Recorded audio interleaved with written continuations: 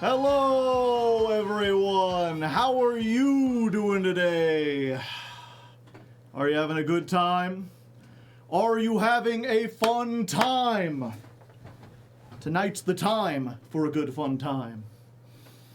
Good evening. I just wanted to hop in the stream and say hi before I go to bed. Well, welcome.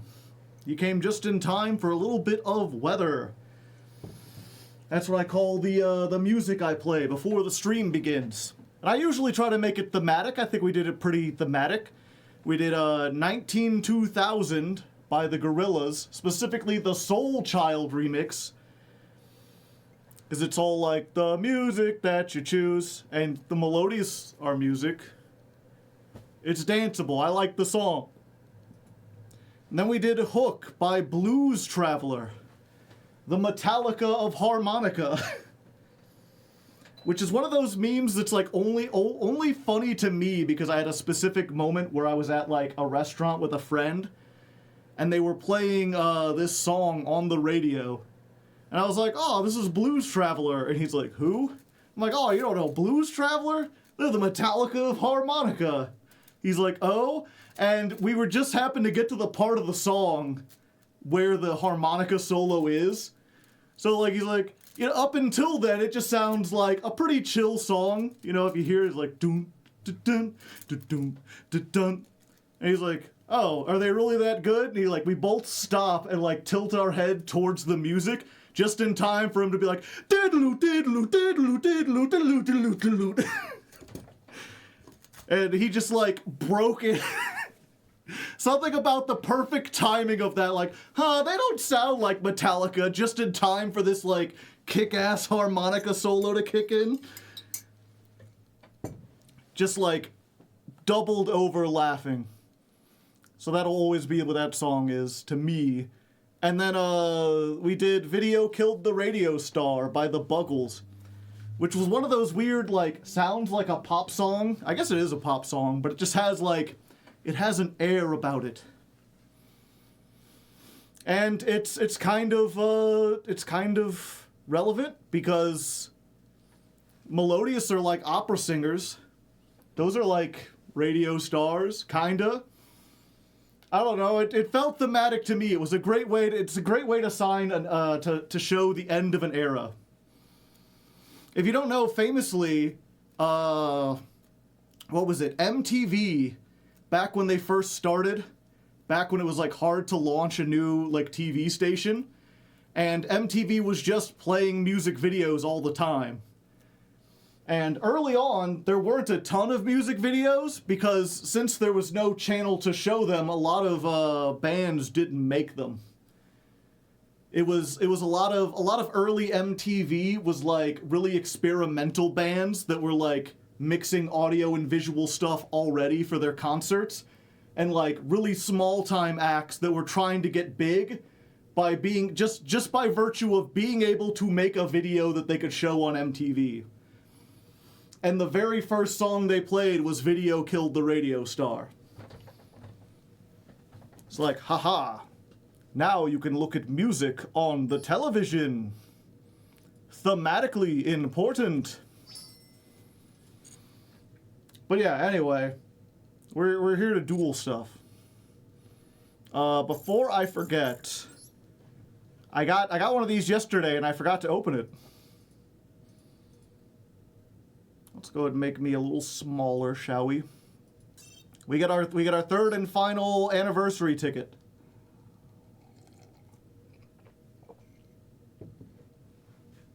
Which one do you think we'll get, chat? I think it'll be the Utopia one. Listen. Haha! My predictions are always right.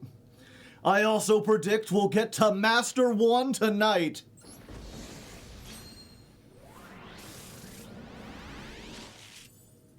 Okay, we got a Drytron, we got a Monadium.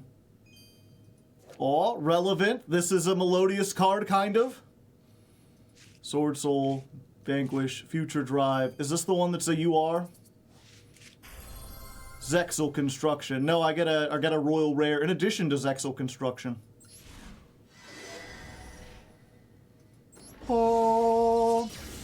Will it just be Utopia? Or will it be one of those ones I'll never use? Oh, hey!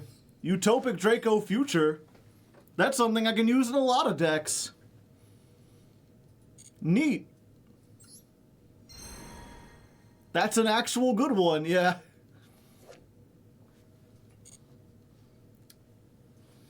It's one of the few that might actually be summoned.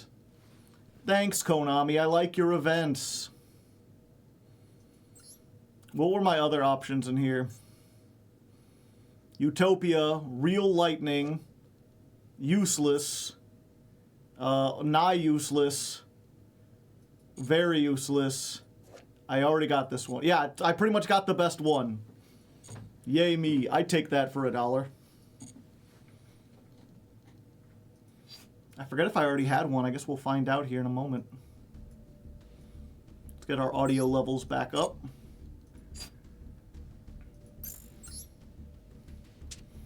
I got the best one, the Royal Avramax. Understandable.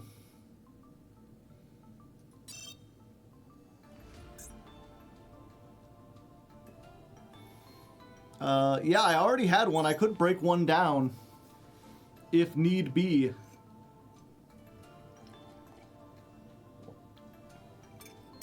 I mean, who knows with the new utopic stuff in the future? Perhaps we could play two.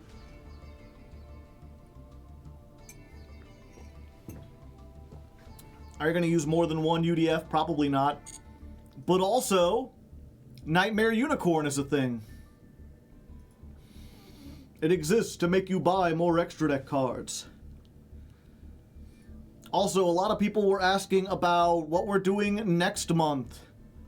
Let's see here.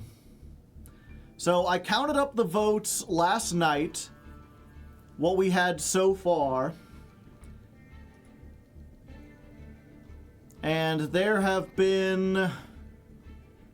Let's see, what was the last one I did? Senrath? There have been 1, 2, 3, 4, 5, 6, 7 people who have voted since then. So this could be entirely disrupted. Because as of last night, the top 2 decks were Millennium and Magical Musketeer, which were both tied with 14. Trickstar was in a close second with 13, and then Sky Striker was in a distant third with 9. And everything else had less than that. I was like, you know, Chimera has 7. What are the chances that 7 people would vote for the same thing and not also vote for, like, the higher ones? Turns out we still had 7 people left. So, I mean, I'm not going to sit here and count all of these right now. Although it looks like, just off the bat, at least 5 of those people have voted for Magical Musketeer.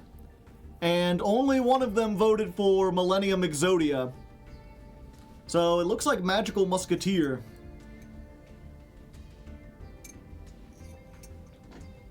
They're the clear front runner. Almost everyone voted for Rescue Ace. That was only at 5 though. So even if all of them voted for Rescue Ace, it would have tied. Millennium is so boring. Yeah. I was kind of surprised. I saw everyone voting for it, and I was like, huh, maybe they have some more stuff we can do. Because, like, I knew what it did in the event. Ooh, 1 second. I gotta rearrange my sauce packets. One of them seems to have burst for some reason. But yeah, I saw in the Legacy anthology, Millennium's like one of the best decks. It's played by everyone. It's a loner. And in that event, all it does is make Exodia, which has a spell trap negate, and then it searches a trap in the end phase that sets, or what was it? The trap blows up all cards your opponent controls. So it's a board wipe and a spell trap negate, which in a limited format is very strong, especially because if they get around to their next turn, the Exodia can usually attack for like 10,000 damage. So it's like, it's not the strongest stun thing, but if you can't put up a huge defense, they kill you next turn. Especially because they can easily summon, like, a bunch of 2,000 beaters. So if they wipe your board and all you can do is, like, set a card or put up, like, one card of defense, they'll destroy that and then attack directly. So I'm like, okay, what does it do in the main game when it has access to, like, all of its support and all of the hand traps and any synergies they have? And the answer is pretty much the same thing. I was very surprised when I like looked up a couple meta deck lists, and it's like, yeah, they're just doing the same exact thing. They have like some better board breakers. A lot of them are playing go second builds. Someone was like, one topped in the TCG, and yeah, it did, playing 3-Dimension Shifter. 3-Dimension Shifter in a Fiendsmith format, where everyone needs the graveyard. I think that might have had something to do with it. I played Gusto. I'm surprised you could play Gusto in the Legacy format. I thought that was only for anime cards. Gusto weren't in the anime. They were dual terminal.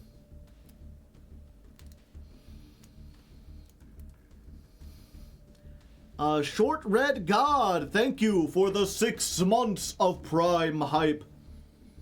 So just play 3 D-Shifter, of course. Yeah, if you don't know, D-Shifter is at 1 in Master Duel. So even if we wanted to play that list, we could not. Most of the floodgates are limited or banned in Master Duel, which is good. Unless you specifically wanted to see Millennium, because that can only really work with floodgates and, like, Shifter. I mean, I'd still play it if it won, and I'm honestly kind of curious if it can get into Master. Especially, the thing is like, it's a big OTK deck in the same format where Tenpai is playing, but a lot of people are off Tenpai stuff. And also, it plays a couple cards that Tenpai can't play. Because the Millennium deck does not use its normal summon at all. Every monster is like a big, huge special summon monster. So you could play shit like Lava Golem. You could play shit like Sphere Mode. You barely use the extra deck, so you can play stuff like Super Poly. So basically, you can play all the board breakers that Tenpai doesn't play. And which are really good in this particular format.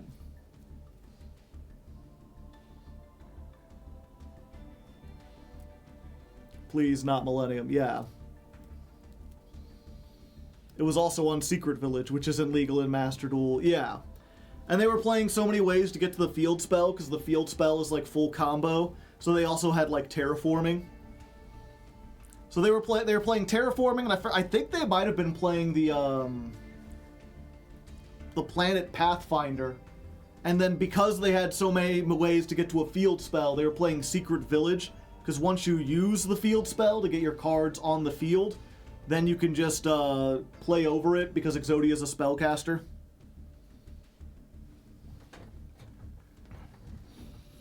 I made it into Millennium, made it with Millennium into Diamond too without using floodgates, but a lot of hand traps. So it can be done, but I think a lot of people seem to be a lot more interested in Magical Musketeer. Which, just for reference, if you don't know, even though, because normally I talk about, like, in order to play an older deck, it needs to have some new support. What's the new Magical Musket support? Fiendsmith. Add a Light Fiend from your deck to your hand, then discard a card. Obviously, all the Fiendsmith are Light Fiends. You know what else is a Light Fiend? All the Magical Musketeer cards. So it's a version of Fiendsmith where, like, you play 3-tracked. You're just basically, you have this interesting playstyle where every Magical Musketeer monster has the ability to turn into either their own Link monster, which can get them, like, +3 on an existing board, or into Fiendsmith Requiem to do full Fiendsmith combo.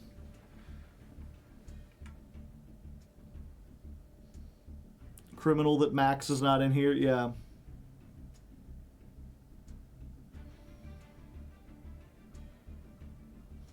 And someone was telling me there's a trap Who is this? Is that the Magic Key guy? This turn, neither player can special summon monsters with the same card type they already control.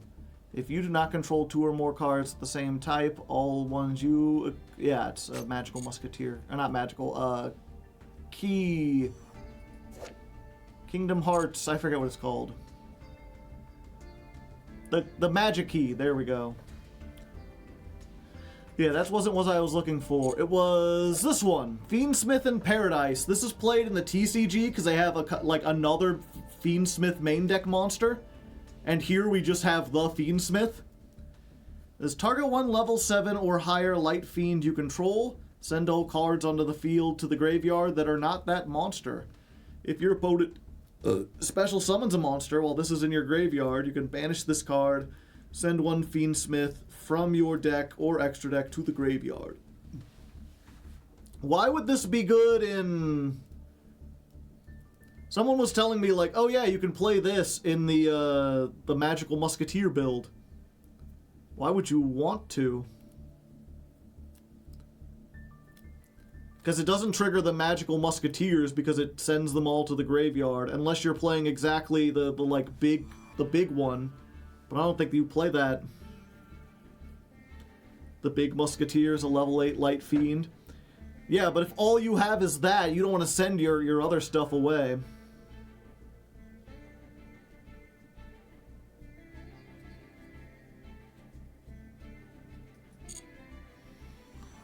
The big Musketeer, he's not bad, but he's not great. Do they have him in here?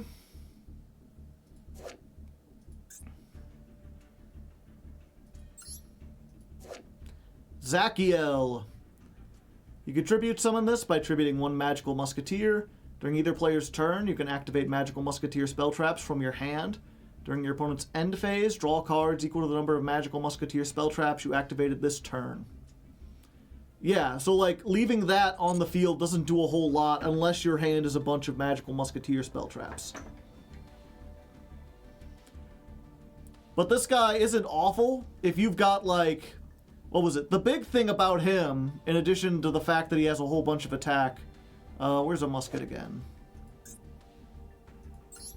Is you could summon him off of Max. He's Fountain, almost. And it's your opponent's turn. Yes, if this card is link summoned, activate one of these effects. Add magical musket spell traps with different names up to the number of monsters your opponent controls. Special summon magical muskets with different names up to the number of spell traps your opponent controls. Oh look, it's me. So if you know, any one magical musketeer turns into this, if they have like 2 monsters, you get to add 2. If they have 2 spell traps, you're summoning 2. And if you can get Caspar and like the big guy, you're like pretty great. Because then you're going to be able to like activate 1, add another 1, activate that 1, then draw 2 in the end phase. They're crazy going second. Yeah.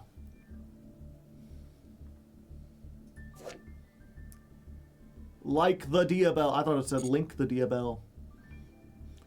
And yeah, what I'm probably going to try to do if this wins is like the first stream and only the first stream, I will try to play pure magical muskets.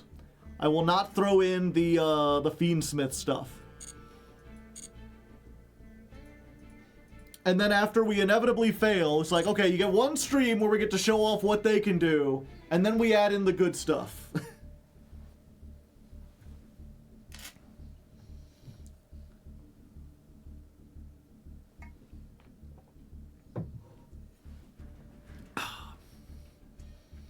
You could summon him off of Crooked Crown, too. Ah. Pure muskets would be Torment. Probably.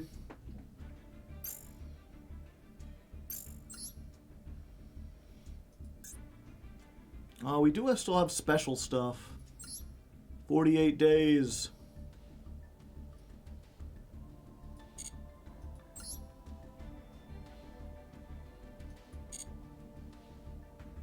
Oh, this is just the... Okay, we already got the big bundle with the field spell and everything. Okay. Yeah, I don't think the mate's all that important. But we'll see. How many, Oh yeah, that was what I wanted to do. Real quick.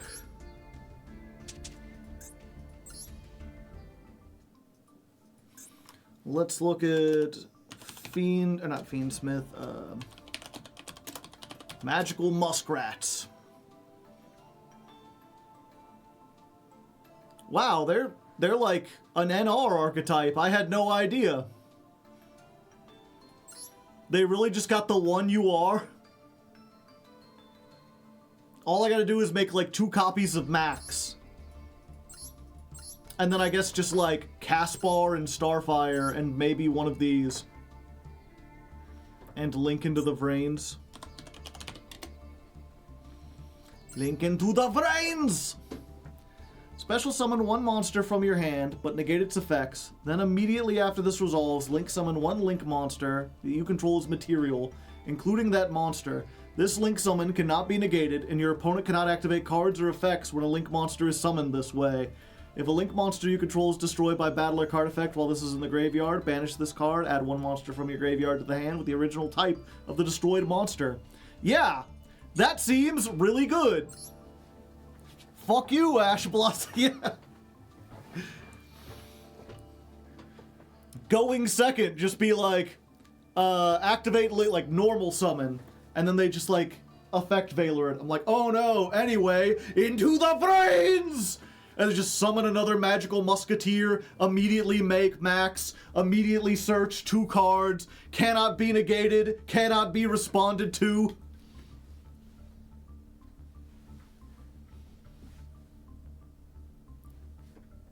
You don't need to normal, yeah.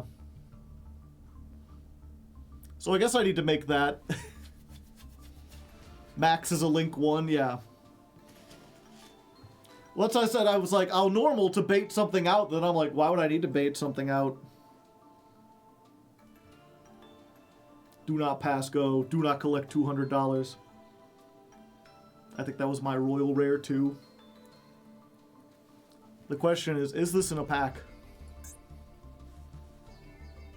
It is! The Access Code Talker Pack.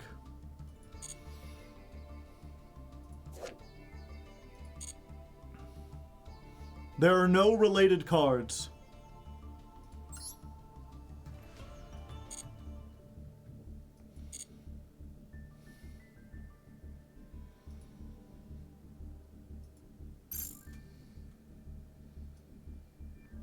I'm singing in the Vrains.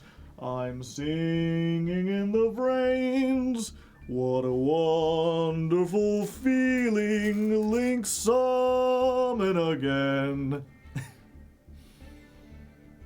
Okay. I think we're ready then, chat. Just gonna go. Okay.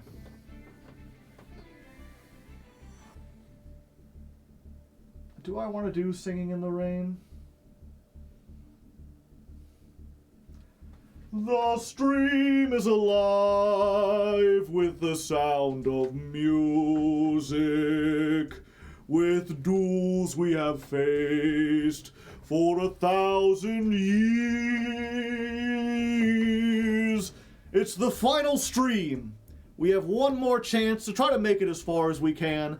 I think that we could go all the way up into Master 1. I believe in the power of Melodious and hand traps and also luck. Just winning as many coin tosses as possible.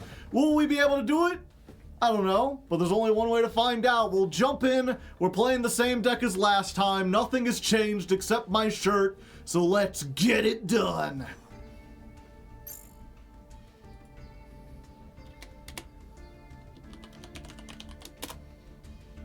Stream 6.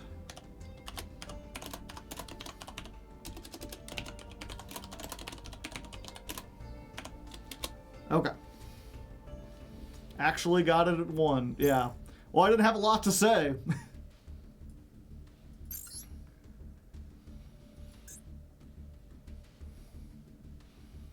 There's not a lot of build variety. Why do I have exclamation marks up here? Ah, new missions.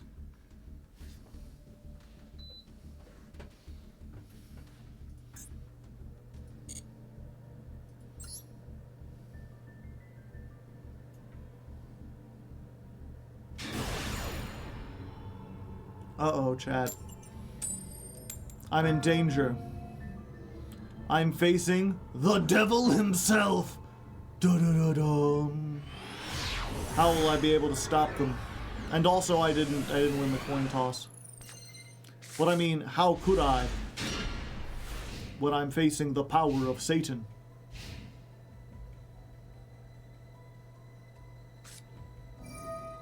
Oh, what a surprise. Fiendsmith? I wouldn't have imagined.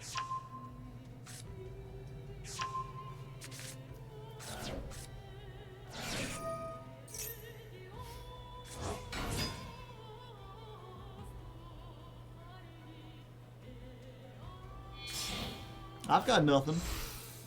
I can't do a single dang thing. I'm holding off on the thing. They won't know.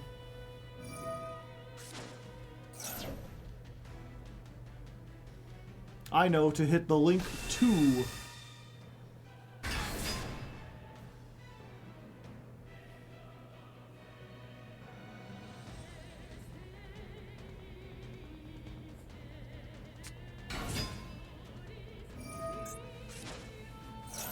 Ah, unfortunate.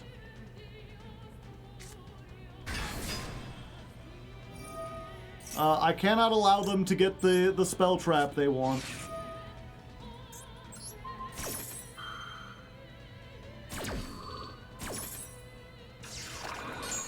Please refrain from getting spell traps.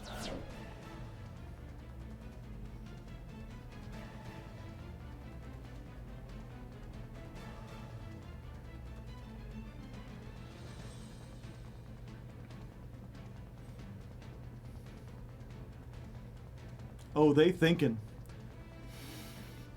That put a potato in their tailpipe for sure.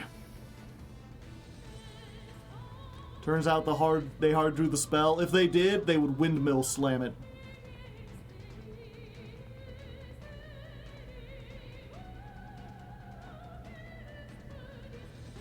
Oh, they thinking. They stinking.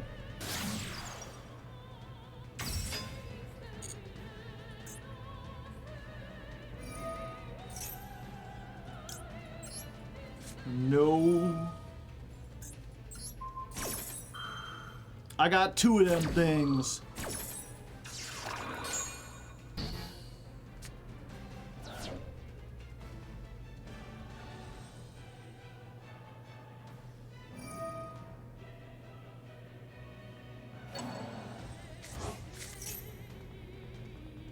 Wait, stop. Why are you still doing things? 2 hand traps was supposed to end your turn.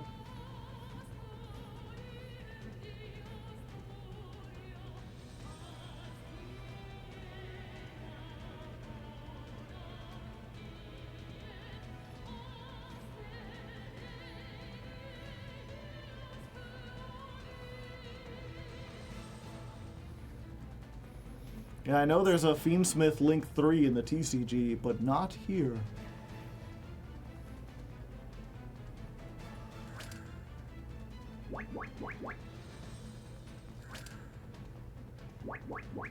Is that the only thing this does?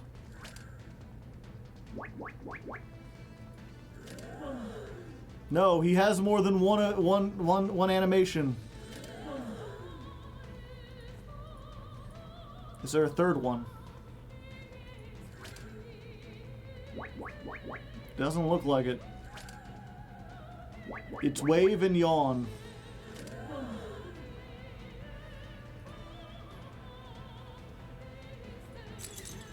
Yeah, the chandeliers do wiggle. Oh, okay. Sure. Not even gonna see what I get?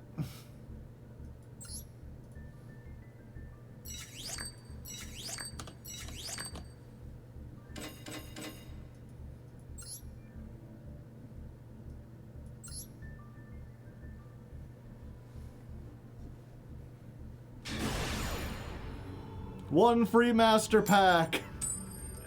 I wish.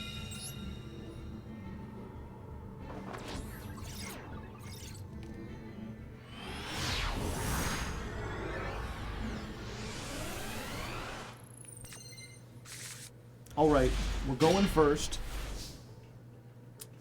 This is not a great hand, but it's not a terrible hand. We can move our solo first.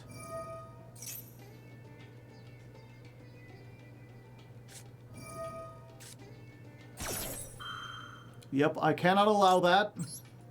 Please do not also have Max C.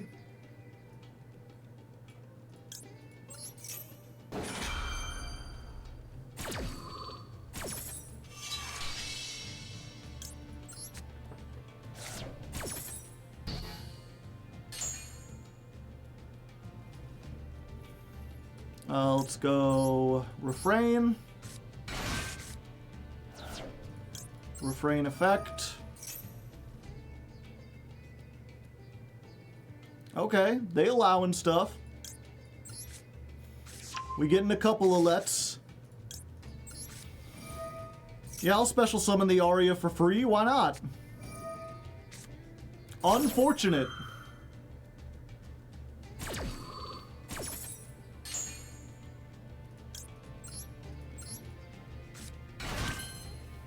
I think we can still do some stuff. It's just not as good of stuff.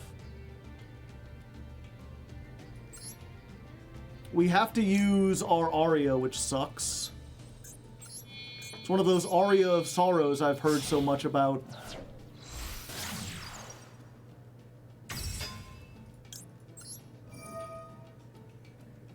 Yeah, we'll just discard this. I don't need it. Aw, come on!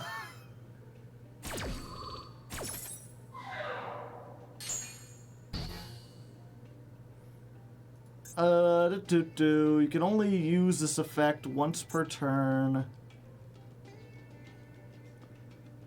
Negate that monsters. Yeah, it doesn't matter if it gets negated, I can't use it. Alright.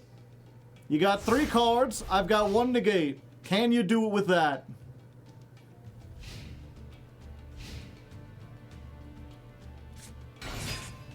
Chat's like, this is 100% Tempai, right? Maybe.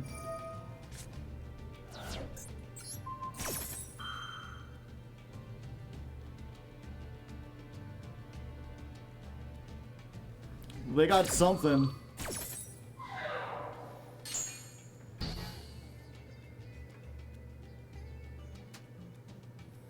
Battle phase, they already had the spell.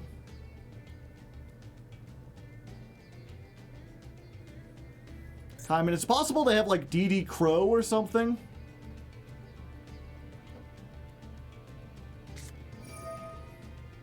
Yeah, that's like DD Crow. Goodbye, Aria.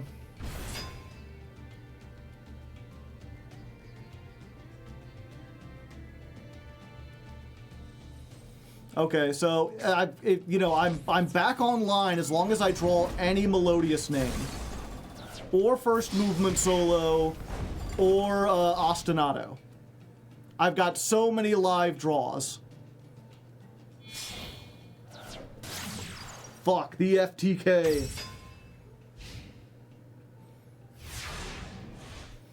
Come on, any Melodious. Son of a bitch.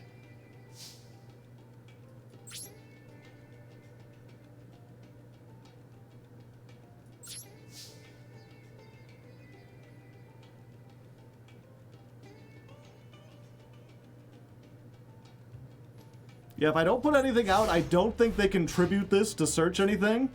So I've just got to hope they got nothing.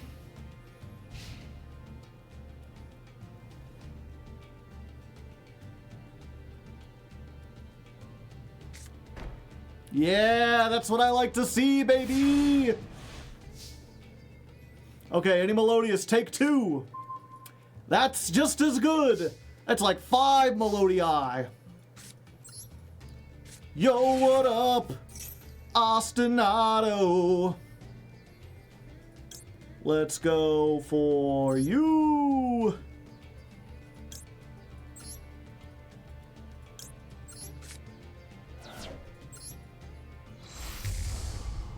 Hello.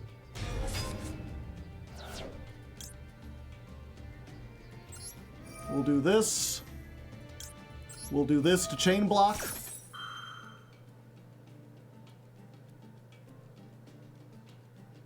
This is like 100% in perm, right?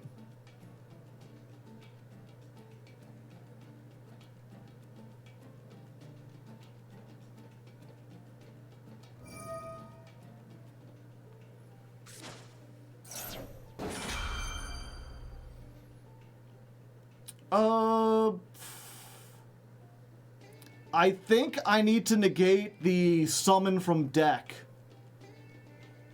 Because if this is in perm and I use this to negate the bounce, but they in perm it anyway, I'm kind of doomed.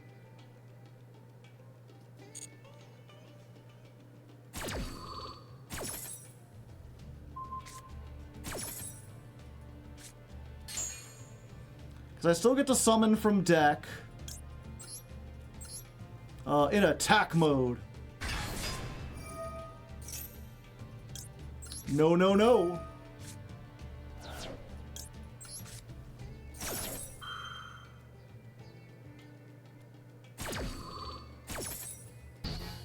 Herald says not today. Yeah. Grab this back.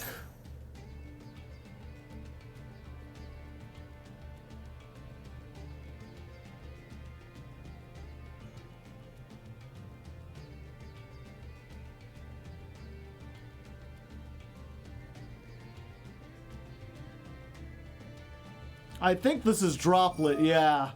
Because otherwise they wouldn't be thinking.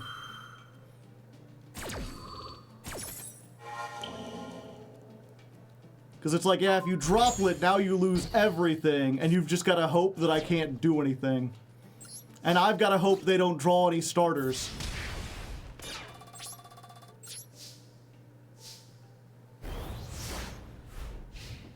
Come on, no starters. Come on, no starters. Come on, no starters. Come on, no starters. Want no starters. I don't want starters. Please, no starters. They got no starters. But they didn't surrender, so I'm guessing this is probably like a, what's it called? Bestial? They think they can stop the play? No.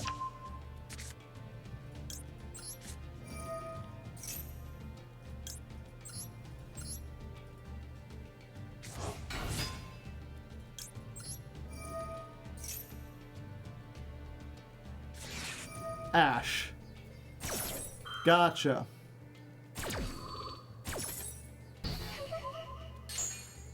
Unfortunately for you, this also searches. This too is Yuri. Thank you. Come again.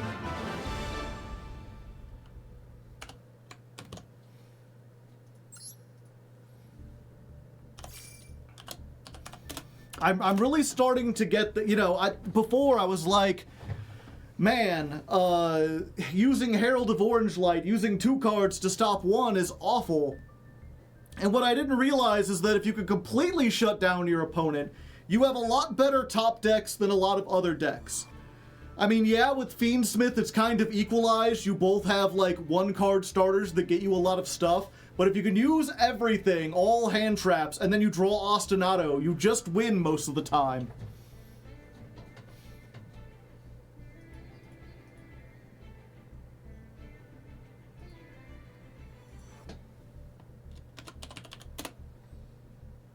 Six, 7, 8, 9, 10, 11. What is that? 60.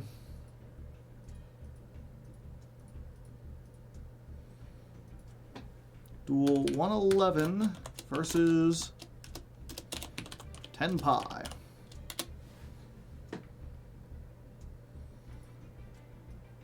I got my calculator earlier. I was trying to calculate up my taxes and everything. It's you know, I haven't been talking much about politics or current events lately, but I must say it's been really interesting going into tax season, and I'm like, should I even file my taxes? Like, is everything Trump and Doge is talking about, they're like, Oh yeah, they're just firing like federal employees all over the place. One of their big things that the Republicans have wanted for a while is to defund the IRS. And it's like, yeah, it's tax fraud if I don't pay my taxes, but who's gonna enforce it? If they're gonna fire everyone, you think they're gonna come after like the guy who didn't pay like $2,000?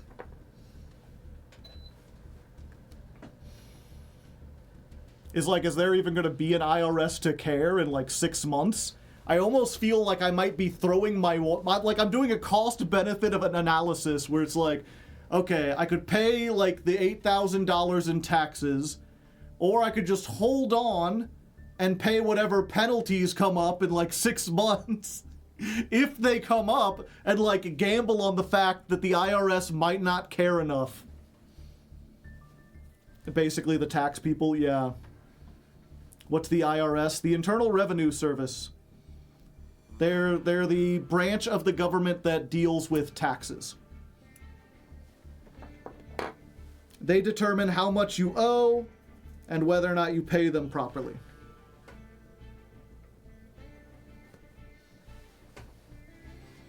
I do estimated taxes, so I'm like, damn, I got ripped off. Saying that on stream might not help. I'm leaning towards I sat down and calculated them, so I'm probably going to pay them. But then it's also like, again, 10 years ago, you would not want to say that on stream, because the IRS was the kind of people that would go and watch people's streams to figure out if you committed tax fraud. But like, they're just defunding everything. Like whole sections of the government are being like wiped out. They're like losing tons and tons of information.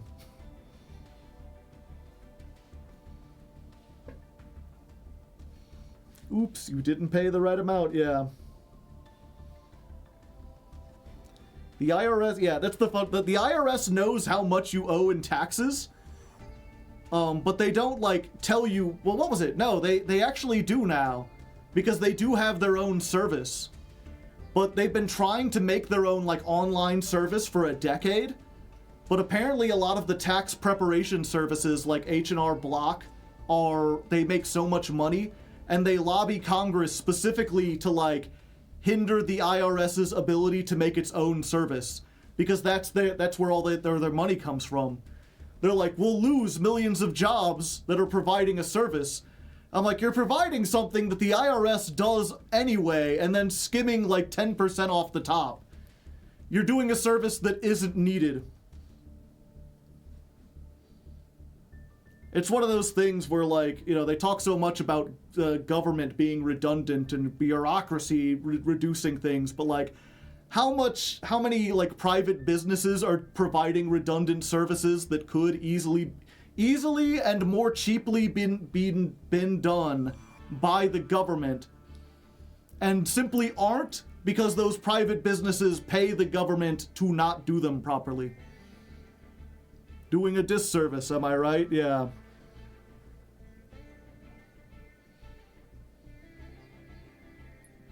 There should be some way to separate businesses from government. Well, yeah, it used to be illegal to like lobby people. You used to not be able to put money into like super PACs and donate. But what was it? It's a decision you'll hear like legal people talking about as being one of the worst like Supreme Court decisions of the last like 50 years. It's Citizens United versus the U.S. government, where the Supreme Court ruled that donating is a form of speech. If you're giving money to something, it's your way of saying like, this is how I feel, I support this thing. And by limiting donations to politicians and political groups, you're limiting free speech. And in the Constitution, that's like one of the like big prime things that you're not allowed to do. Yeah, Citizens United. The worst decision in modern history. It's like, ever since then, it's like the amount of spending on political campaigns has skyrocketed. And also, I think it's something like 95% of political races in the last or since Citizen United have been determined by whoever spends the most money.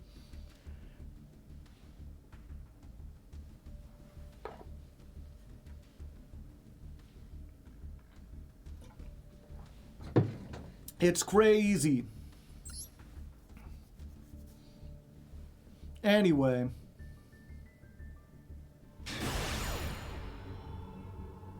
I forget what... Oh yeah, I was looking at the calculator and I was like, why are there thousands here?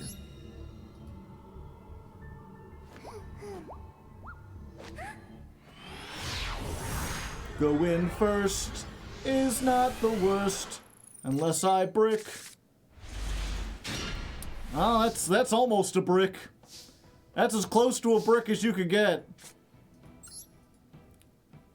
Normal summon. Special summon.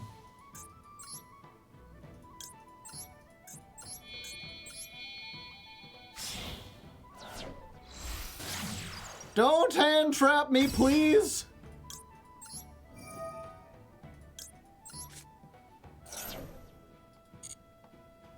Oh, they didn't. Okay, so we go for this and Chopina? Yeah.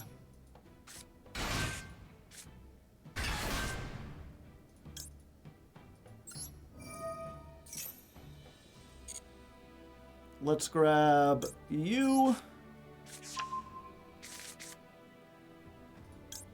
Yeah, we'll use this effect.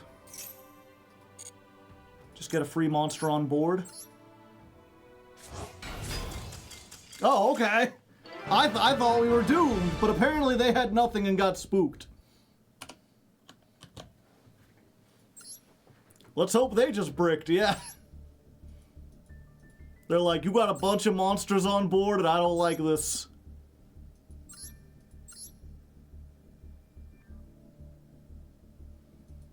They're like, yeah, if I can't lock you down with a barrier statue, I don't know, I don't want to do stuff. That's what you get for not playing the Charmies. Charmies would have stopped me.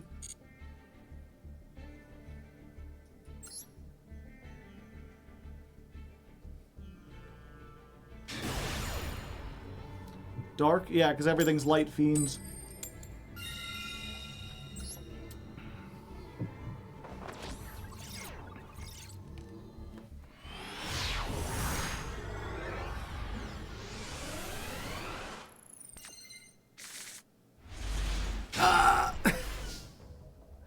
Alright, well, I'll consider this a brick. We'll add that to the brick count. Do I set the imperm? Yeah.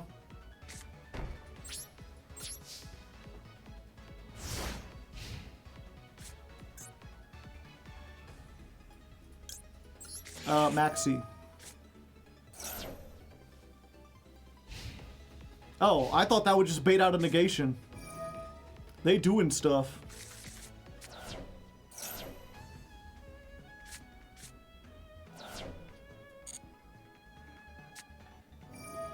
Ah. Ah.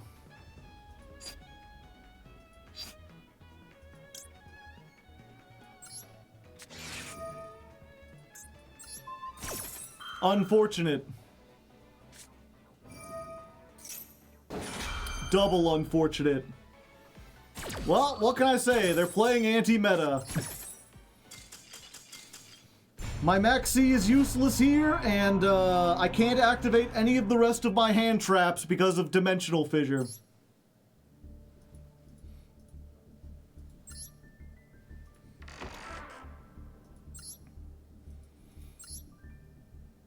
Yep, I remember looking at these decks and being like, so what's your hope here? Just go first?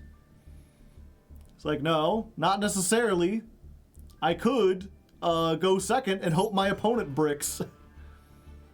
At first I was like, whoa, they've got so many royals, but then I'm noticing these are all from like the legacy, or the, whatchamacallits. These are all just random cards they can't summon that came from the anniversary bundles.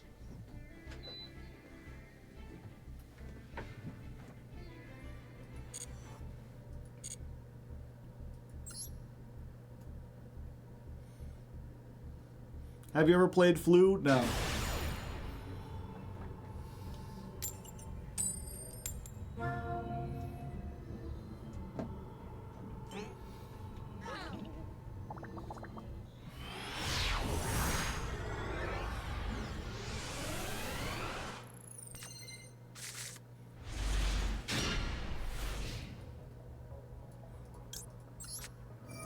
Go Foolos!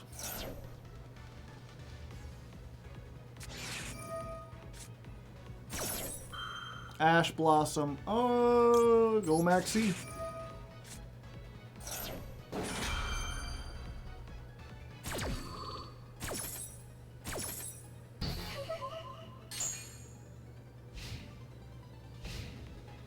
End turn.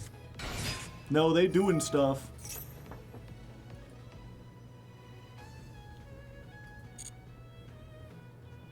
Yeah, I need to draw some cards.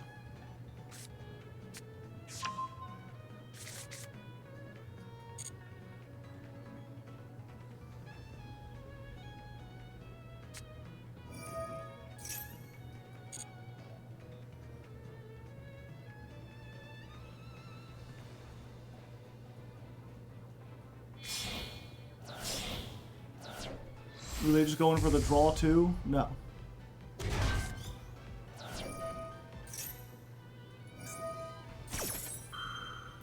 I really don't want to discard something from my hand.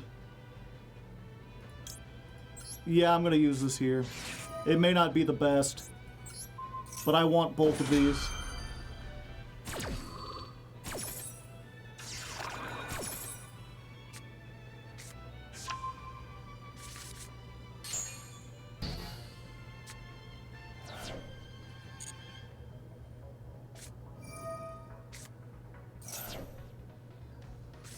Yeah, basically, I'd rather discard the imperm than anything else.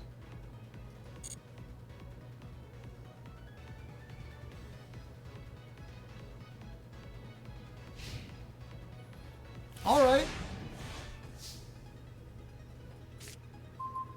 Neat. Let's see. When your opponent activates a card or effect that targets a card you control...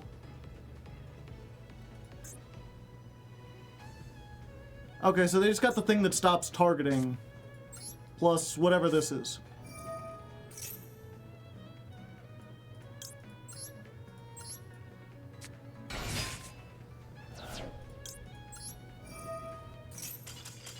Oh, okay.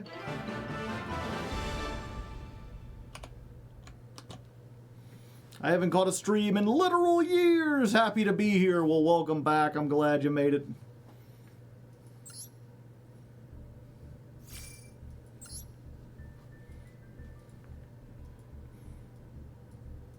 Choose. It's a fiend.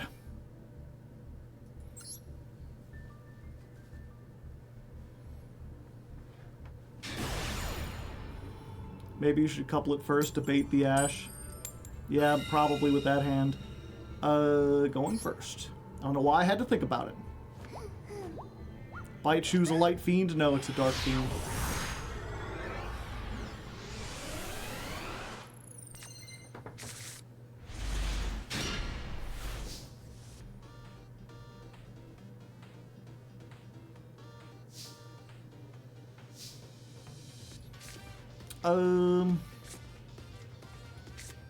Yeah, I guess we try to bait the Ash with this.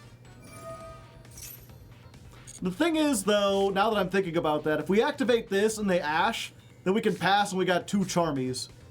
If we activate this and they Ash, now we've got a card on field, we can't do anything.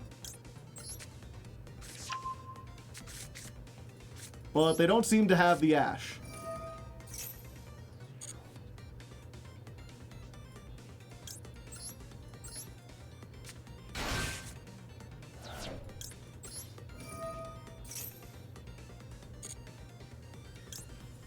Soprano. I had something there. I'm thinking DD Crow.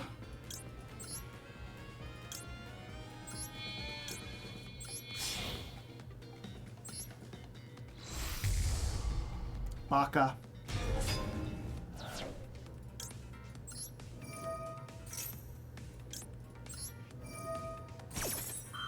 I'm thinking imperm. I feel like you imperm the refrain. No, they knew I had the fusion. So if they have imperm, they might use it here. They did not.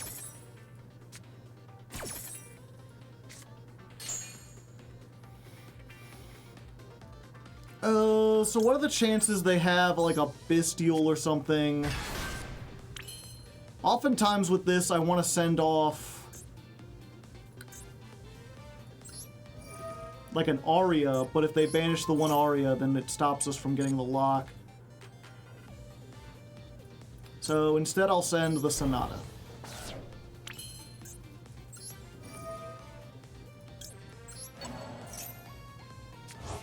No, it doesn't look like that. Okay. Normal summon. Alright, well, we got to a Twal. Etoile!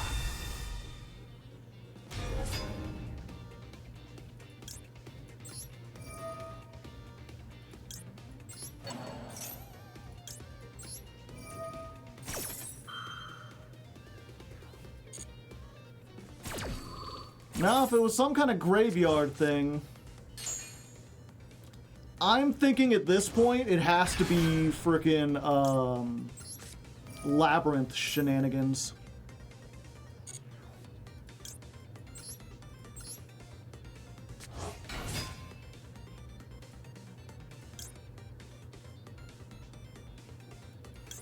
No.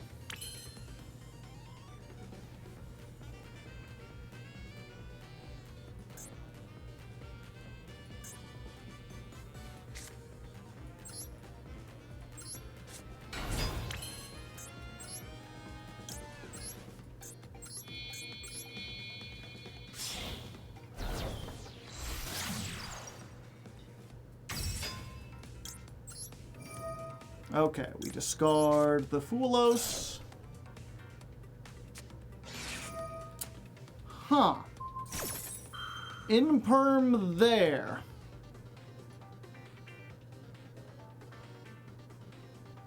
To the zones this points to. Okay, very witty indeed. I could tag this out, but it wouldn't be able to summon because it has to go to the zones.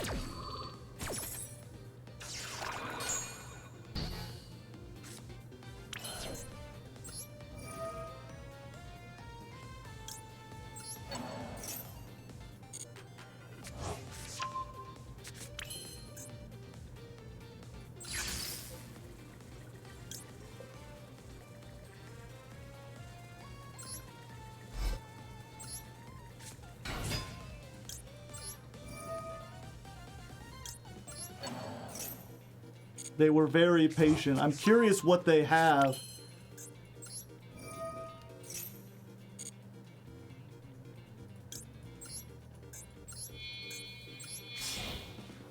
They really want that targeting to be online.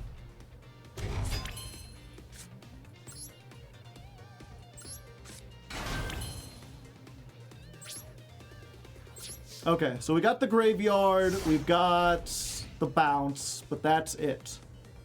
Oh, and Maxi in the draw phase. To play around triple tack.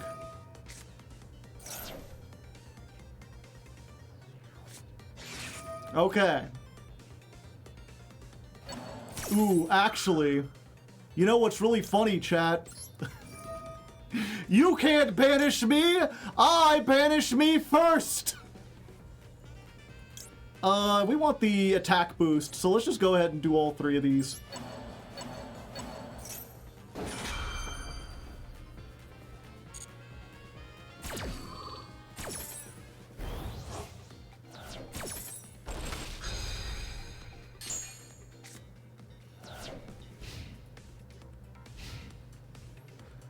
So now they're playing under Maxi and they have one less card.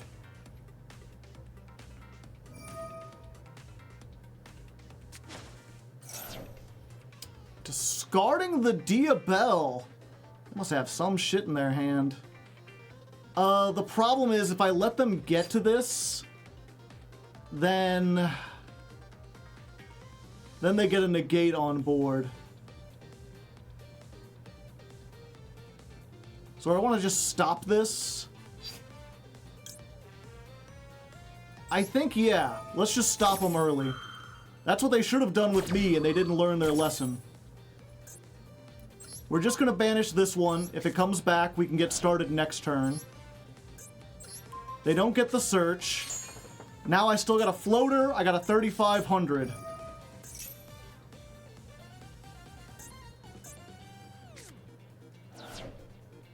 They have the second one. That's why they activated one.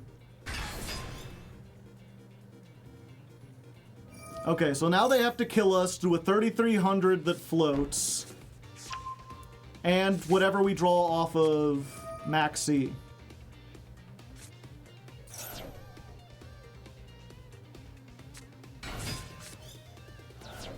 Ooh. The question is, do we just do it here?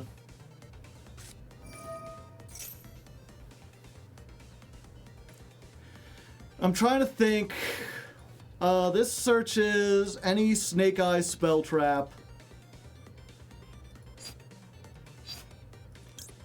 We want to get more draws, but the thing is, if they play the eye, they can put that back. They can kill through Droll. They can play under Droll. Droll makes it easier for them to play. This is their only search. Okay. If they activate Tract or some other Snake Eye, or whatchamacallit. Just remember, they wouldn't have gotten to Divine Temple.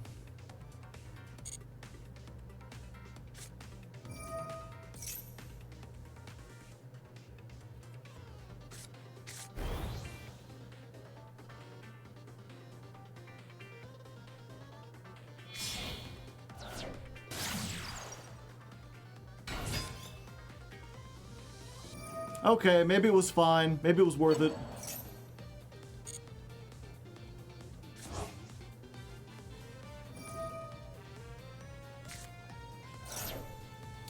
Oh yeah, I can't. I needed to do that beforehand. Oh no, it's fine.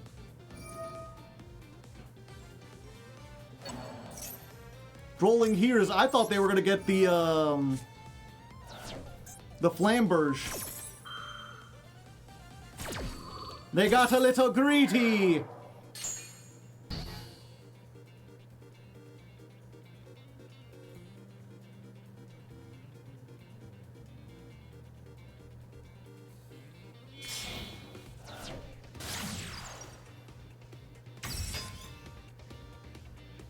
Moon of the Closed Forest.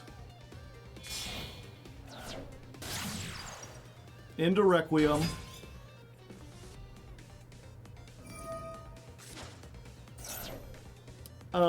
Special summon.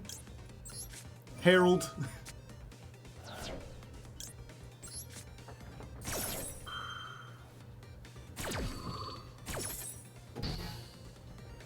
Thanks, Herald.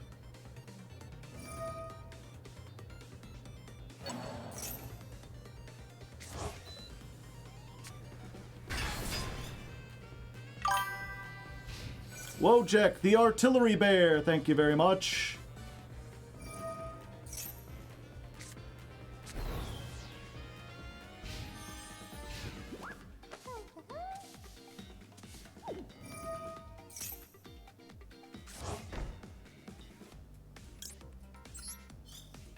But it came back. Does this target? No, it does not. And if I summon, they get it. How much attack is this, though? 8,000? Alright.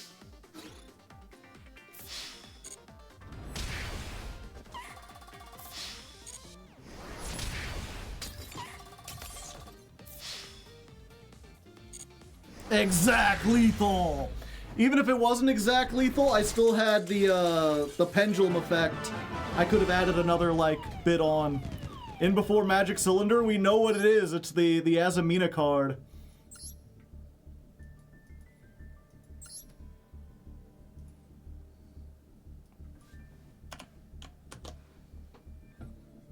This guy is sending a well-worded essay. Max C fucking sucks.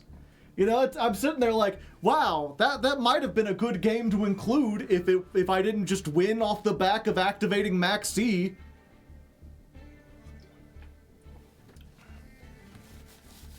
You know, I could have actually felt like I accomplished something if it weren't for that car.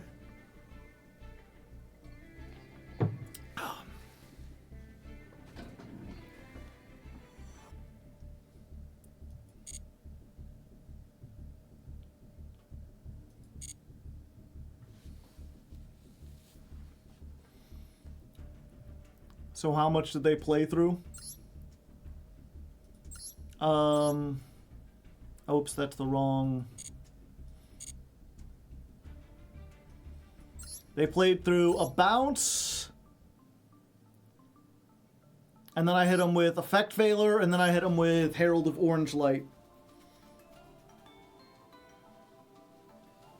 It wasn't like 7 disruptions, it was just 3.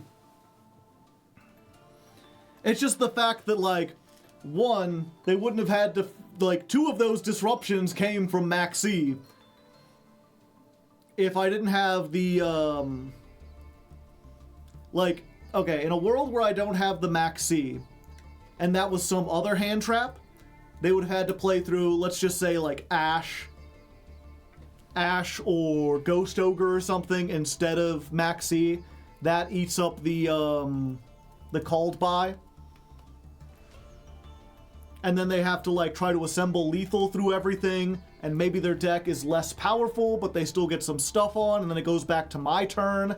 But then I'm getting back the Chopina, so I can grab something out of the graveyard. I can search the fusion with my back row, assuming it's still live.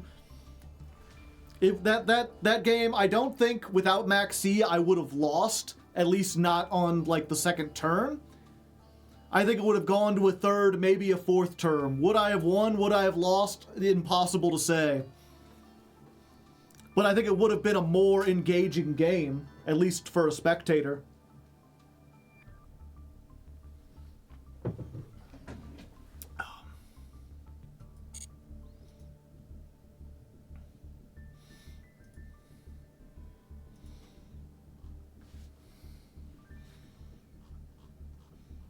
Okay, 1 second. I need to...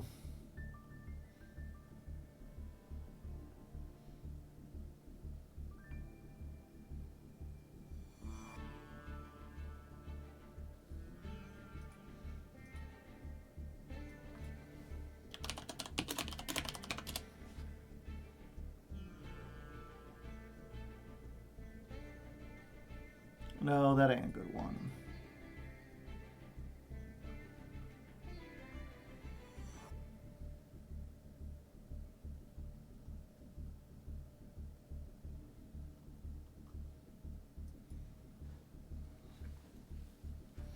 Where's my microphone? Okay.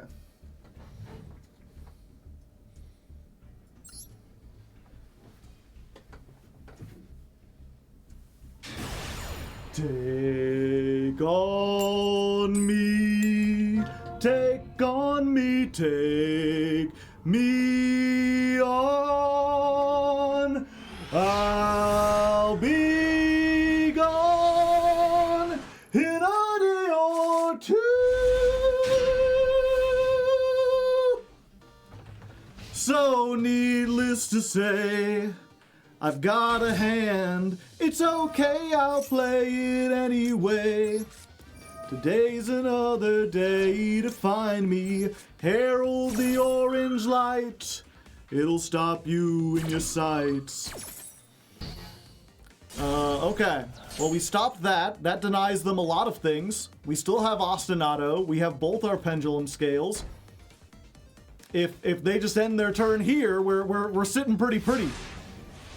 Even if they have the Ash for the Ostinato, we've got full combo. Now, if they have more than that, then we might be in trouble. Buff Jesus, thank you for the Prime hype. Been considering singing some Primus here, but all their songs are really silly. Okay, that puts me in a bit of a tricky pickle.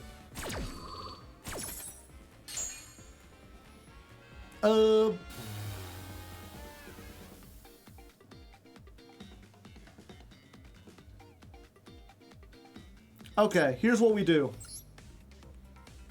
We're gonna make Schuberta using Aria and Elegy.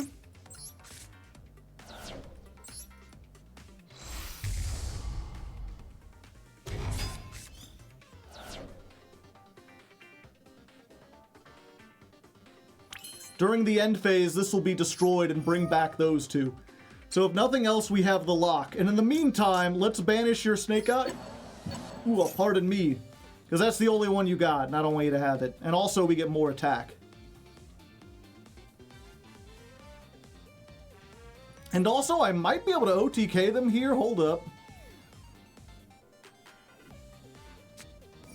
Okay, I probably won't be able to OTK them here. Although it's good to know that they drew one card and then used one card immediately. Okay, will this also draw you a card? Or bait out an interaction? You want to give me that search? Come on, just a little bit of a searchy-do. Yeah, we're going for this.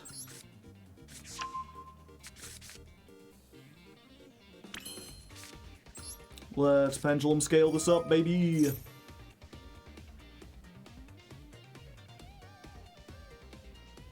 Yeah, hold up. I think I can just kill them here. Target one special summoned monster on the field. Change it to face down defense position. Interesting.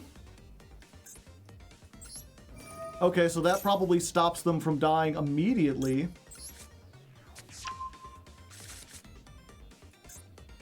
Let me think about this.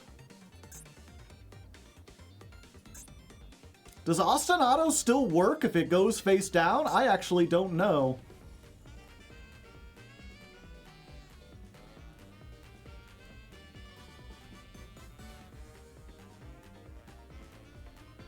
Yeah, it does? Okay.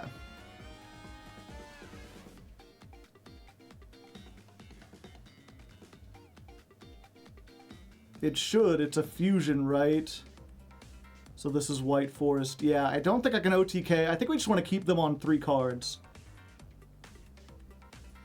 Go to battle. Hit them with 16. And I guess we're just going to experiment. We're going to find out if the Ostinato resolves when I'm face down. If it does, we're good. If not, we're probably doomed. Fuck. Well, they didn't draw one more card. I didn't know it worked like that. That's very neat. Okay. I can't summon anything. I don't know why you activated that. Now you've only got 2 cards.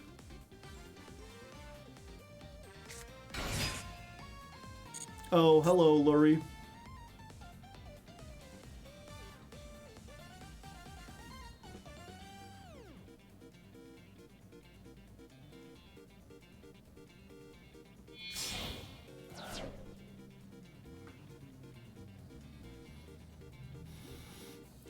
Imperm Engraver doesn't do much. It doesn't do anything. They can tag out at quick effect speed.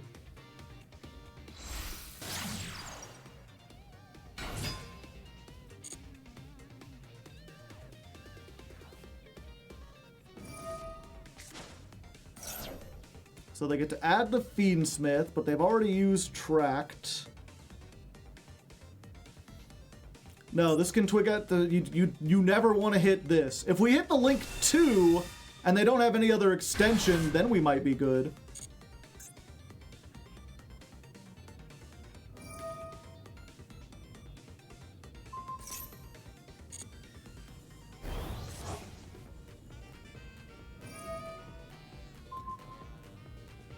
Okay, they can only blow up a monster.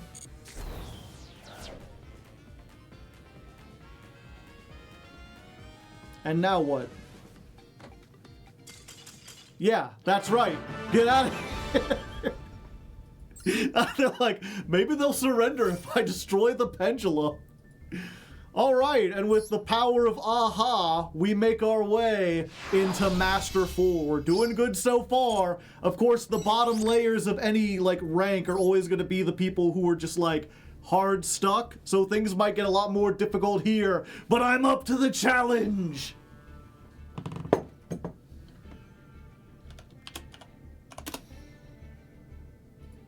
Okay, that was win number 69.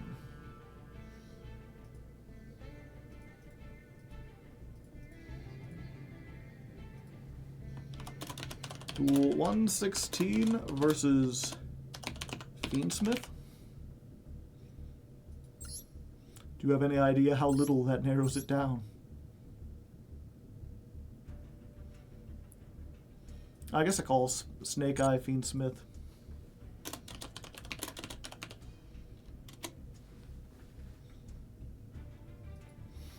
How many days to play 116 games? I've played 6 days. We're on stream number 6. Each stream is about 4 hours long. So if you want to think about it, what we're really asking with every ladder climb is how far can you get in 24 hours? 6 times 4.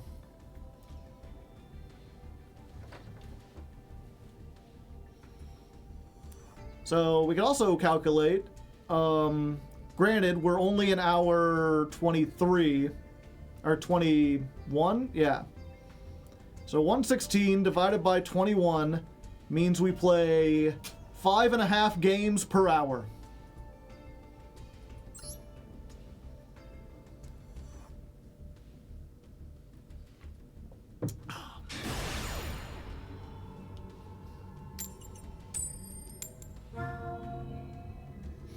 Oh, I need to increase the thing.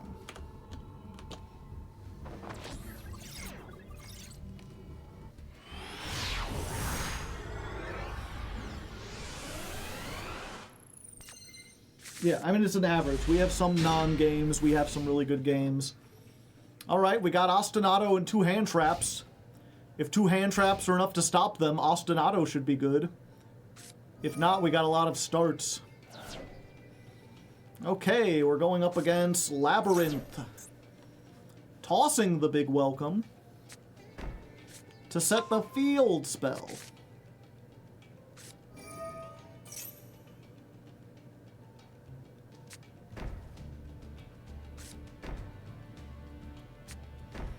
Set 3, pass.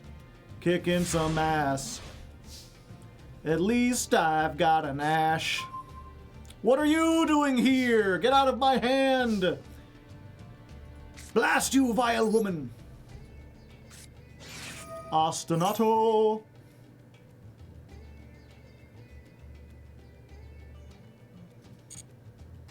Alright.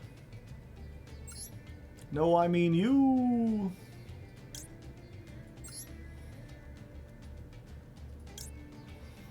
This only summons a level 4? I do have a level 4 that I want. Okay.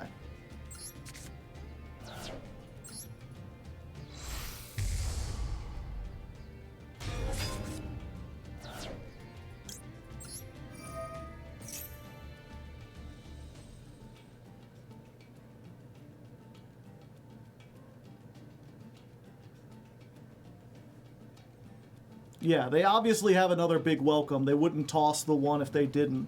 The question is, do they have a regular welcome? Do they have, like, IDP? Imperm.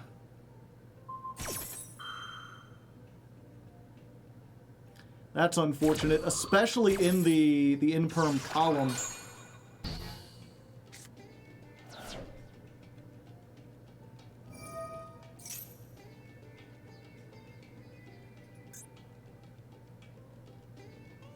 Okay. Sure, buddy. Pendulum scale.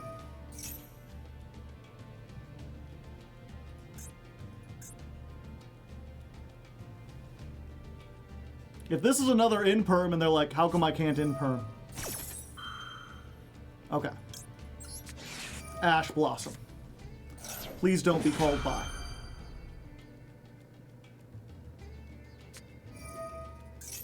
trap trick.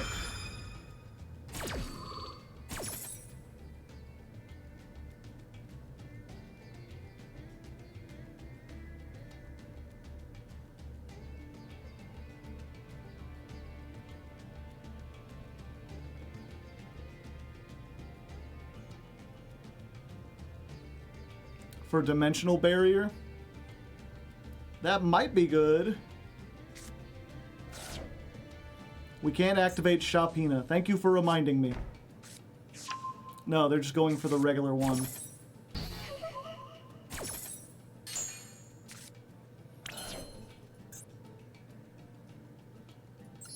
Gotta try it, and then they're gonna pop it with the field spell. But I still have a normal summon, right? Because I ostinatoed to start.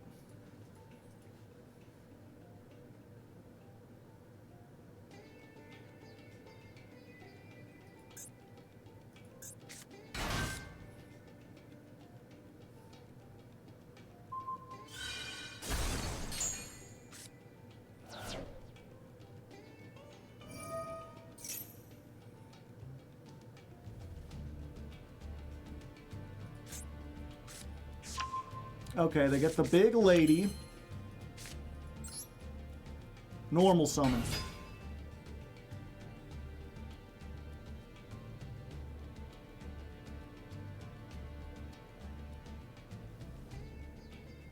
Oh, they reading.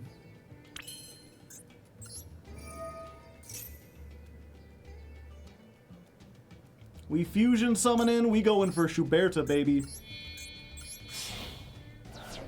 Those are some nice traps you have in the graveyard. Would be a shame if someone banished all of them.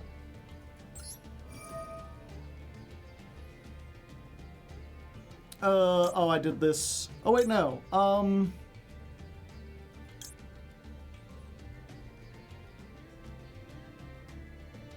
Yeah, I want to bring this back.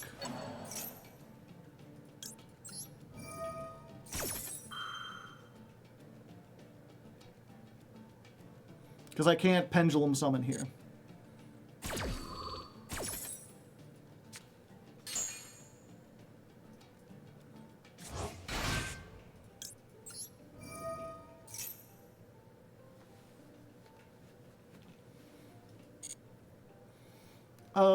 What do we get? I think we just get Sonata, actually. Yeah, because then we can go into the link.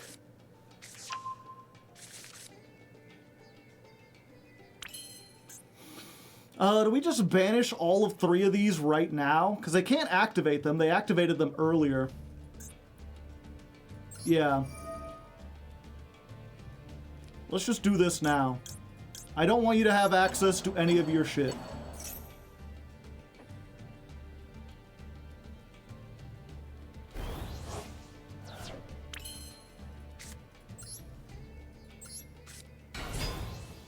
Special summon. I'm big, and I'm strapped in. Okay, let's go for these 2.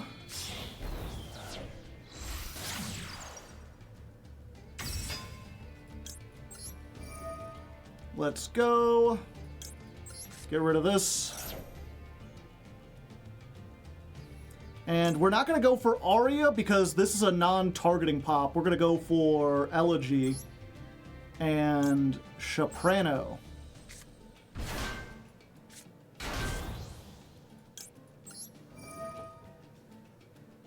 Soprano will get back...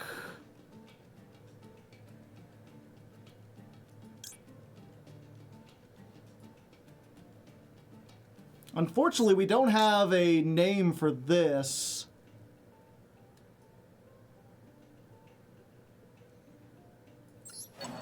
But I think we want to get it for next turn. So we get this. We use this effect. We make...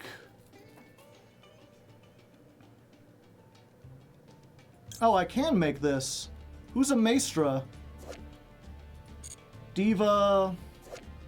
Oh, they're a Maestra. But is that even worth it, really?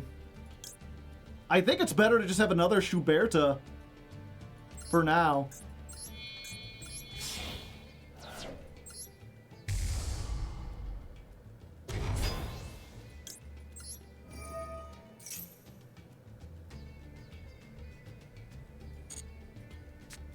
That puts that back. Do we Pendulum Summon this just to get in for some damage? No. No, I think it's fine. I think we just clear everything. Well, it might force them to put that out before they want to. If they're dumb. Let's see if they're dumb, chat.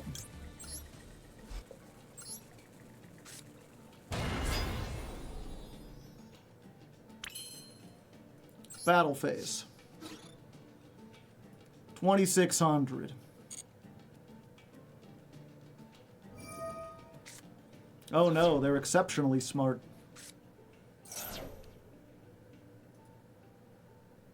Are they?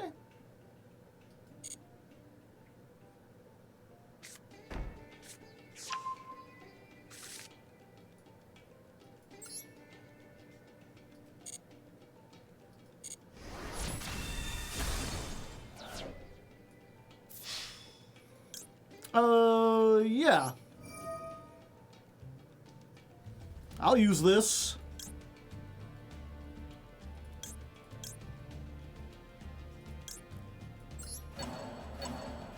Just get rid of these three before you could summon them back.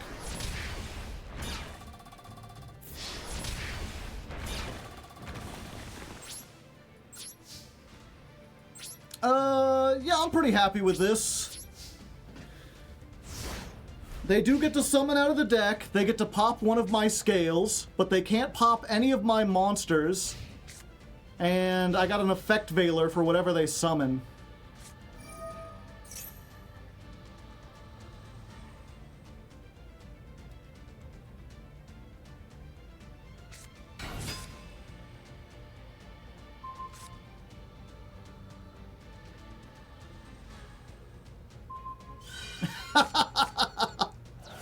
They did not read!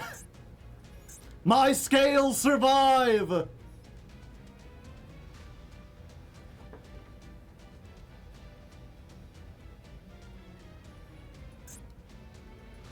They're like, wait, where on this does it say it can't be destroyed? It's pretty easy. And then Elegy's over here just like, I hope no one notices me.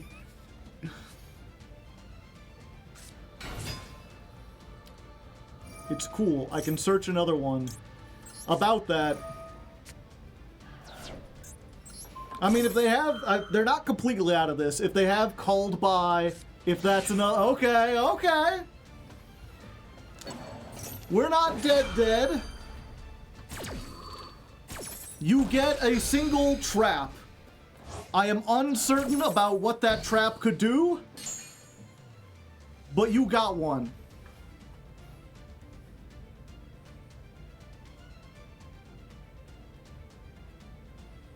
They're out of big welcomes, right? Yes. Okay, they're adding the big lady.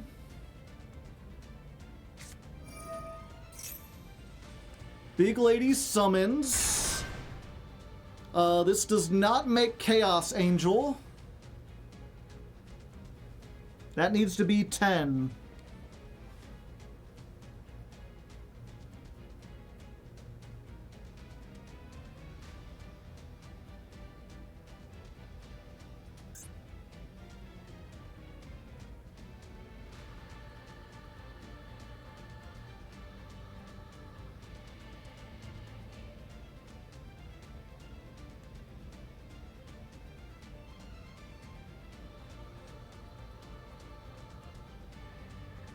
They could Typhon before they scoop, true.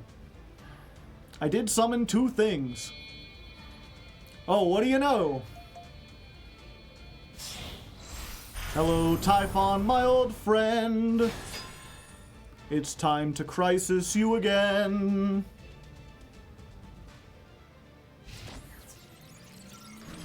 They can just beat over Elegy.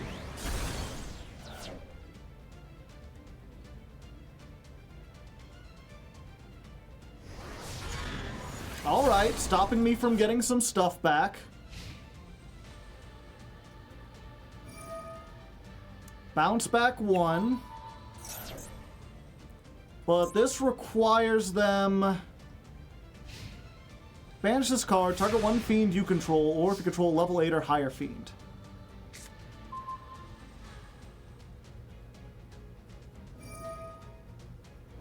Yeah, they can bounce this back.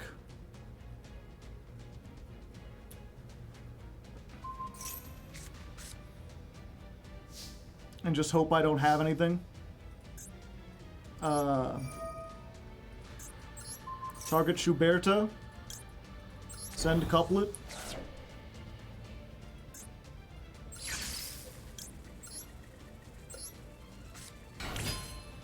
Pendulum Aria. 1100. And Aria sings for game. Ah!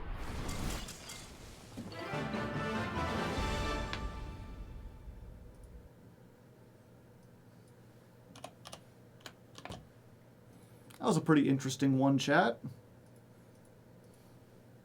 Didn't use a twal at all.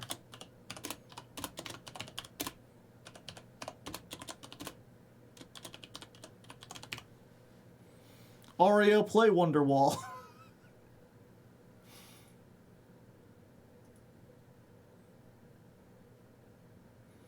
I am getting kind of hungry, chat.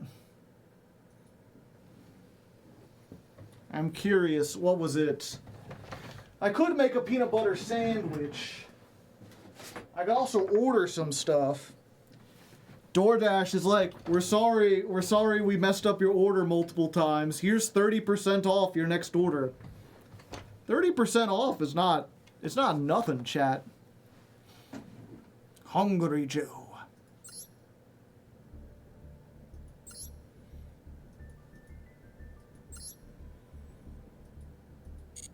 Snack break? Snack break. Let me go see what I got real quick. Let me go see what I can cook up without taking up like a whole lot of stream time. And in the meantime, I'll play a little song.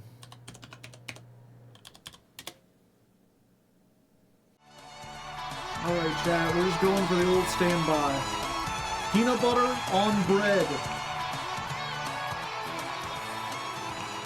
Most of my school days, this is what I had for lunch. For years, I was peanut butter on bread man. Today, I return to my roots. This reminds me of Full House. It is Full House.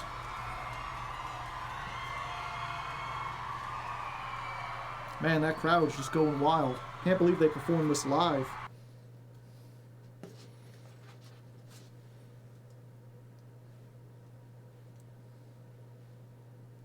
Jelly? No. You think this guy over here, Jelly. Return to monkey? Did monkeys eat peanut? I don't think monkeys could make bread. Just peanut butter, it's all you need.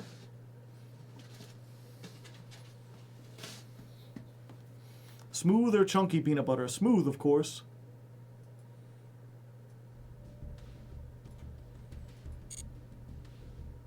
Anywhere you heart, anywhere you leg.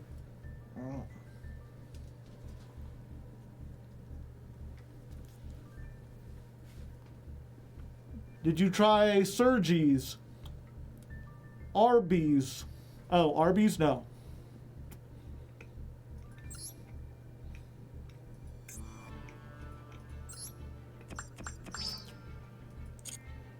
I had a friend recently, though, send me a message, and they're like, you know, Joe, you always talk about how bad Arby's was, and I haven't had it for years, so I decided to go and try and get some Arby's. And let me say, you were 100% right. Arby's is terrible. My God. I remember them being mediocre years ago, and now they're even worse. I didn't know that was possible. How are they still in business?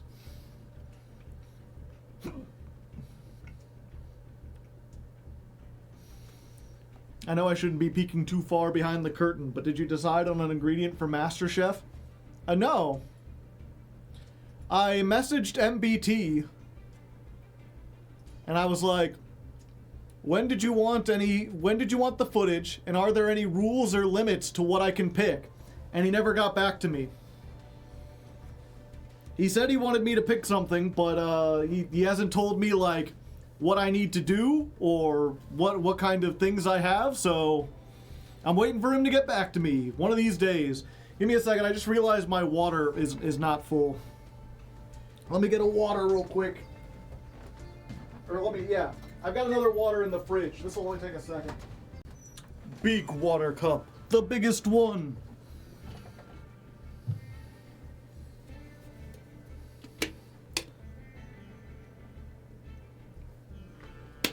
Joe is going to be a master chef judge. I hope so, but only time will tell.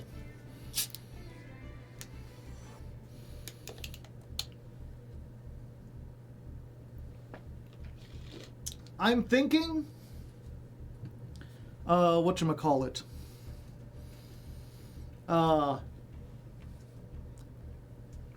Frames.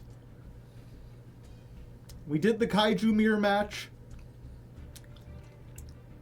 The only thing worse is the frame mirror match.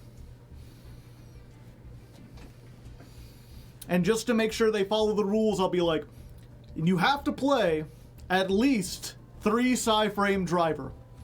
You don't have to play any other frames if you don't want to. You get bonus points if you do. But if you play at least 3 driver, you're good.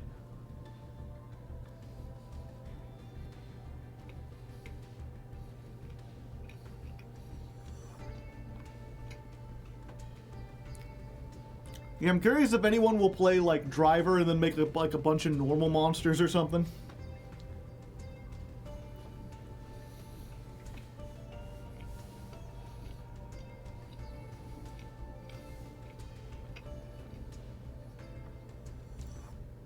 Can't they just play Punk with frame? They could.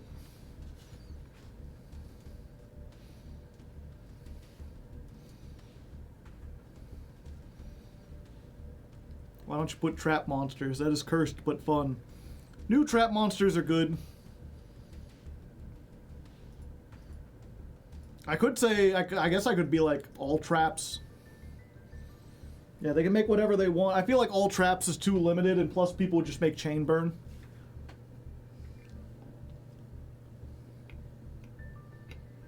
Three driver in Pacifist. Yeah, the other option I was considering was Fossils.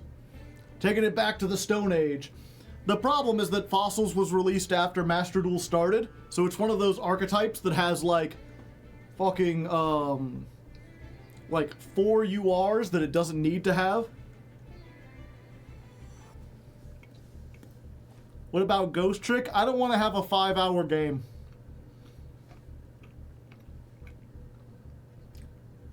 Ghost Trick is not silly fun, it's just annoying.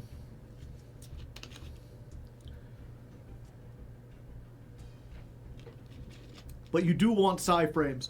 You can do interesting stuff if you're in the frame mirror match. There's a lot of unique cards that like work there that don't work in other stuff.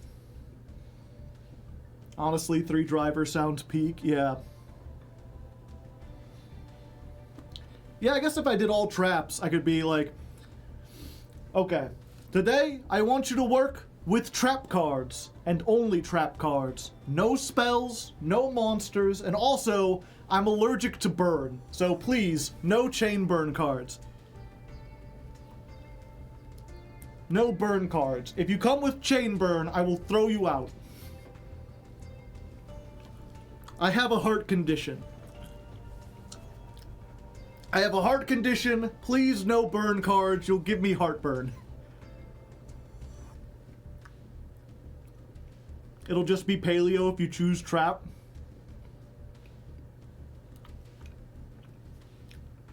Paleo without any of the extra deck monsters doesn't do a whole lot.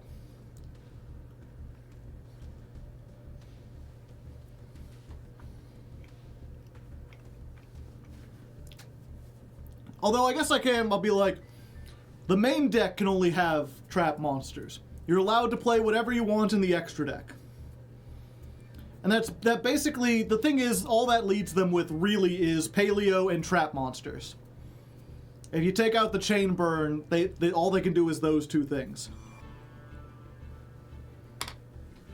You can't really play Labyrinth or Altergeist or any other trap deck because they all require monsters.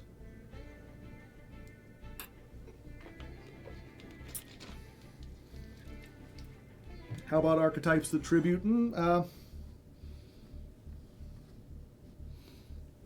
I mean, the thing is, that's why I'm asking what the limits are. Like, do I have to pick an archetype? Can I pick a bunch of cards? It would be neat, I feel like, to be like, today's special ingredient is Engraver of the Mark. You must play at least 3 Engraver. And then also, here are 5 cards that, like, name cards. Something that you can use the Engraver discard effect for, and be like, the more of these you include in your deck, the higher your score will be. And if you don't know, MBT has a show called MasterChef, where you have a guest judge who gives them like an ingredient, and then they have to cook up decks using that ingredient. And they get points if they win the duels, but they also get points from the judge based on how well they cooked. The first episode was the Magician Girls, lemon, berry, chocolate, etc. The second episode was, what was the second episode? Dark Scorpions. It's all Dark Scorpions, and then the third episode was Kaijus.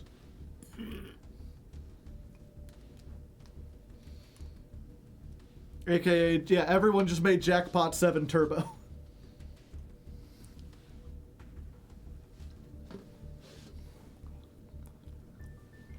You know what else I could do at this point? Dino Mist could be fun, it could be. I could say Exodia. Because there's like the Millennium stuff, there's like a deep draw Exodia deck, there's like the Exodia with the Pander, the Treasure Pander, to link summon a whole bunch.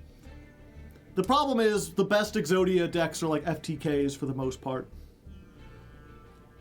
The first episode was terrible. I loved the first episode. Treasure Pander, that's what its name was. Episode 4, oh, they already have episode 4 recorded. Yeah, the other one I was thinking, because it's an NR, you know, we want to try to get them stuff where they don't have to spend a whole bunch of UR points. We could do the biggest NR archetype, which is Metal Foes. And Metal Foes is something where, like, genuinely, probably, like, 8 or 9 different, like, variations of Metal, more than that. Probably 10, like, you can do so much with Metal Foes. Metal Foes is, like, one of the most splashable archetypes of all time.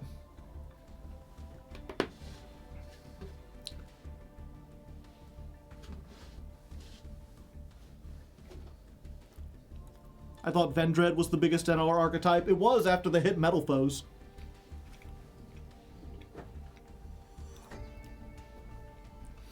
Megalith, yeah, I was thinking Megalith too, but Megalith, like, it's not xenophobic, but there's not a lot you can do with it. Metal Foes is something where, like, I doubt that if I gave them Metal Foes, they would all come with the same deck. Because you can do, like, Kaiju Metal Foes, you can do Cosmo Metal Foes, you can do, like, all normal monsters, you could try to do, like, a pure Metal Foes thing. You could try to toss in the Ignites and do normal monster support. Cosmofo, yeah. I know there's other ones. I think Relinquished Metal Foe, like, basically any card that, because they pop their spell traps to do stuff, any deck that has spell traps that want to be popped. Or cards that want to be popped.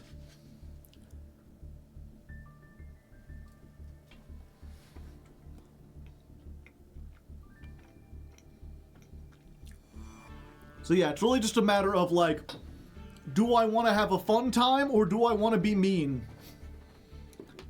Metal foes, fun. Psyframes, mean.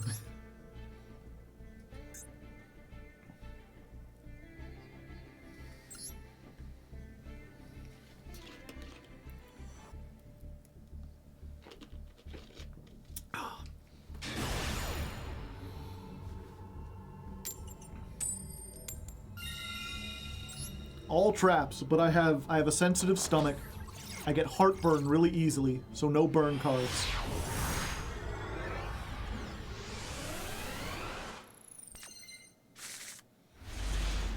All right. We've got a 1-card starter, potentially 2, and a way to stop stuff. Go refrain.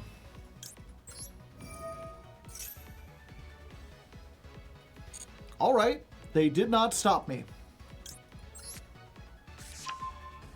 There's no point in activating this.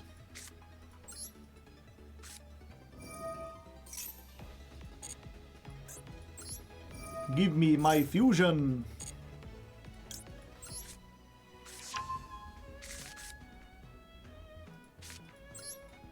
Was that a Maxi pause? Could be Maxi, could be Charmy. Hello, Charmy. Is that Charmy the fucking bee?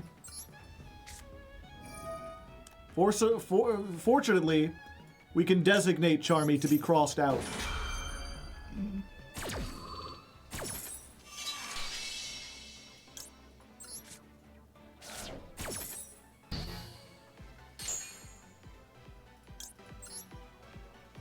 Let's go you and you. Let's see if we can bait an Ash out of him, chat. We'll go 1. A Tahoo. A 3. Uh-oh. I did my chain wrong. I didn't chain block. Okay. They either know or they don't have one.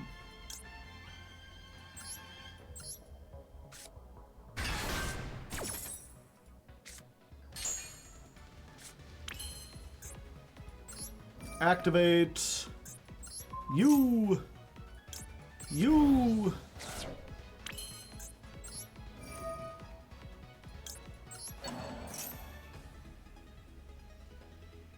Bisteel.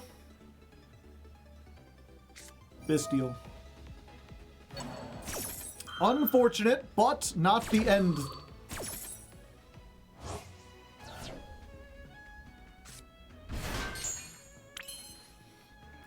The question is, what do we give up? Oh, we give up the Sonata because we can just add it back. Okay.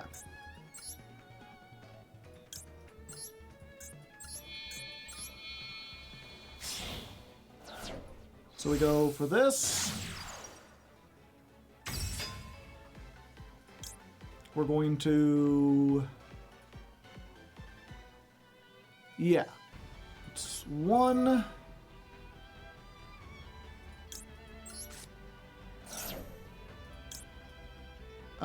To who? A 3. They just cut us off of Arya, yeah.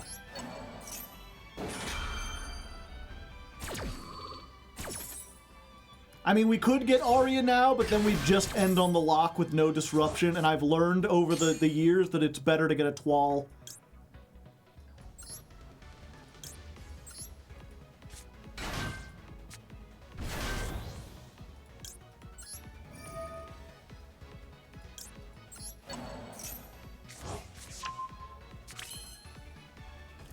That's unfortunate.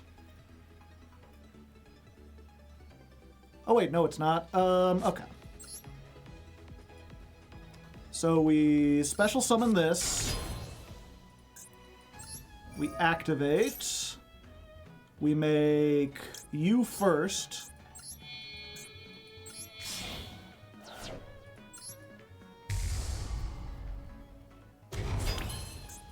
Then this adds back the Soprano. We Pendulum Summon.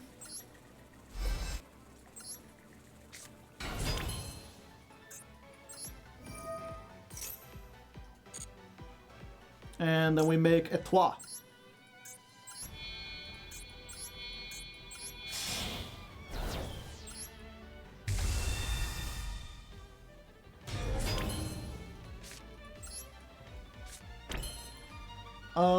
Let's see. If we affect Veiler, that doesn't stop the Druid Worm. Yeah, that's the unfortunate thing. And even if we put it back, they could just summon it again by getting rid of something else.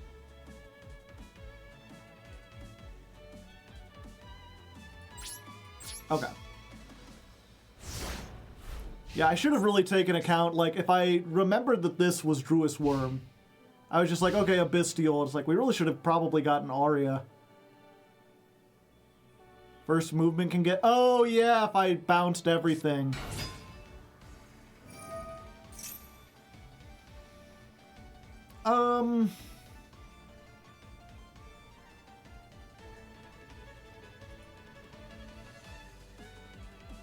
This sucks. Because we need to do this.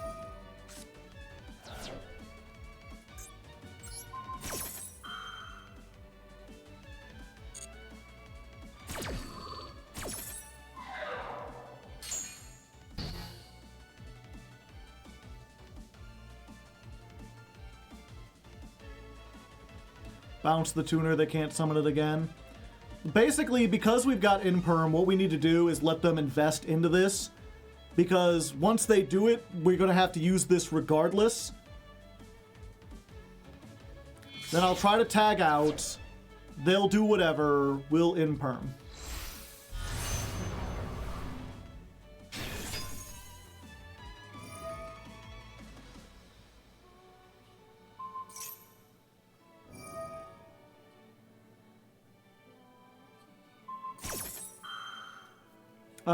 Okay. So let's see. We go...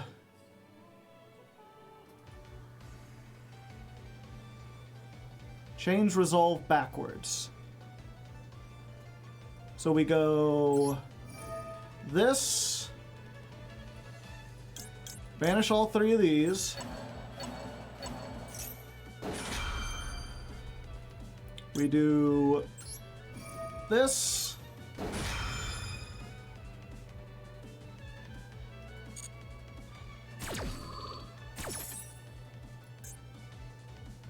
Oh no, I was supposed to... Ah, damn it.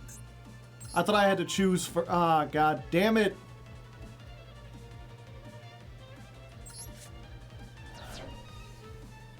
Wait. Is my... I think my brain's broken. I thought I had to choose... I ate and everything. Okay, I'm probably dead anyway.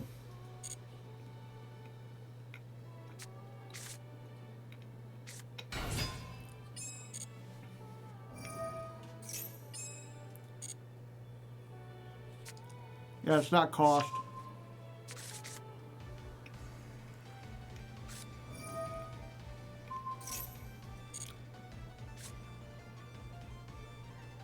The decide button in the leftmost zone, is that what happened? I was too busy worrying about the first mistake to remember about the second mistake.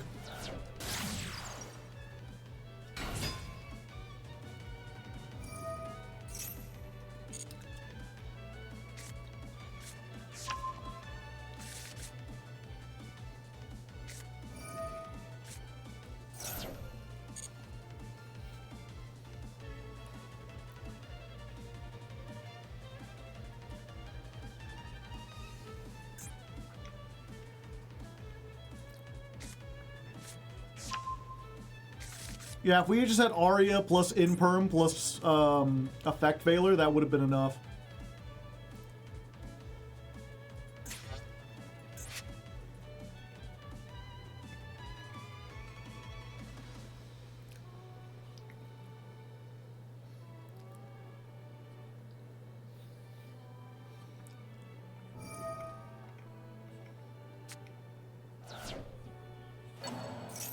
Yeah, I think I have to stop this.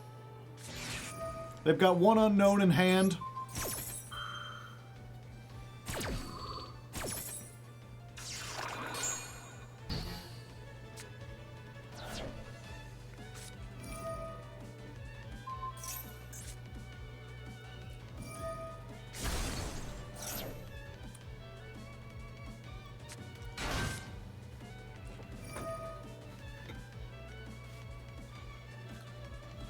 They just had it all.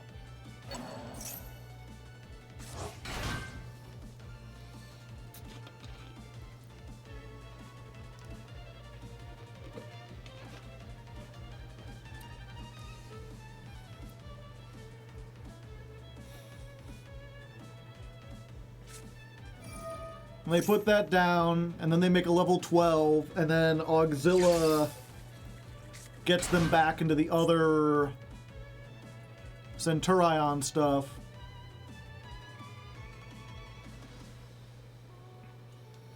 I keep my rules simple.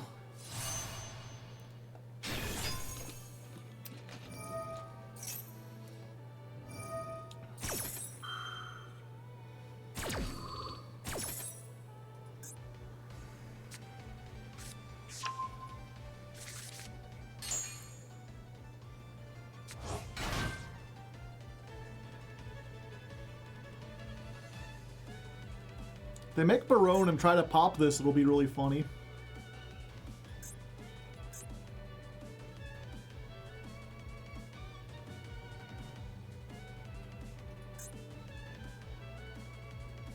I do have Underworld Goddess, that gets rid of this.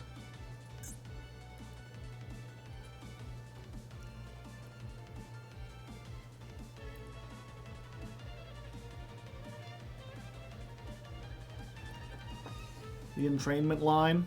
I'm unfamiliar with that one. That like summons a pendulum from the pendulum zone, right?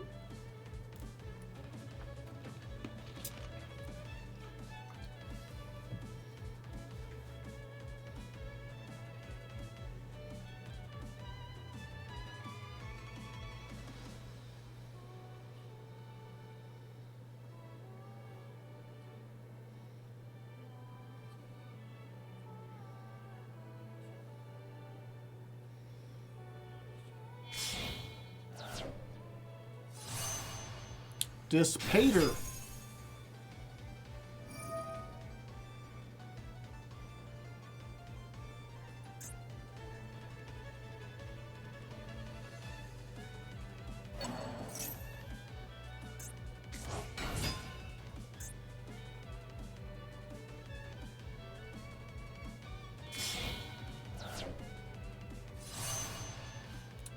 Tilting entrainment.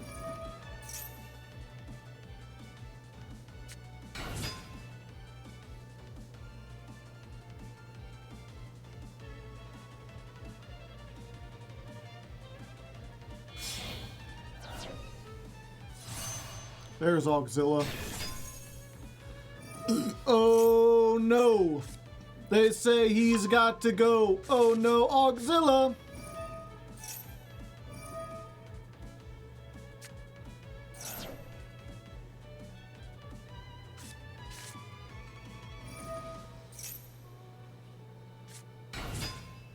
And there's the extra 1,000 we needed.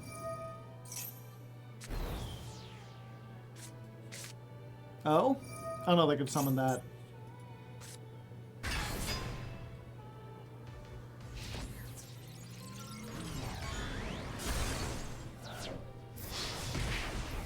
Damn. Yeah, of course that was a big mess up on my end. I could have gotten rid of this. I'm not sure if that would have still saved me with everything they had.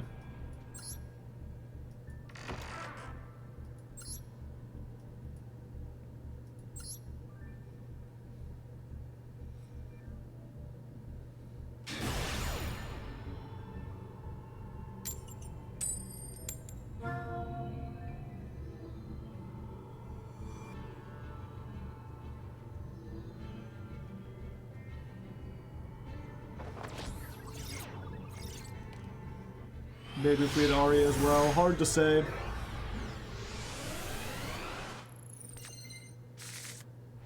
Again, if we had Arya, it would be... We have Arya, but we give up, whatchamacallit. We have Arya, but we give up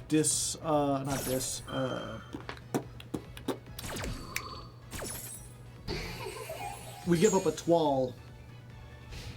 So we would have, like, nothing to slow them down at all. It would just be hoping they can't break our board.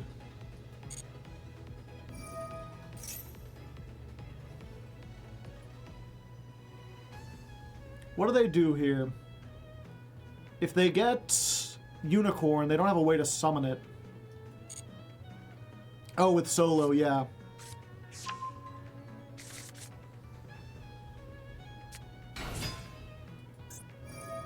Sylvie.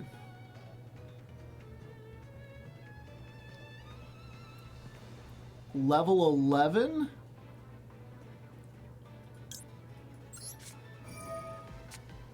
Yeah, we gotta deny them the spell.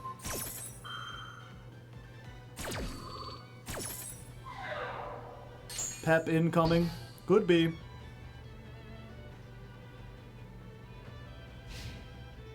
Or not.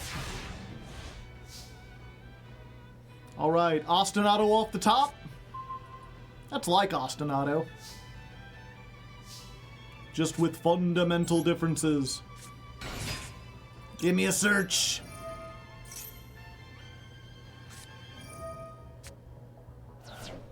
Effect Valor.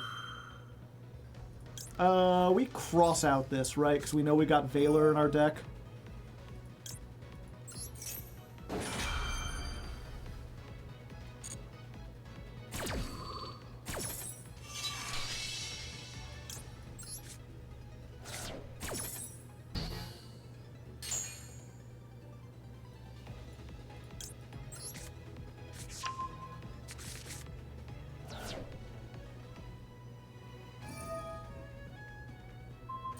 Oh no!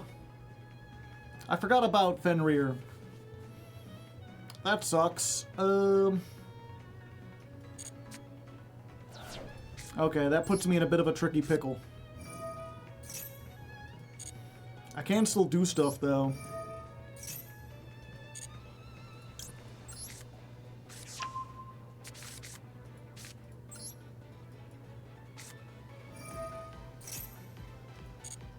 Okay, we still make Baka using this and this.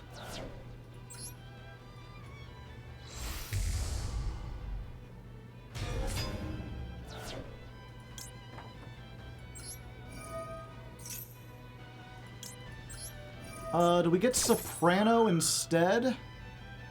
I think so, because we want to get to a Twal if we can only get to one thing. And this is a Maestra. So if we summon Soprano,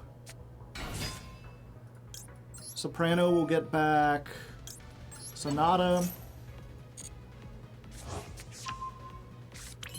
We special summon the Sonata. Do we clear the board first? Yes. I think that does more damage. This has to go over this. Then we hit for 19. Then we hit for 17.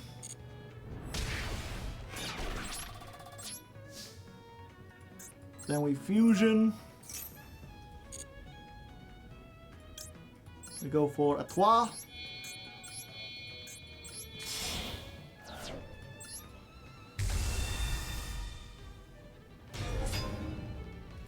We draw a card.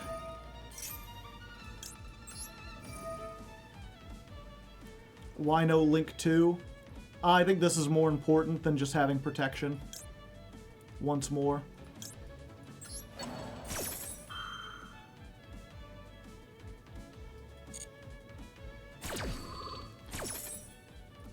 Like the Link 2, we just let them go off and let them do stuff. Okay, this is funny. This way we've got stuff to deal with the graveyard. We've got a bounce, and then we can... Oh no, we can't. We're still gonna have this. This is why we don't do the Link 2, chat! Nibiru? I think not. What monsters are you tributing?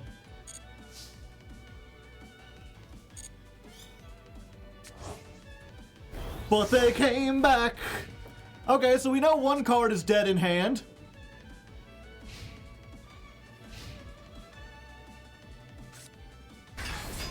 Oh yeah, we knew that.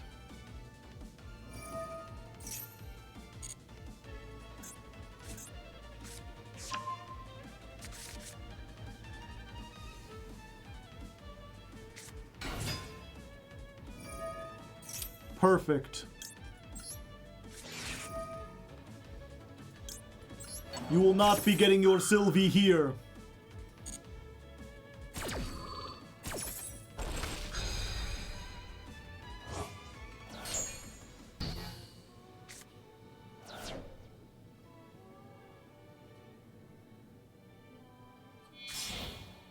Oh? Do they have pet? No. A Link. Moon of the Closed Heavens. So we know they still have the...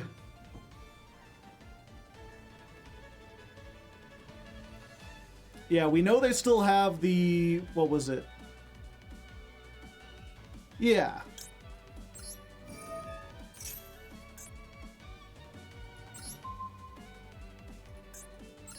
Okay, I gotta pick both and then decide.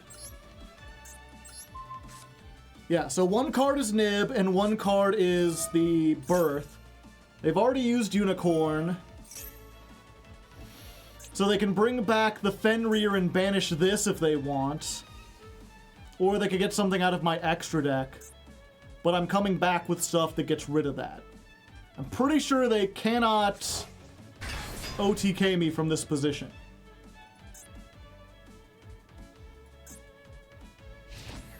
Okay, they're just trying to clear out the extra deck, but I'm pretty sure I got it from here.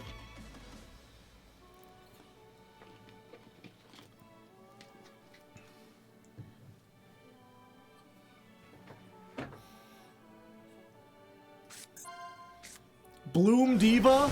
That's what you're worried about? They're like, that's a one-of. We gotta get rid of that.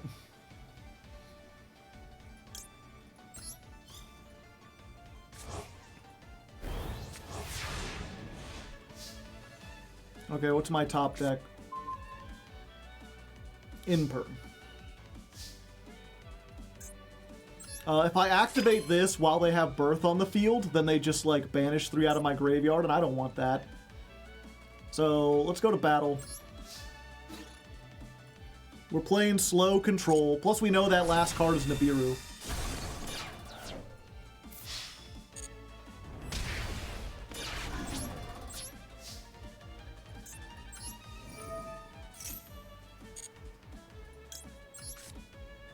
Gotta play exactly under Nibiru.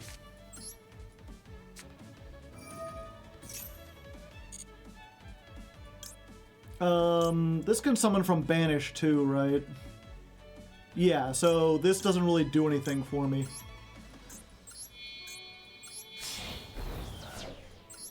So, 1.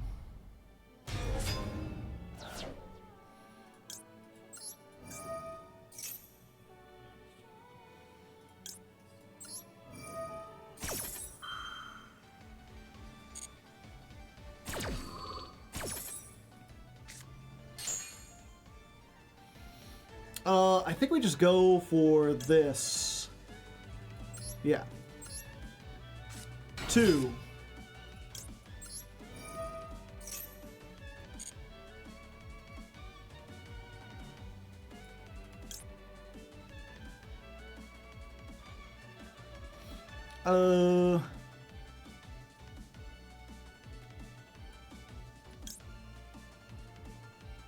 We can't Pendulum Summon here. Yeah, I think we just go for this.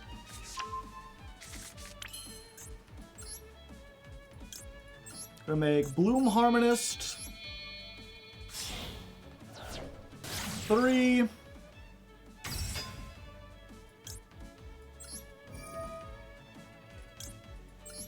Don't need that.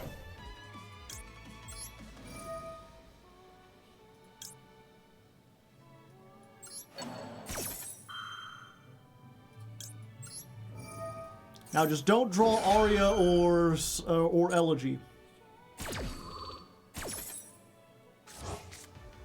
Oh, good. Soprano. Yeah, I'm not doing this optimally.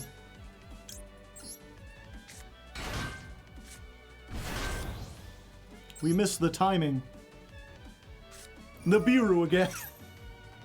How many times must I teach you this lesson, old man?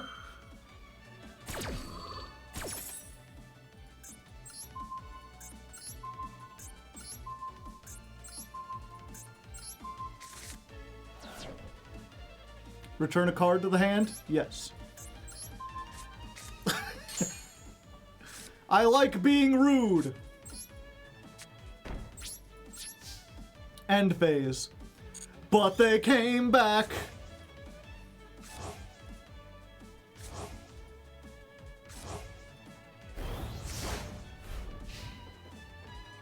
Why not just Orange Light instead? I'm saving it for next turn.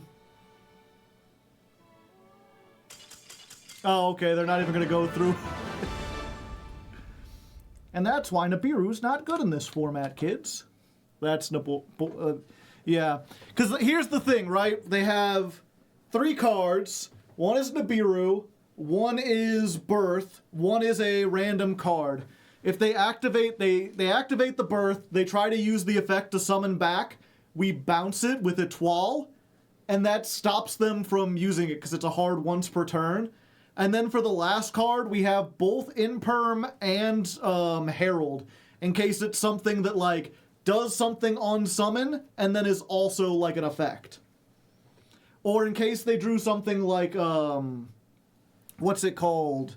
LZ, where, like, Imperm doesn't stop the LZ, and that would get them a monster on board and a search, but Orange Light does.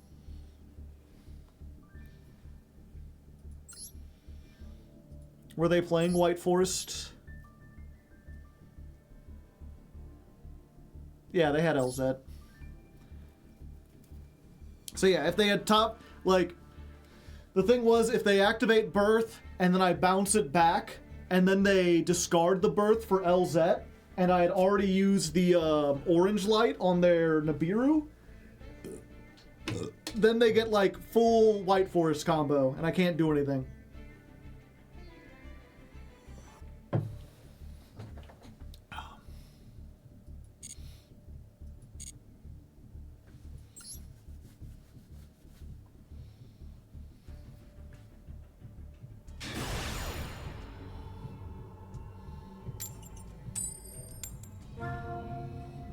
Moonlit Chill. It's good in Trickstar, because it burns them.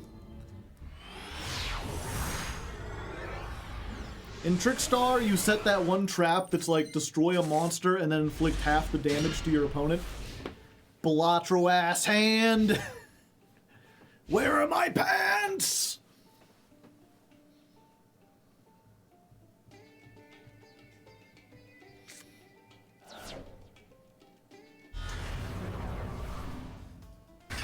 I'm going to let him get the search here, because this will give me a lot of information. Yeah, and if they OSS, I can Ash Blossom that, and that's a 2-for-1.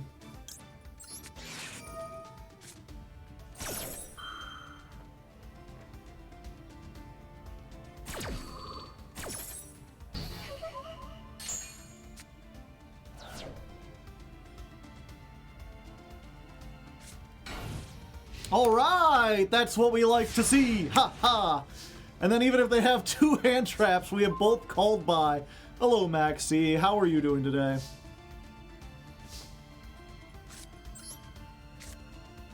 I struggle to think of what they might have that to stop this. Maxi. Yeah, you know what? I'll call by it. It'll turn off our Maxi, but we need to discard a card anyway. And it's, yeah.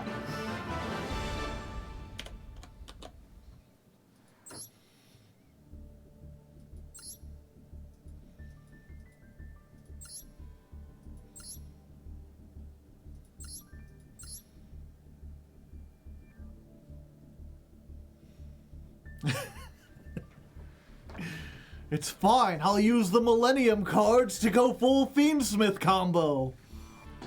I'm a mad genius. They'll never stop me.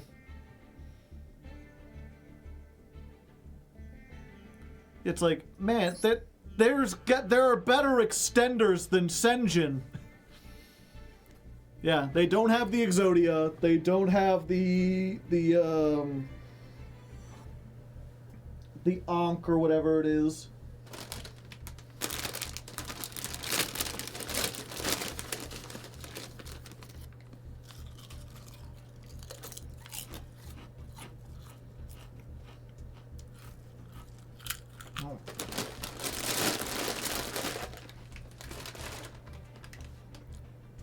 I feel like if all you want is a special summoned monster, there's got to be better ways. Alright, actually. Can't believe I ate that whole sandwich and I didn't eat potato chips. Let's put some of those on my plate. And that way you don't have to listen to the crinkling bag.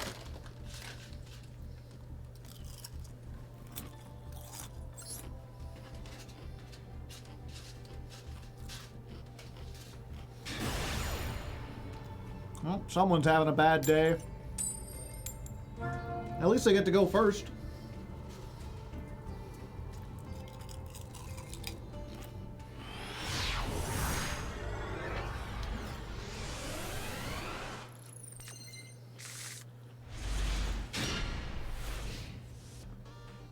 Draw phase.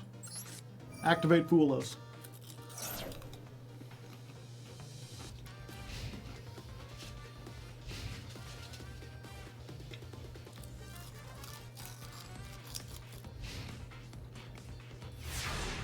Okay.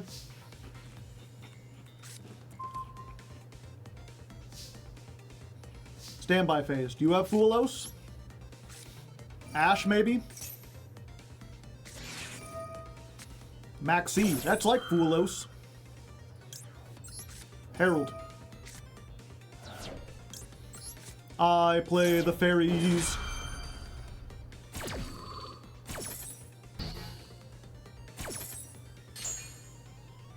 Let's go for you.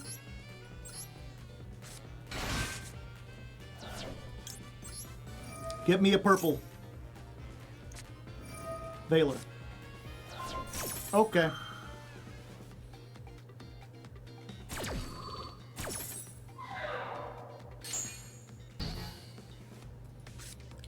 Normal summon Aria. Well, they got something else. At least we will have baited out all their interaction. Bloom Harmonist.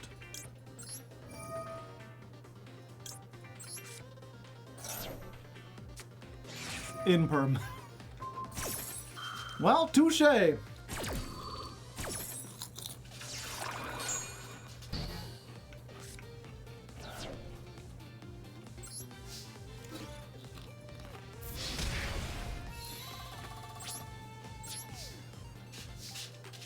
The question is, were they bricked from the start?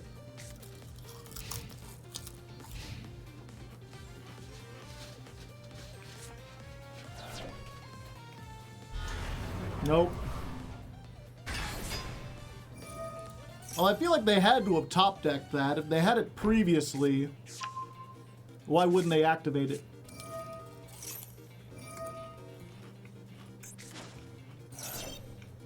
Pack it up, pack it in, let me begin.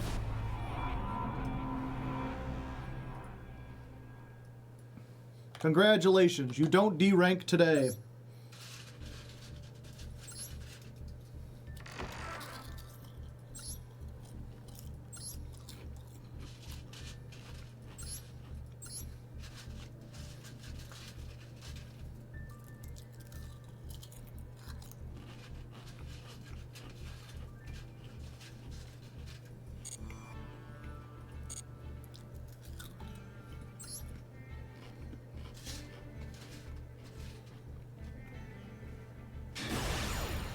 Yeah, maybe they didn't brick. The thing is, if you, what was it? You can summon from your hand and it doesn't trigger the Molt Charmy.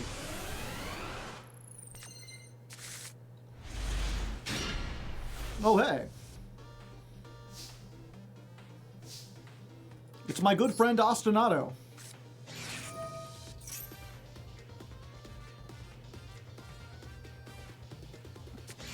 Oh, hey. It's my arch nemesis, Max C.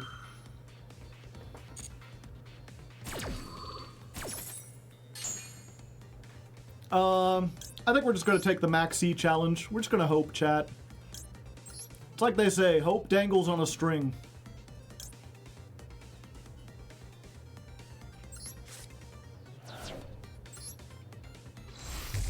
Because I can't even do the, like, thing that I usually do.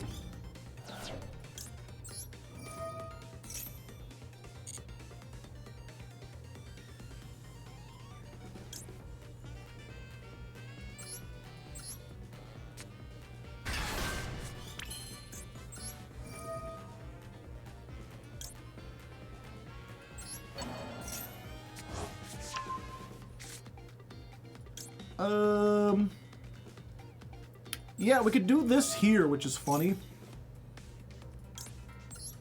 So now if they draw Valor or Imperm, it's just useless.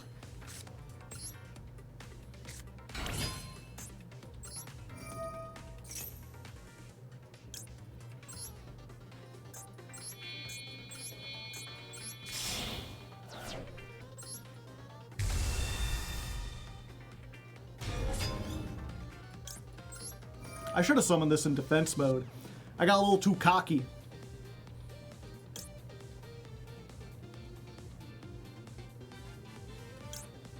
Have I already used this? No. Have I normal summoned yet? No.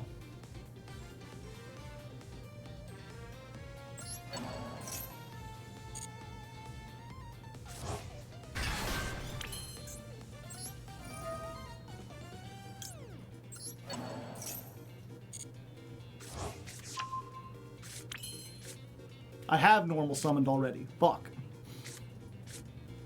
Oh, that's fine.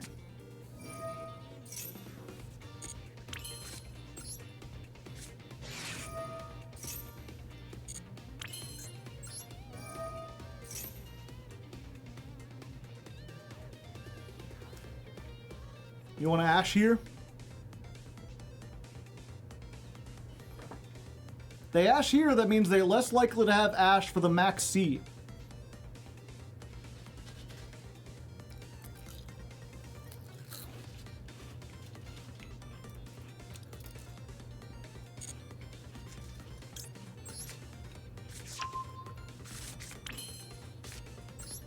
Yep, I might as well. What's one more card? It's the 12th card that gets you. Fuck, do we go for Bloom Diva? No, they're not gonna attack that.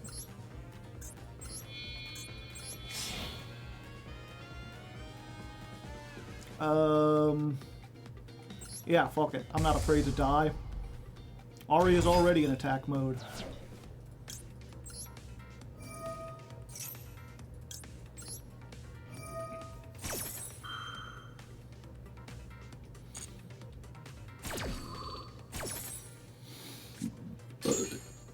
Actually, we just go ahead and get Elegy in case they have, like, Lightning Storm, too. What's two more cards? No, then we have to discard the Maxi.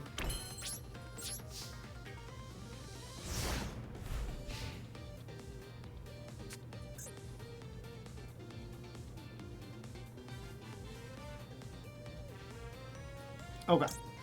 Standby phase, Maxi. You have an out for that, right? Yeah, of course you do.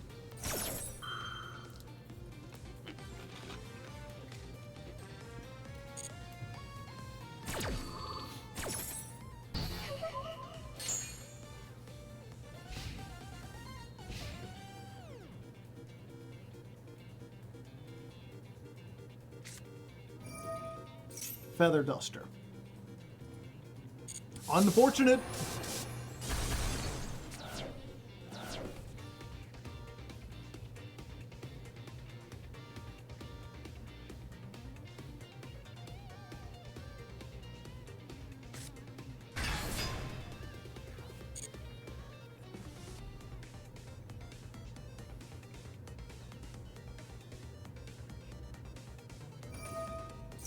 Yep, go ahead. I can't stop that.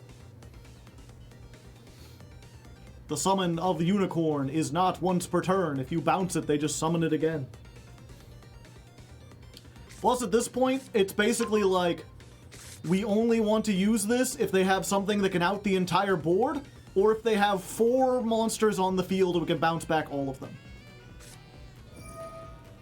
It's just more Fiendsmith. Yeah, we just wait for them to get the Link 2 and then bounce a bunch of stuff.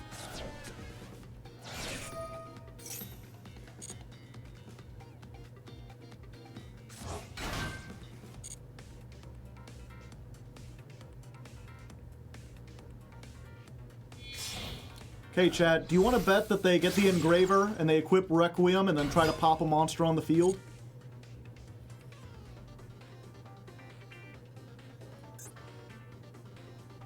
Actually, hold up. If they do this, should we just, like, banish all 3 from the graveyard?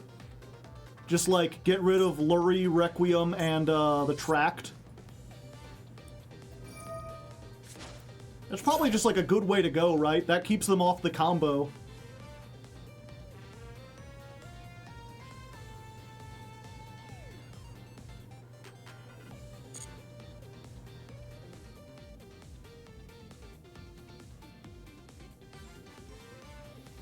We'll see. Let's see if they destroy their own unicorn.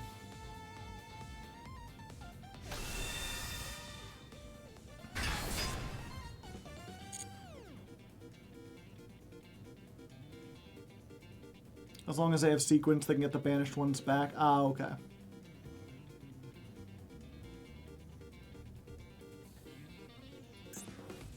Okay, get your Engraver out.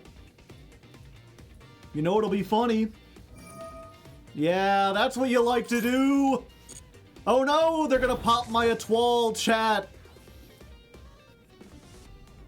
Do it, do it, do it, do it.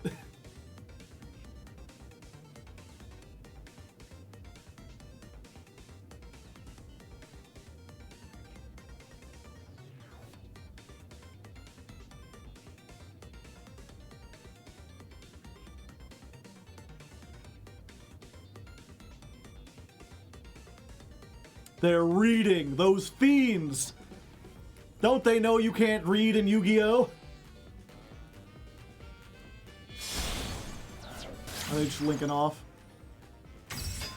Okay, let me read this. Fusion summoned by shuffling materials from your graveyard into your deck.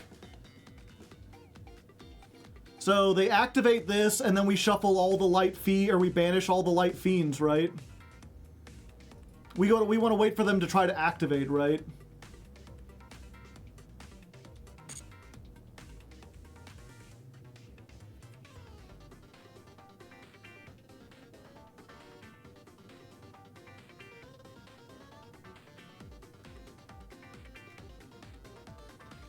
What's wrong, buddy? Activate the fusion.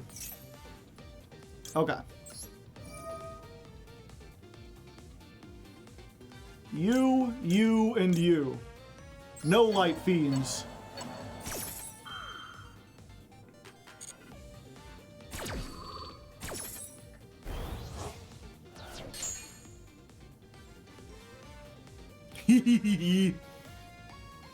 A higgle giggle, a higgle giggle, hoo hoo.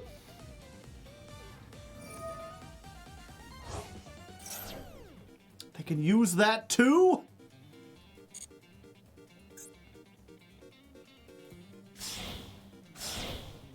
They had another Engraver in hand.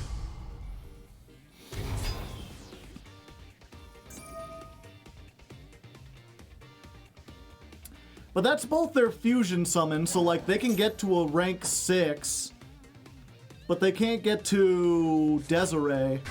And Desiree is the non-targeting thing, so we don't need to worry about these so much. Did they normal? No, they still have their normal. I think someone said Gauntlet Launcher is a non-targeting pop.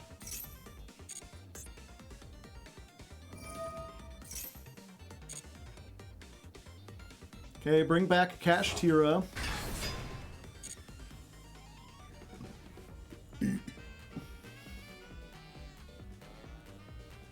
Oh, Gauntlet Launcher targets? Oh, alright.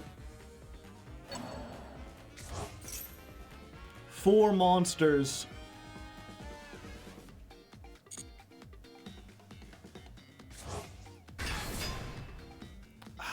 So, if they have Underworld Goddess, then they can get rid of my only other removal, or they can get rid of my targeting protection. So, do we bounce everything?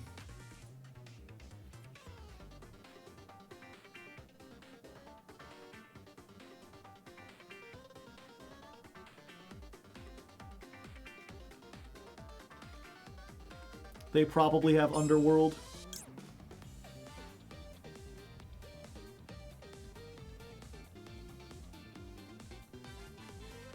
Leave 1 to stop cash.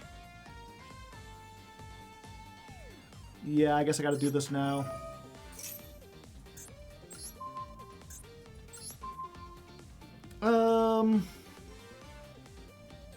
Yeah, because I can just summon this back. But I still want to put it in their hand.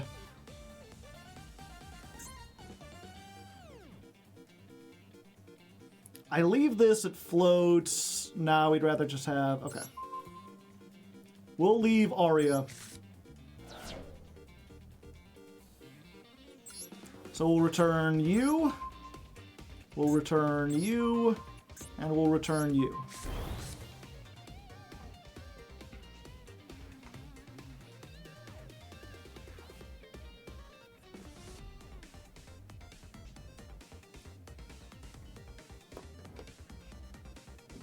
They can still discard the Engraver, but I think most people just play 1 tracked and they've already used it. A Stellar!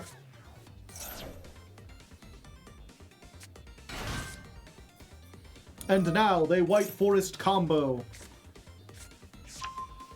If they can get their way to the wolf, they might be able to just pierce me to death.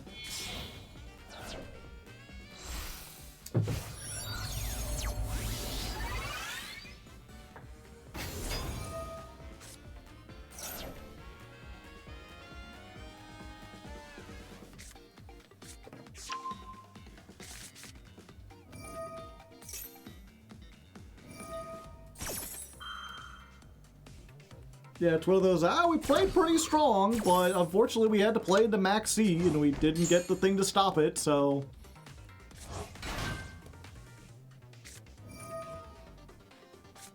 There's still a chance they don't know exactly what they're doing.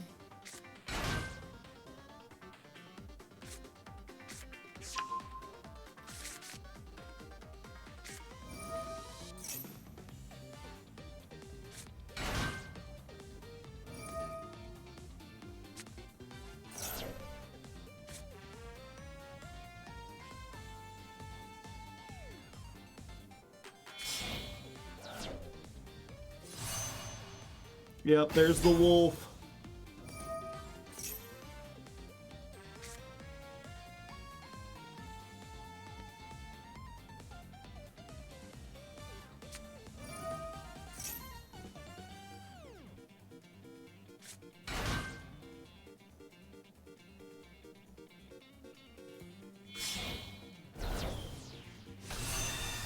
Diabell!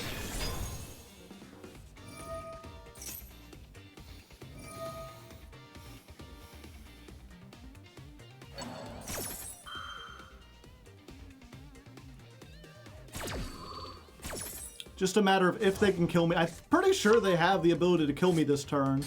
Although being flipped down means that it forgets its effect, essentially. So it will be destroyed, so they can't do 2 things of double piercing.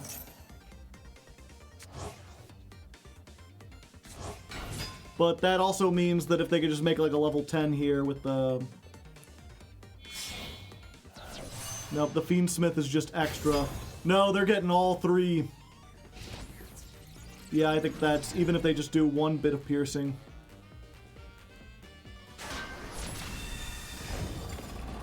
Oh, it does stay. Double pierce.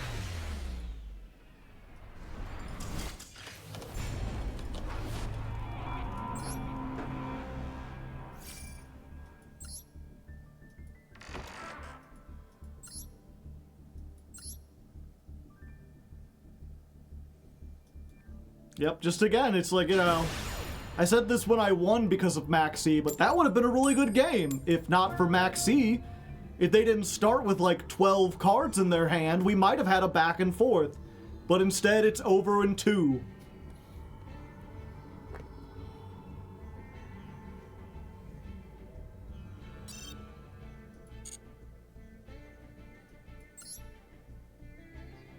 That didn't count as a loss, did it?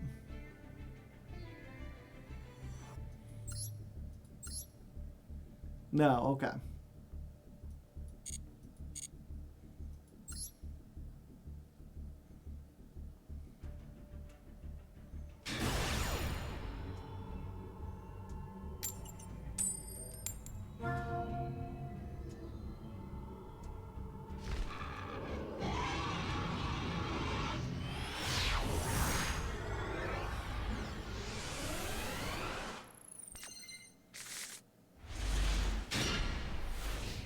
Am I going first? No, they are. Hello, Mole Charmy. Is that Charmy the fucking bee? Oh, okay.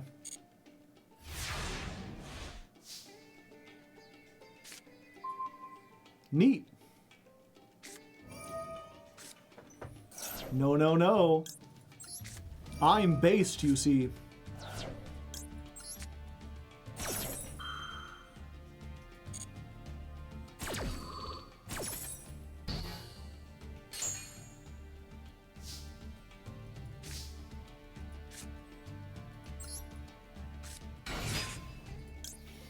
Based in where? Missouri. We just get this because we already got it.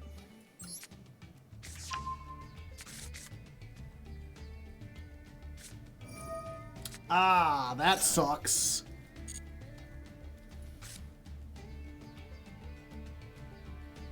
Yeah, I should have considered that. I didn't think they'd go for the droll. I can't search the fusion now. Okay.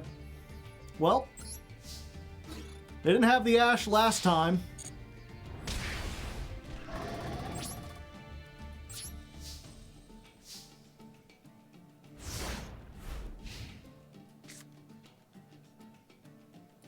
Did you draw the Ash this time?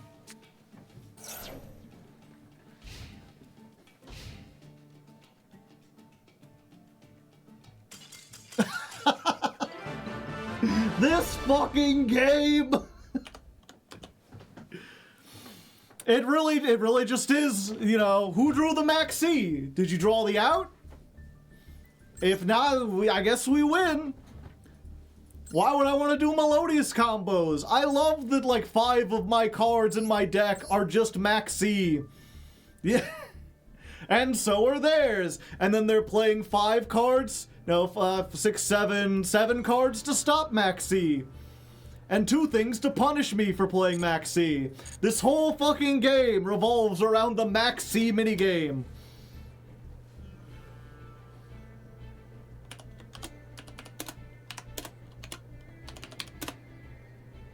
Five, 6, 7, 8, 9, 10, 11, 12. Duel 123 versus Maxi.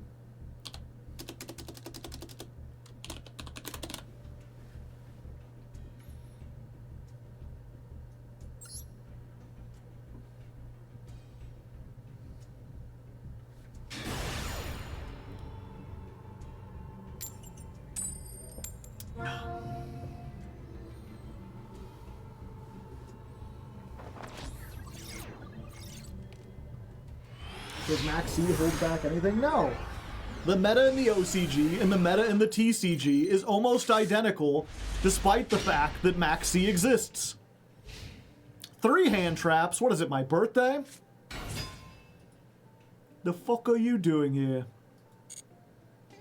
Well, I can't stop that.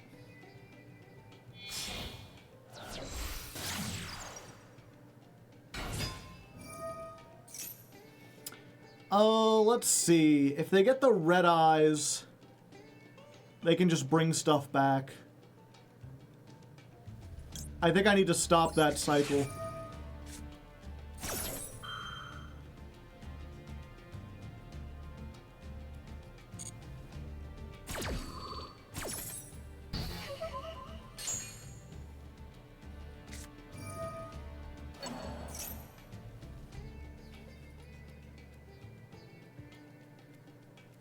Just sent to the graveyard at all, eh?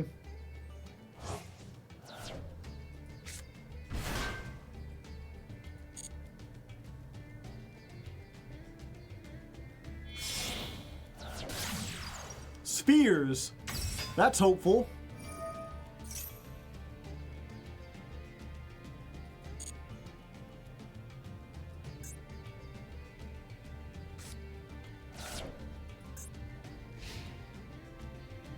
Oh, okay.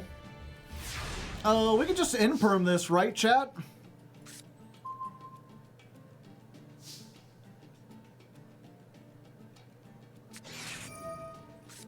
Ah, Maxi. Not today, friend. Yeah, they still get to summon, but they don't get to bounce.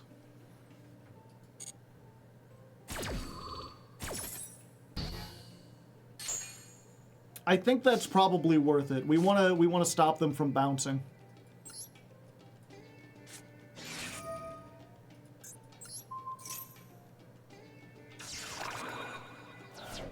Please no Ash, yeah.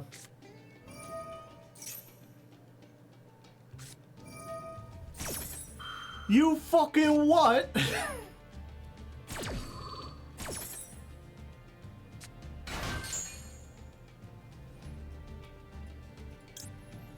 Well, that's a unique hand trap.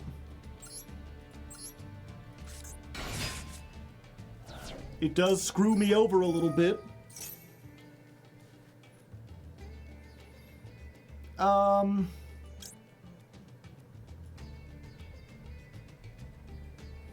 Yeah, we go for this.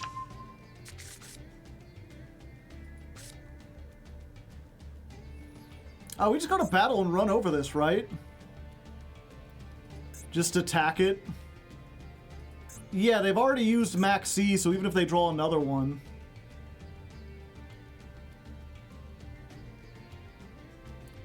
Yeah, and I'm gonna normal summon this anyway, so we can get rid of both.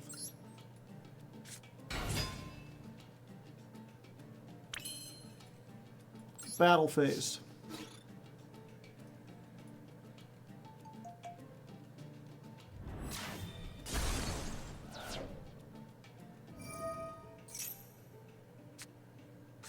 Another one.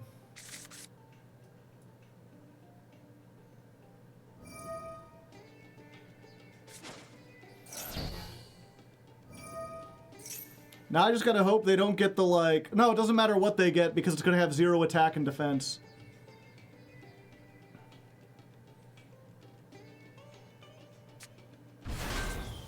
Yeah, they'll get to search in the end phase.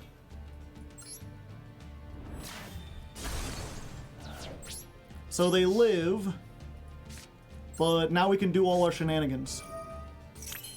Banana shenanigans.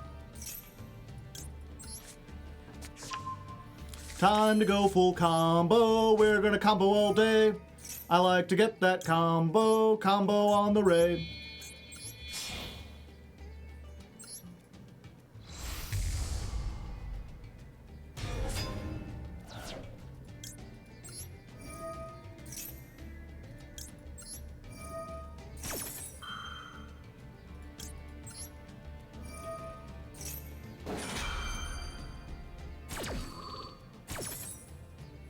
We just gotta hope that last card isn't Nibiru, because I think that's the one thing that kind of screws us here.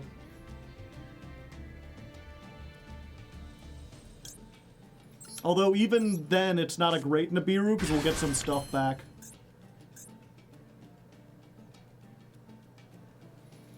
Yeah, we're gonna fusion anyway, so we might as well just add this back. Ooh, we can add the Herald of Orange Light back. Even better. I'm not sure if we'll be able to use that, but I like it.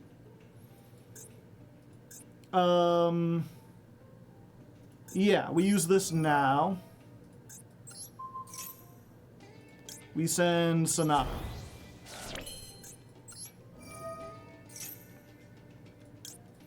Et toi.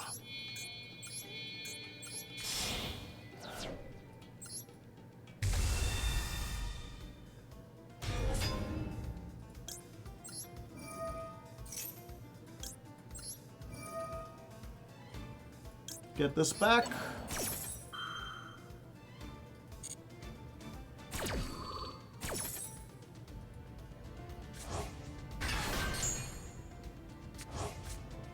Nice, nice. Get back Soprano. We Pendulum Summon. Have I used the search? Yeah, okay. So we just summon this.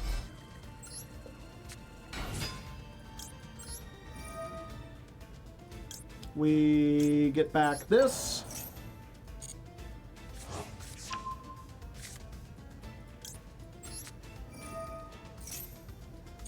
This effect summons you.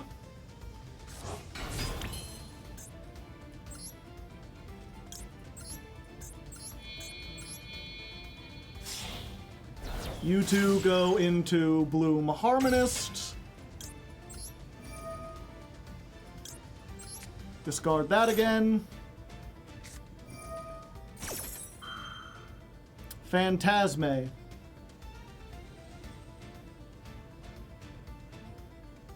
Yeah, that's fine.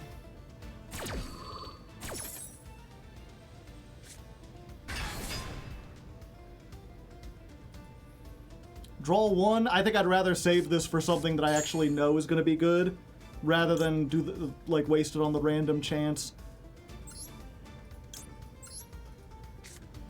Especially since we're about to do this. So we can Soprano. We can make Schubert.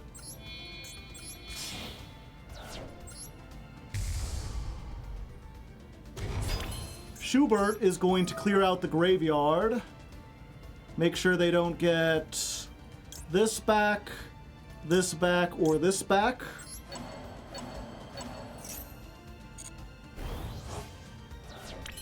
Then we'll use Etoile. Just in case they're on Nibiru, that last card is Nibiru, we're gonna banish everything. And then we'll just put this back in the hand.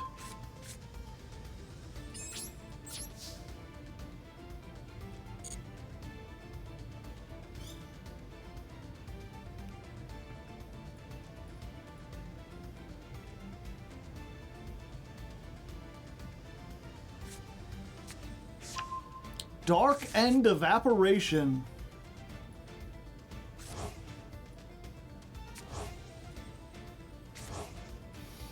Okay, so we remembered from last time their biggest monster, their biggest threat is the Boral End Dragon, which doesn't do anything to this board.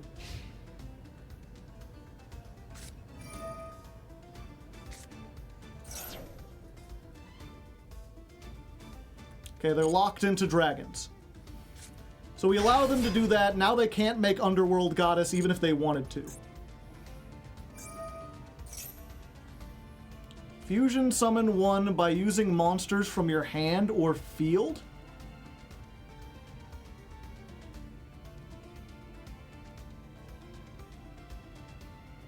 Sure. I don't know what they could make.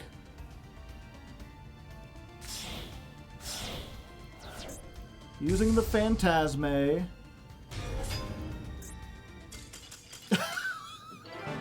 And nothing.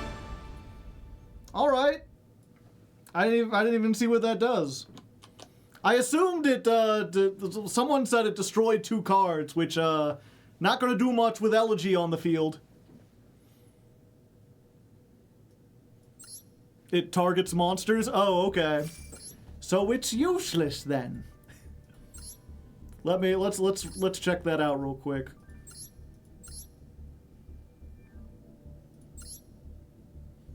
You can target cards your opponent controls up to the number of light and darks, use as material, and destroy them. Yep, that wasn't doing a whole lot.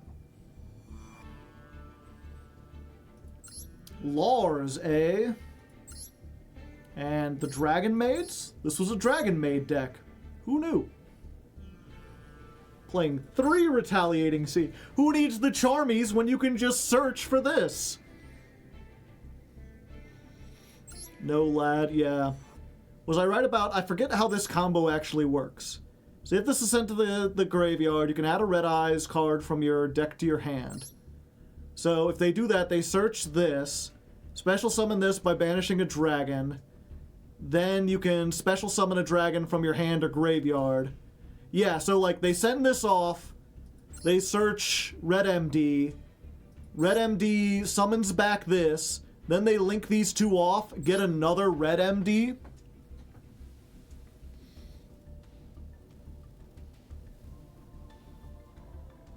Summon it back, and it's one of those like infinite link material things. Grand Tusk Dragon. If this is normal or special summon, target 2 other cards on the field and destroy them. Cool.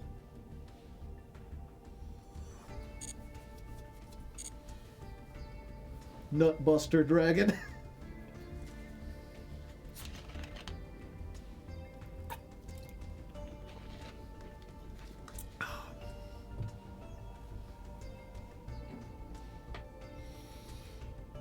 Yeah, someone's asking, is Melodious good?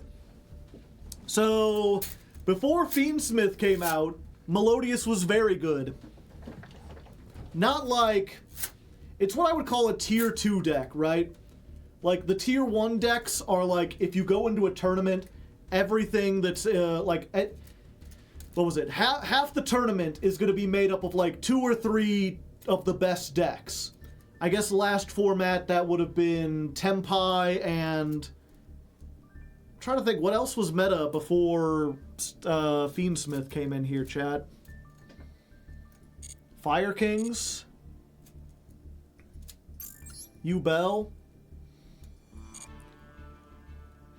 Yeah, so like Fire King, Ubel, like you'd have 3 decks in like the top 3. Those are going to make up most of it. And then you're going to have a bunch of stuff that gets like 1 or 2 tops.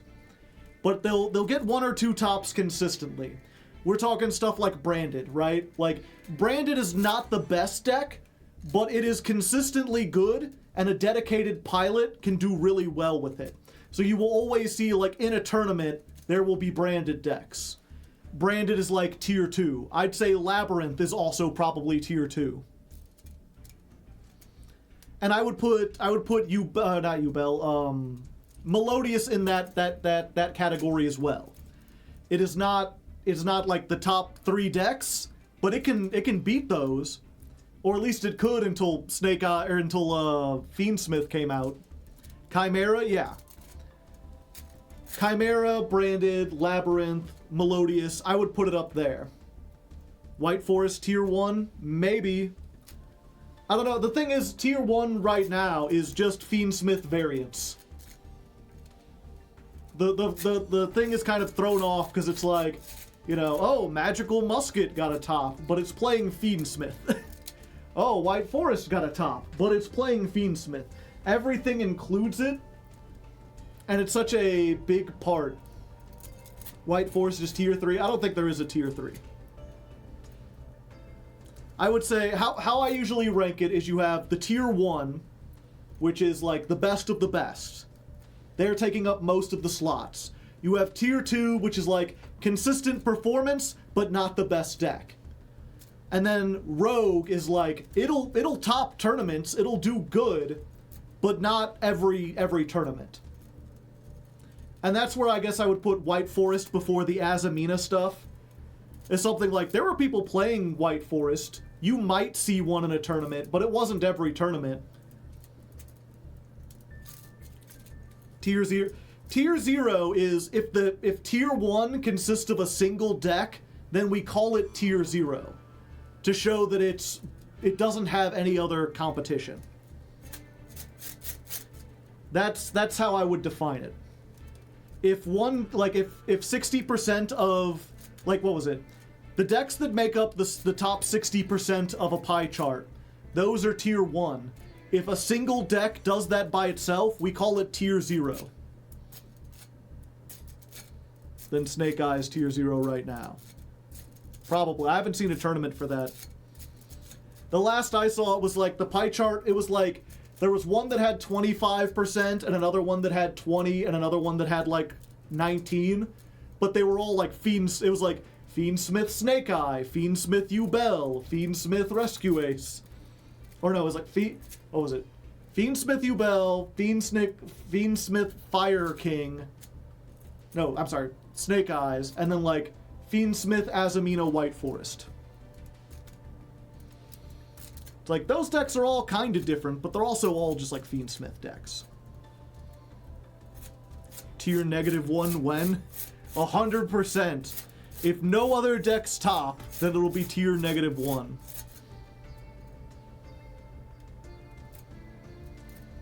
Hey Joe, been watching you on YouTube for a few months. Happy to catch you live. Well, welcome. Thank you very much. I appreciate it. Complete stilt skin. Yeah, so that's basically the way to look. If you're looking at things from a competitive standpoint, there are 3 tiers. It's just Tier 1, Tier 2, Rogue. Anything that manages, you're like, what if I wanted to top a tournament with something that isn't Rogue? If you can top a tournament with it, it's Rogue. Like, that's the thing. Like, if you top a tournament with something that people didn't think was Rogue, it was always Rogue, they just didn't know it. Yeah, you make it Rogue by winning.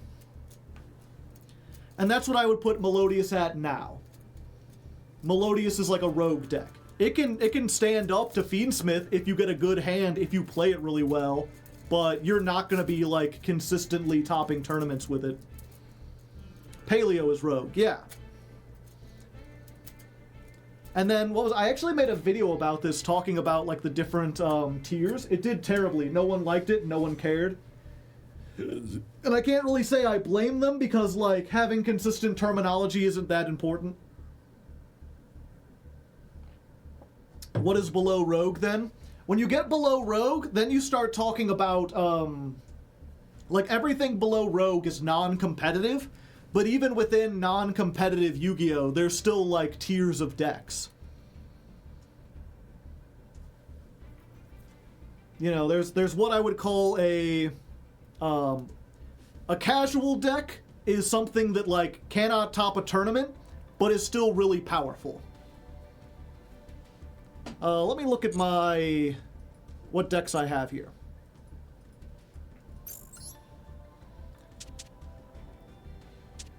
Ancient Gears. At least at this point. I don't know. Maybe Ancient Gears, maybe... So basically, here's the way to look at it, right? If a deck has the potential to be Rogue, but hasn't actually topped a tournament, it's casual.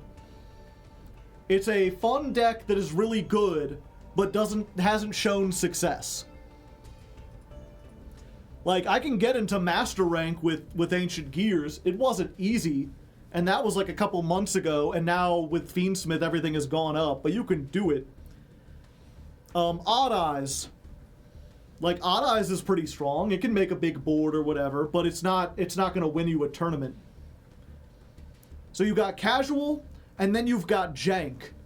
And jank is something that, like, can still win duels, but is like inconsistent. Pretty much like every goofy FTK you see on like Luke Von Karma or like a dual Taining is like a jank deck. It has like a solid win condition. If it's allowed to go off uncontested and go first, it can do crazy stuff. every once in a blue moon, you get a great hand and you can do things. You know, Morphtronic, Ra, what's it called? Numeron.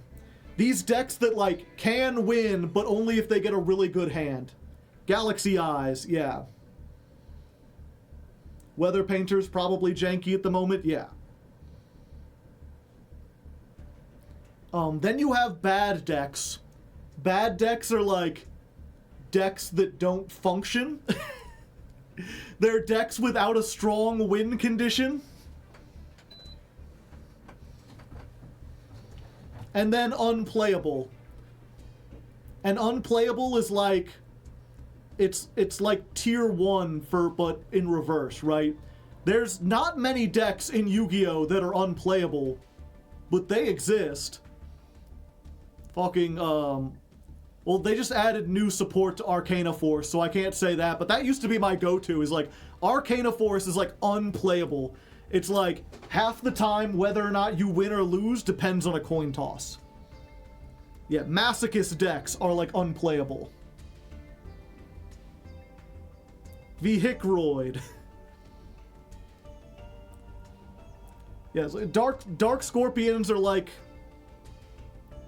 I wouldn't even say... Dark Scorpions are bad. They're not unplayable. You can make, like, an FTK with them. It's a really inconsistent FTK. It requires you to attack and get, like, 3 unsearchable cards. But you can win a duel with it. It's just bad. Malice Vorus, probably. I'm not even sure if that counts as an archetype. It's 3 cards. Yeah, tunes function. Tunes have a win condition. They're just bad.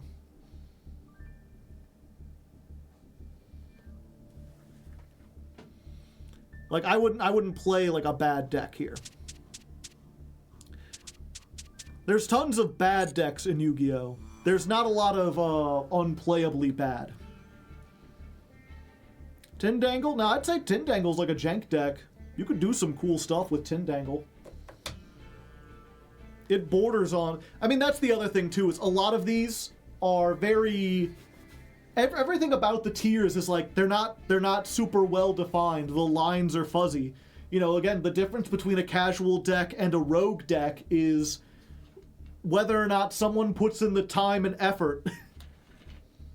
You have to, like, something may have the ability to be rogue, but until someone actually proves that it's rogue by topping a tournament, it's only, like, theoretical. Ally of Justice, there you go. Ally of Justice is, like, unplayable. Skull Servant is jank. I mean, you can mix it with other stuff. I mean, that's another thing, too, is, like, how much of something do you play before it becomes a deck? You know, Morphtronic is, like, a bad deck, but the Morphtronic Telephon for Telephon, infinite link material, like, we just have an infinite loop. You can make, like, crazy shit with Morphtronics, but, like, those decks just use 2 Morphtronics.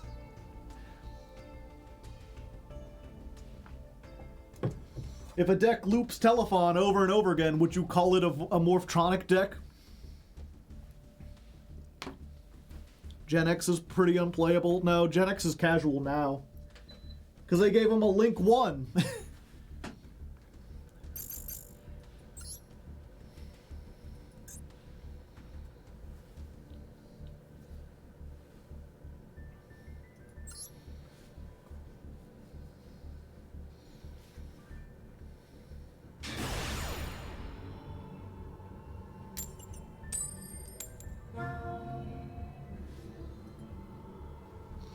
Alright, back to dueling.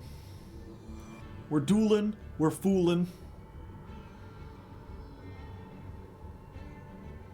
We're going second.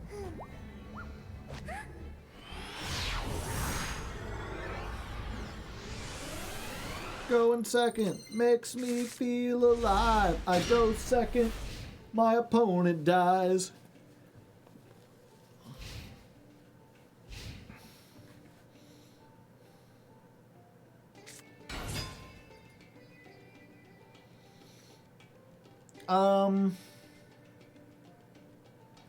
Yeah, I think we have to Veiler this.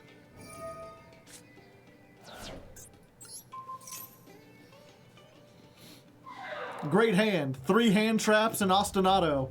Plus a way to stop if they ash the Ostinato.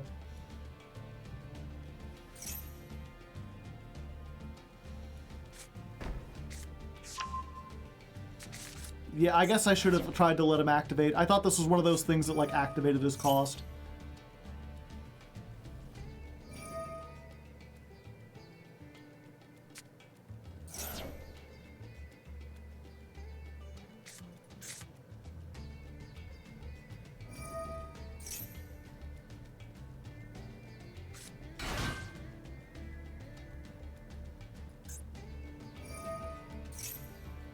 Yeah, go ahead.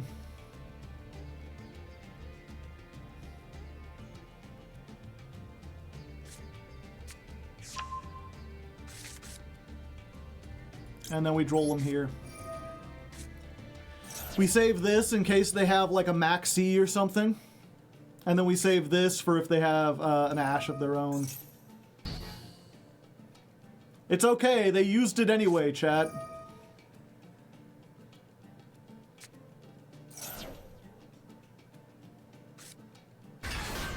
How much of 5Ds have you seen? 0. I've seen the opening, the like anime opening. I forget, does Auxilla search? Yes, it does.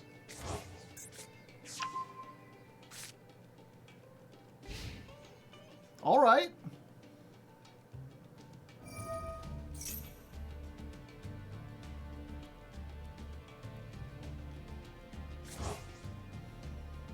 I'm happy with this. Why are you here? Always ruining my combos!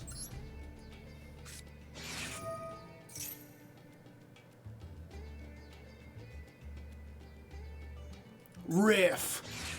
Beyblade, Beyblade, let it riff. Yeah, I don't have... Maybe I should have ashed there, but we know what one of the cards in hand is. And they can't ash now. They could Veiler now, and that would hurt, but it wouldn't kill us. Let's go for this and this.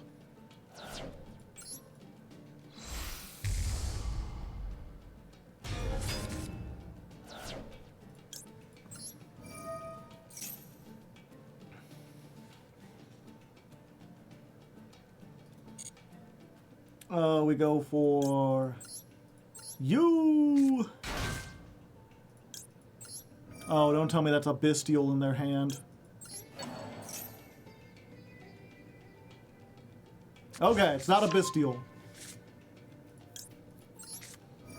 Good, good.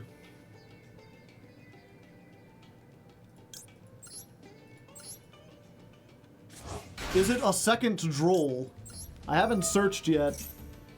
But I've already got the Soprano on board, so...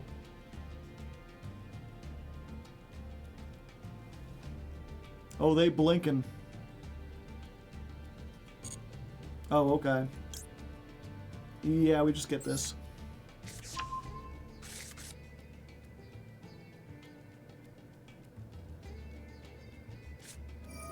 Okay, it is droll. But now we have perfect hand knowledge.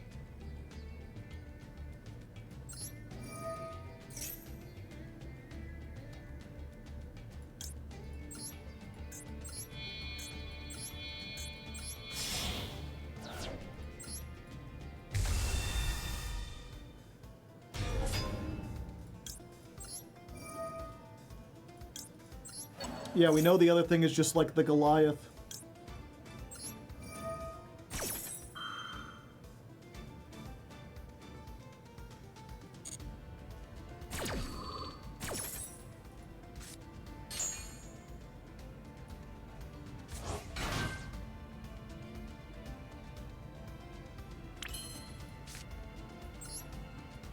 pendulum scale.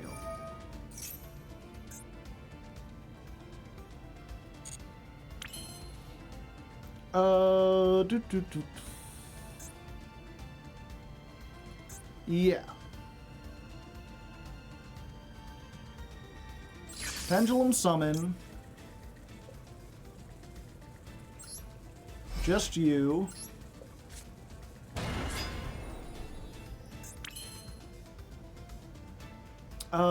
We give up the Ash. Wait, no, we can do this.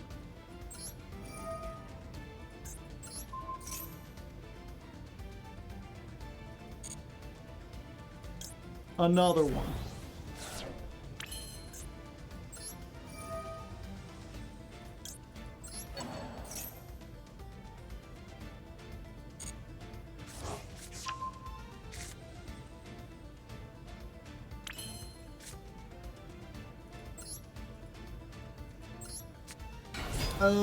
Hold up. Does this just kill them? Do we even need to go into the link?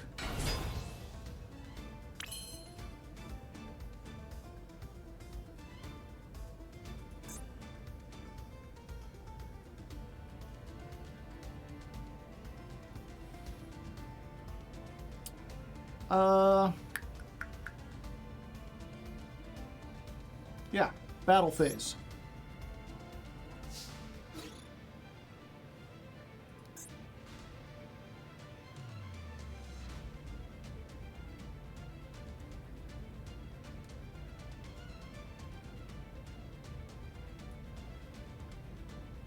No, they're not dead. But they might as well be dead.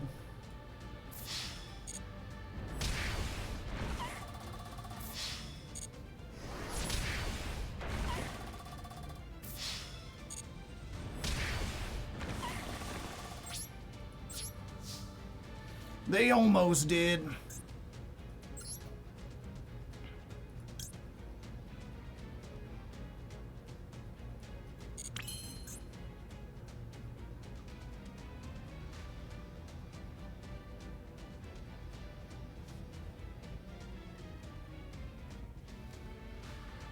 Oh yeah, I should have attacked.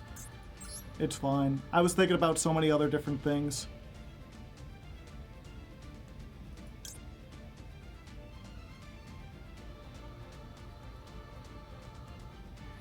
See, do we even make... No, we can't banish anything.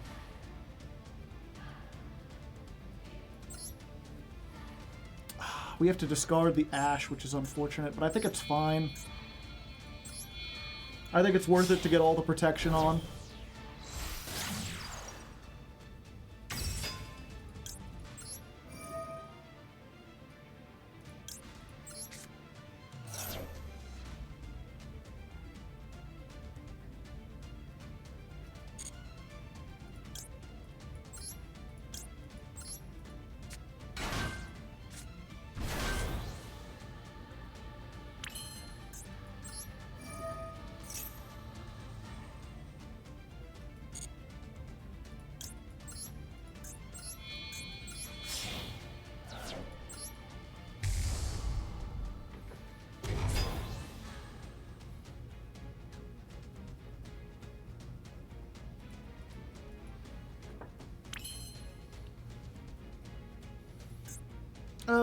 Yeah.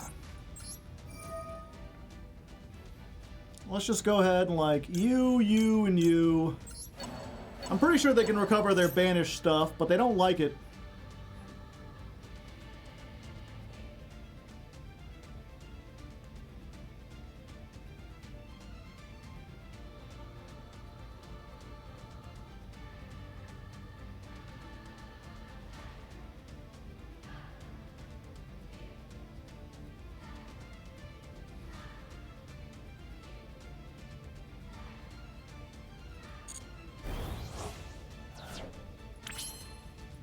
End turn.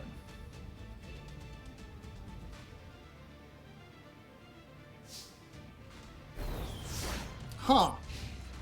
I thought they would try to summon the Primera.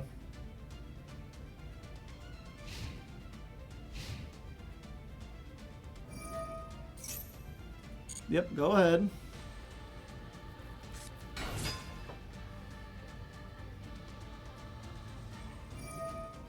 They're under droll. Oh yeah, I forgot they drolled.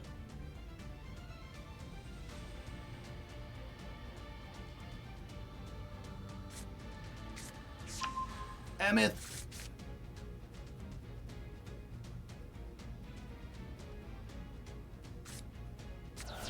Another one.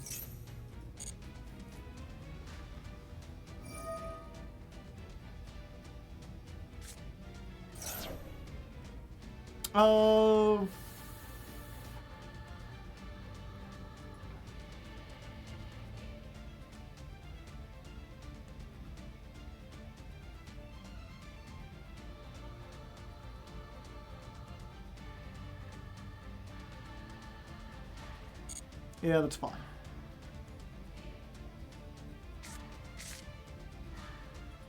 Maybe that was not fine.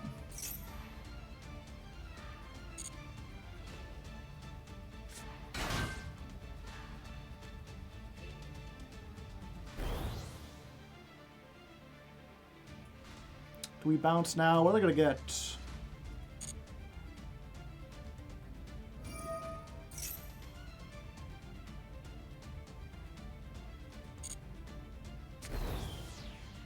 Yeah, Legadia doesn't do anything. Getting a single 12 on the field doesn't do anything.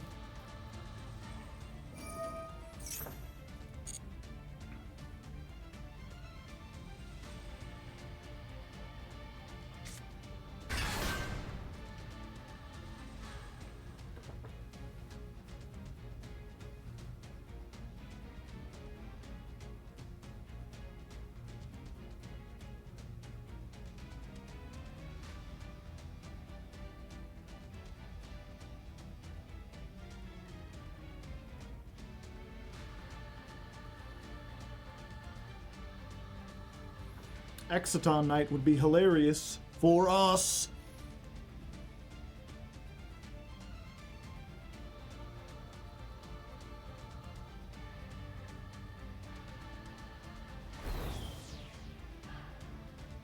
Four. Baguska?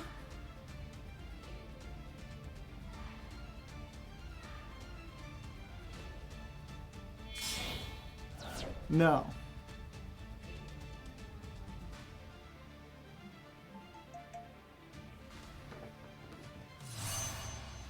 Chaos Archfiend.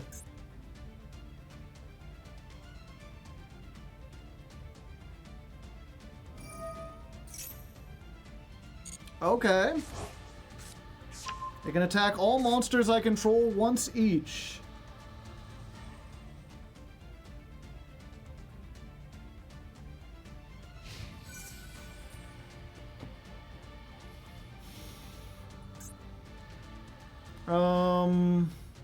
Banish any monster destroyed by battle. Okay.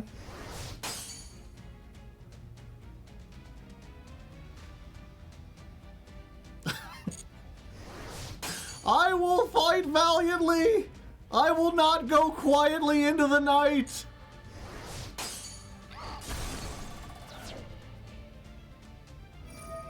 Special summon a Chaos Synchro from your extra deck. Oh, hold up. Maybe I should have bounced that. Chaos Angel. This was not summoned using either attribute.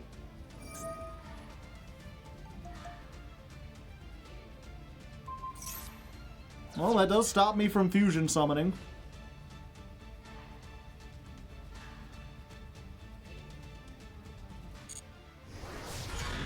Yeah, I mean, okay, you made me bleed a little bit.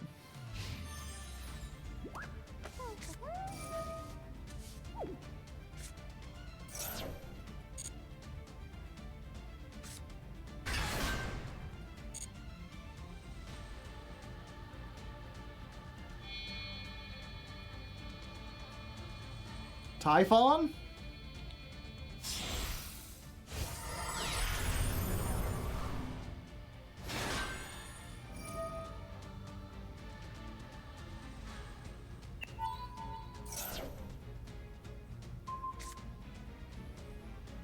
All right.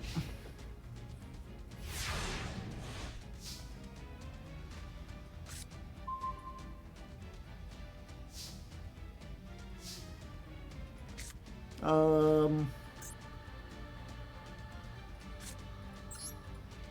mean, you tried hard, but I'm sorry, I drew my one card starter.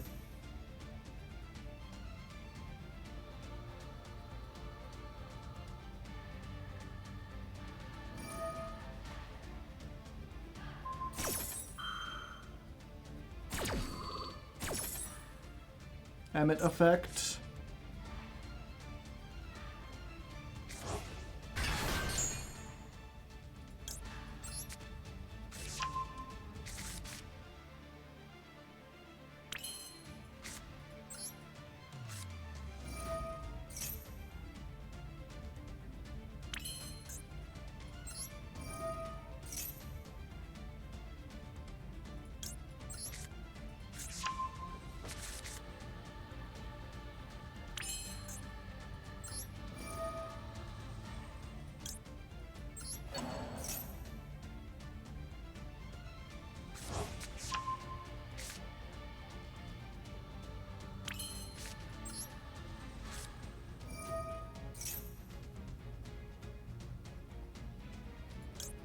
But she came back.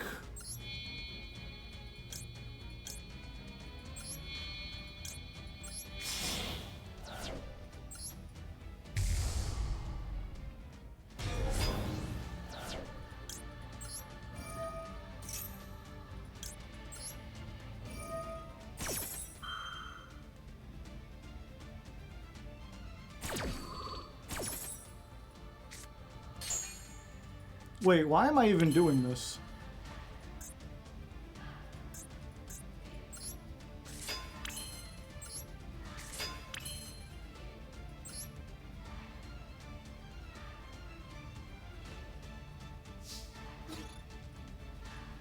I could have just summoned Bloom Diva.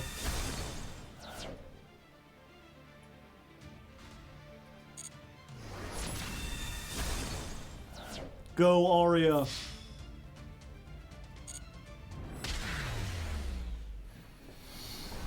Why are you playing Yu-Gi-Oh?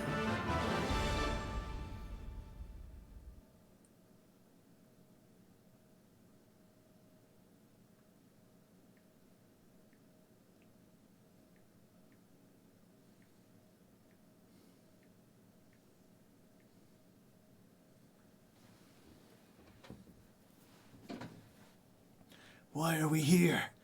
Just to suffer? Every night, I feel my leg.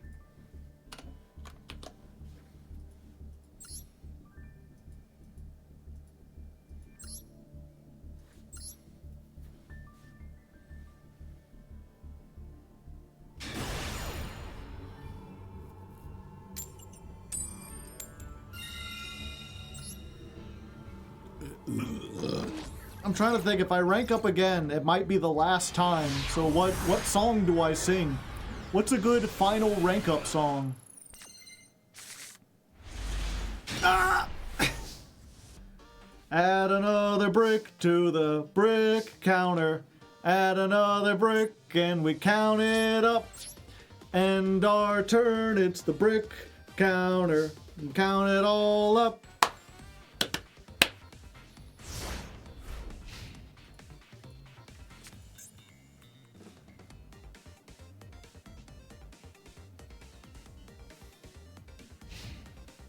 The final countdown. I don't know the lyrics to that other than... See, that's one of those things, like, the final countdown is mostly known for its musical qualities. That's unfortunate.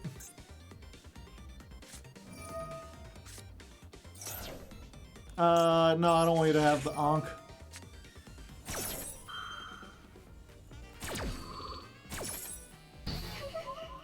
It's the final countdown.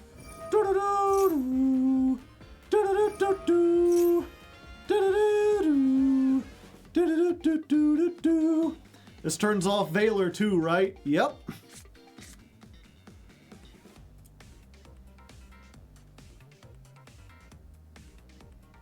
My way. The problem is I can't sing the whole song.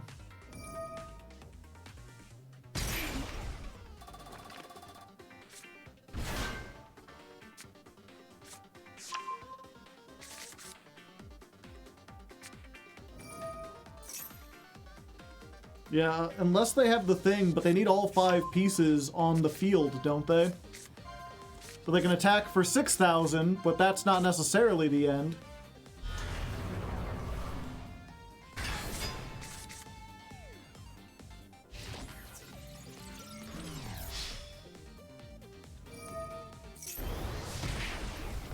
Okay.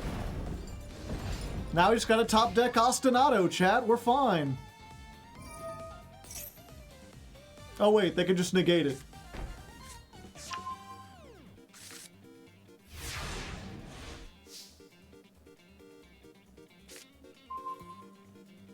Hello.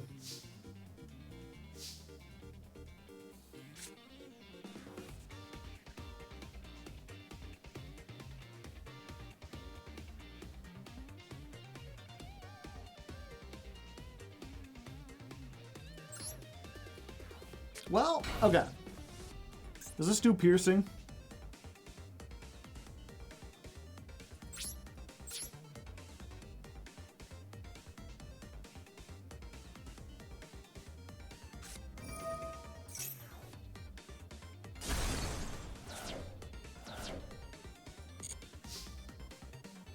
Maybe they don't play the other one.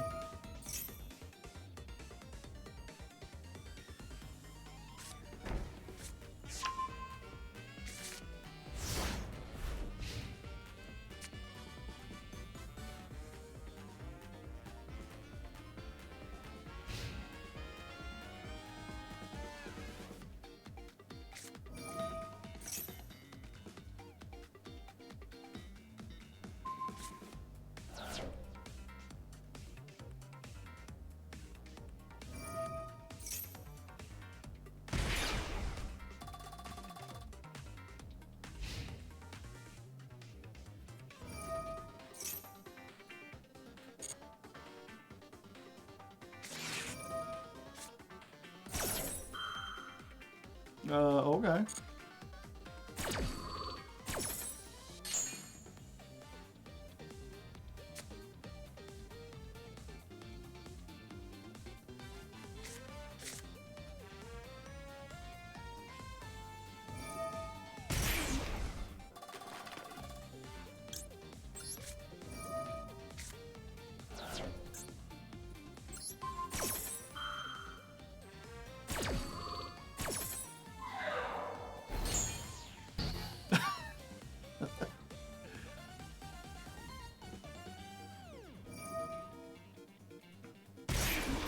Got him! We can ash this! Hold up! Hold up!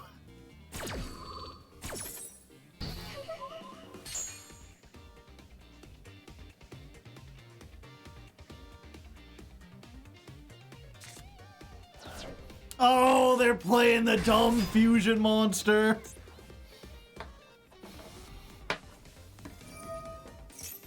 And they get to serve.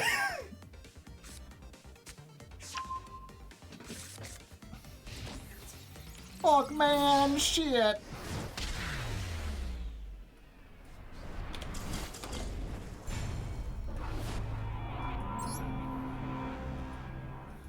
Surprisingly close.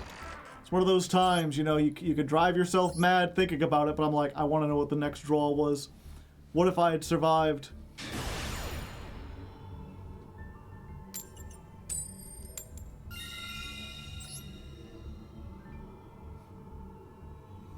Oh, we got a man after my own heart. Although, they're much more rude about it. See, I put the onus onto Konami. I want them to ban Maxi. This guy's blaming the duelist for playing the good legal card that is good and legal. Unless they're doing it ironically and we get Maxi'd here.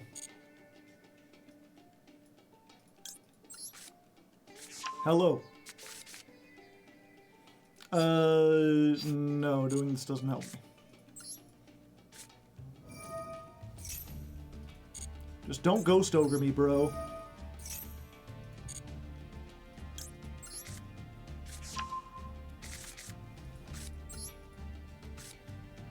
Okay, all my searches are done.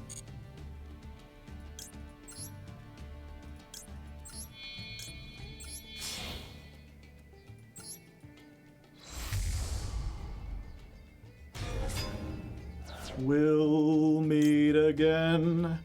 Don't know where, don't know when, but at least we'll got to be some sunny day.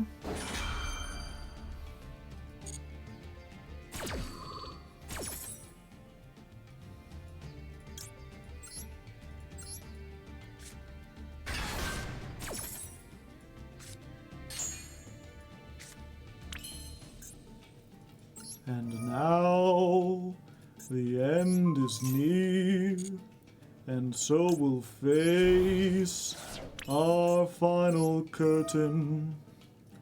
My friend, I'll say it clear.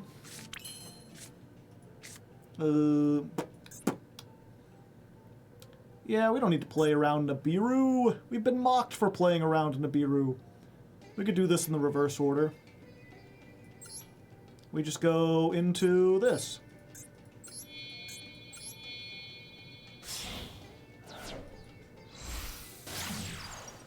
I don't think we'll need the cross out at this point.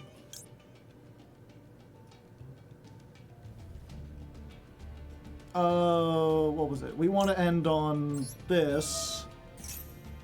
Because we want to draw last after we get the stuff out of the deck.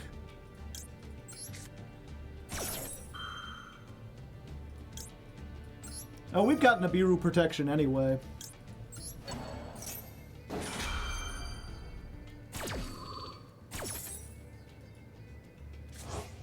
Chopin.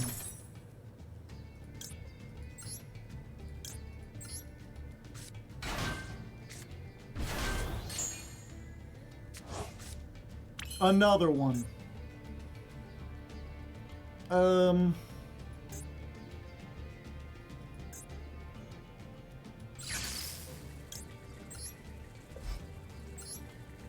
Pendulum. We're not going to get another chance to do this, so we might as well put it back.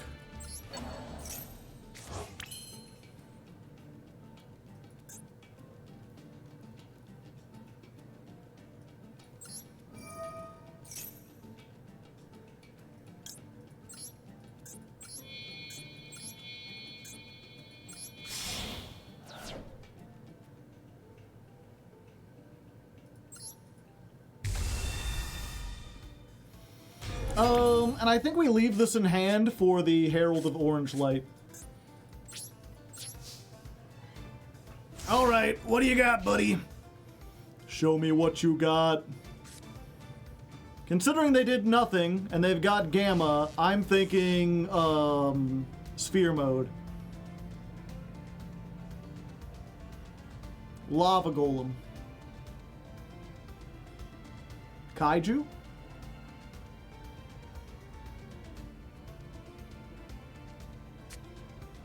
Super Poly. I knew it had to be one of them.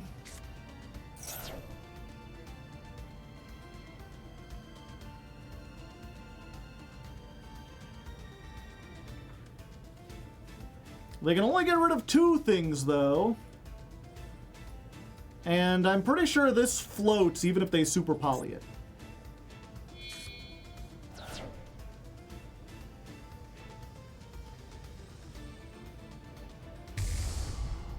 Garura. Garoo. What do we want to get? Is it just Bloom Diva? Are we just hoping Bloom Diva can save us here? Or do we get this because if this is sent to the graveyard, we get the Etoile back?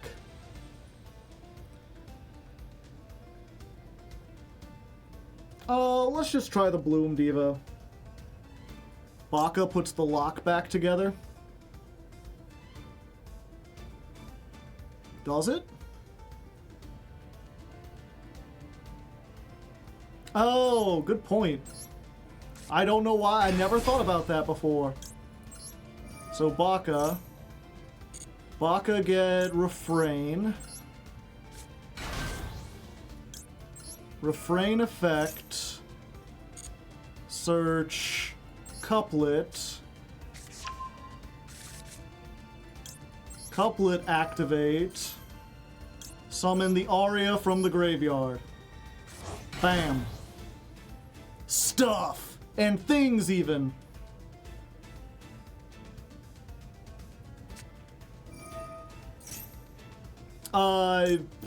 Yeah, I have to ash that. Can't let you search anything you want, buddy.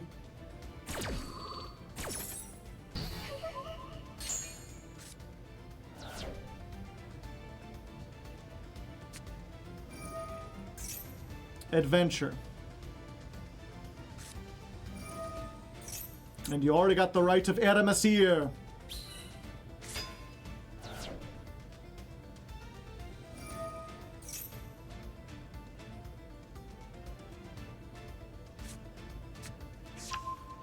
Okay, they can't bounce any of our stuff, though. That's good.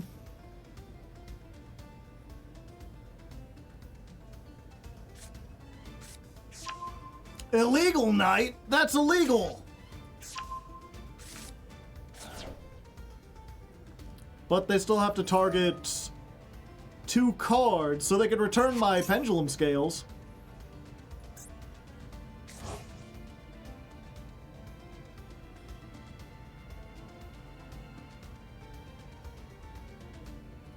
You want to return my pendulum scales? Will that make you feel better, buddy? Just have a nice little pendulum scale time.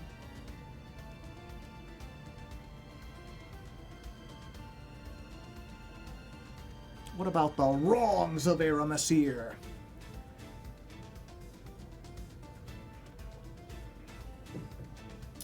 If they link these 2 off, they do get a draw. Well, maybe they draw into something good. Mikanko. We know Illegal Knight's the last card in their hand, right? Yeah, we need to stop that. I think. Yeah, we just want to stop any Mikanko shenanigans. I don't know exactly how much they target. Let's get that shit out of there.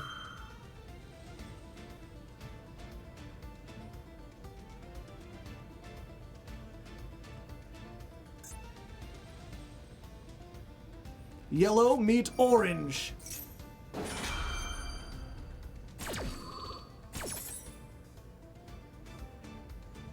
Was it Mikanko the whole time? I thought it was Voiceless Voice, but that would make more sense.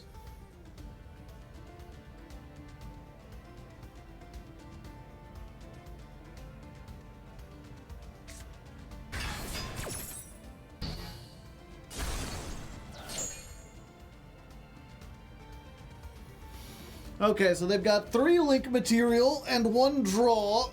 What can that do for them?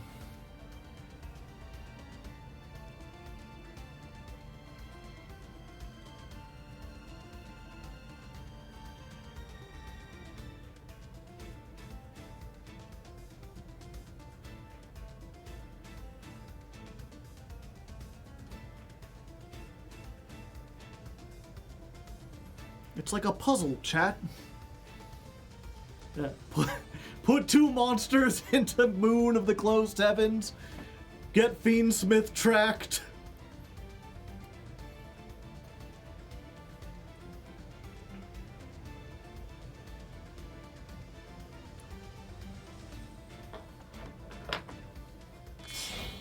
Oh.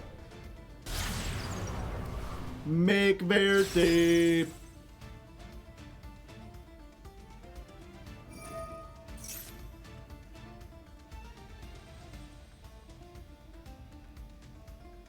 Now, the Gooner can't destroy us. Super Poly again. More Super Poly! Twice have I been Super Poly'd this day. Dragostapelia.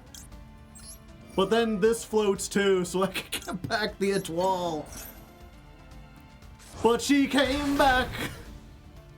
Hey, buddy. Times are tough, aren't they?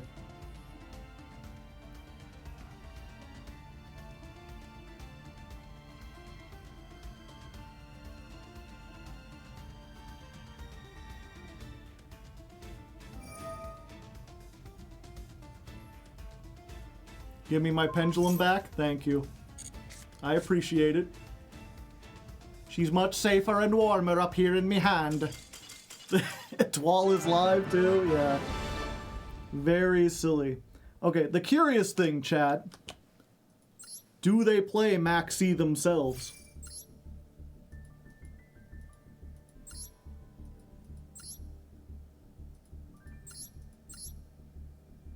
They do! Okay, it's ironic then. And it was Makanko. We could have gotten Lava Golemed. We did not get Lava Golemed, but we almost did.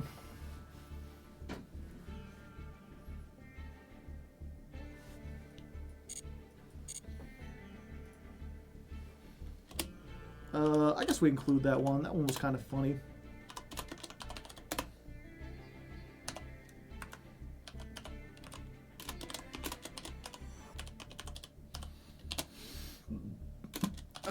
Cut the parts where I sing, if possible. Still waiting on the XXX saber. I want like the XXY saber. Did you see my highlighted message?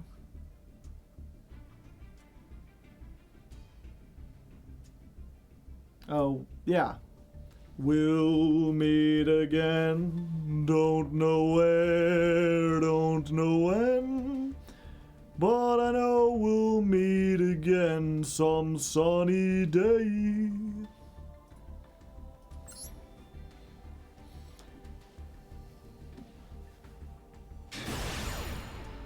Good night, Savage Gearmiz. Yeah, I don't think we'll be getting to Master 1 tonight, chat. We're doing well, but we're not climbing fast enough. We'll at least go until we lose. I want to try to get into Master 3. I think I'll feel accomplished if I can do that.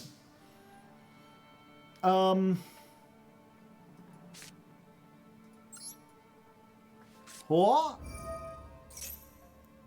Okay, no Ash.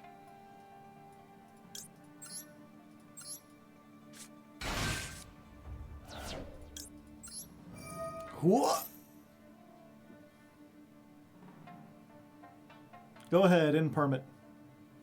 You don't want me to get monsters. Monsters would be bad for you. Cards is how I do things. Oh, even better. Thank you for ashing here. If you had ashed earlier, I'd be in a much worse position. If you had ashed this, I would be in a much worse position.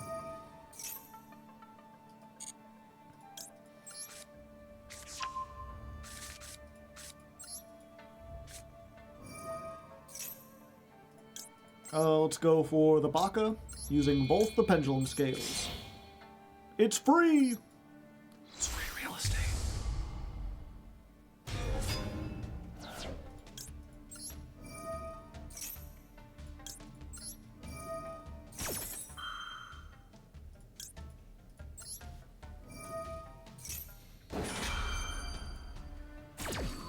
We got the sort of hand that plays through everything.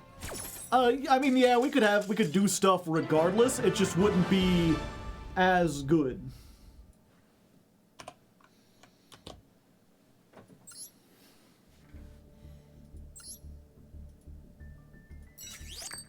Quick victory, no damage. Bee Dragon Jungle King. A jet black dragon found in the deepest jungles who normally devours trees. Oh, he's just a herbivore. Winged egg of new life. Legend has it this creature can foretell the birth of children. Just going up to a woman like, damn, you about to have some babies. Someone's mega preggers.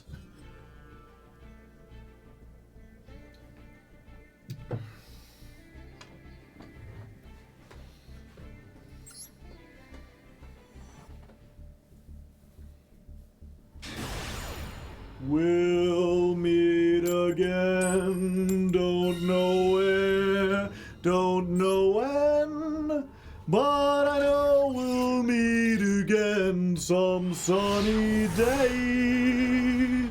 Ooh, I know there are other lyrics to that song. I don't know. This is probably the last one we're doing tonight. We'll see. Maybe we can rank up again. I'm gonna go until I lose. We're gonna try to get into Master 3 at least. If they've got Ash for this, we're kind of doom screwed. Although that means they don't have Ash for this, most likely. Unless they drew a pair, like us. Maxi. No, no, no, friend.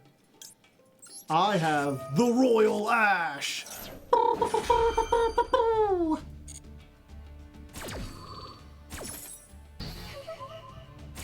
Okay, what do we do here? We still go for this.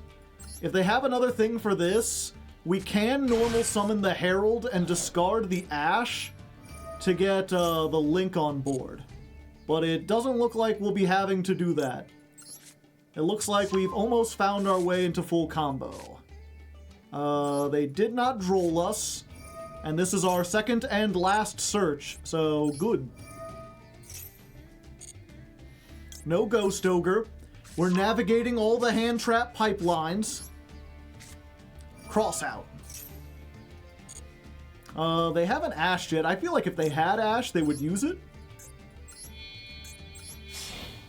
But just in case, you know, we'll do this in the way that makes this the most ashable.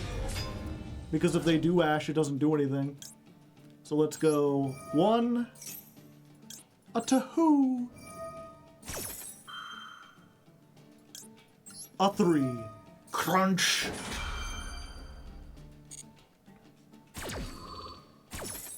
Okay, no Ash. We want to get you. Defense. There's you. And one of you. Okay. We're gonna send you to the graveyard. Okay. I used a non-light monster this turn. I forgot. Okay, we could still do some stuff.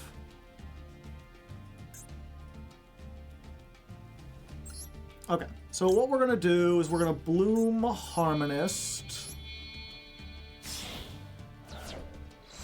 What do I want to give up? Probably the Ash.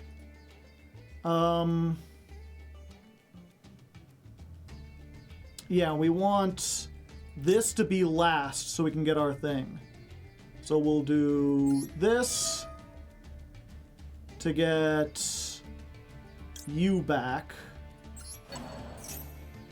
And then you. And then you. We'll discard the Ash. Maybe I should have sent off this. I'm not sure if I'll even end with a fairy in hand. But I'll have the Max C. And we know they already used one. Okay, so we get our lock.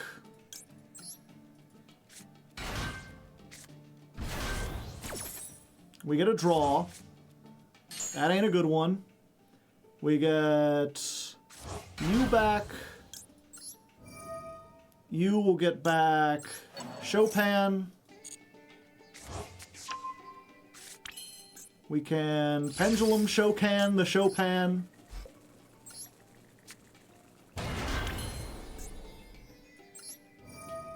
And then we fusion summon the Etoile.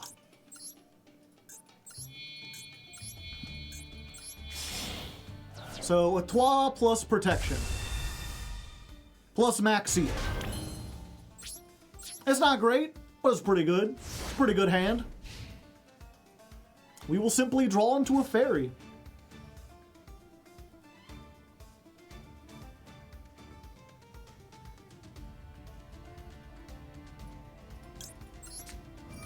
There you go. All right. We will not simply draw into a fairy unless they make us draw.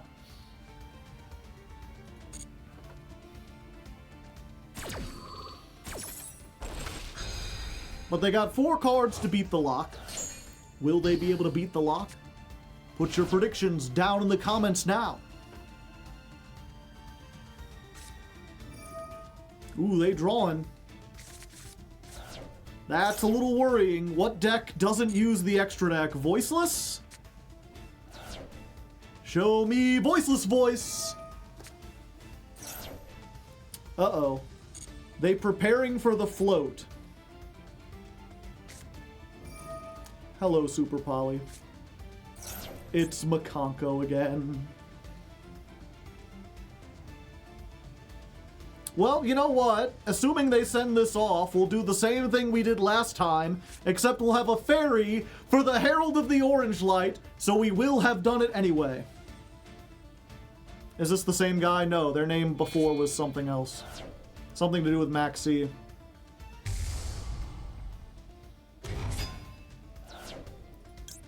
Okay, so activate the effect. We will summon... yeah. Baka.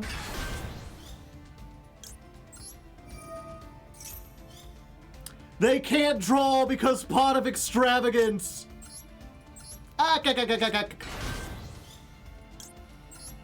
They keep trying. I will say that sound does at least sound like what I expect the Molt Charmies to look like, or to sound like.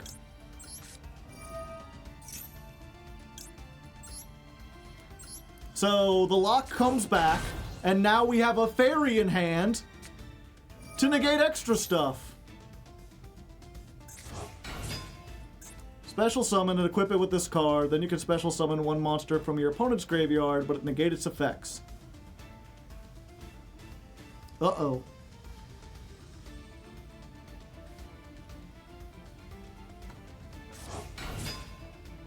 Ash Blossom, no!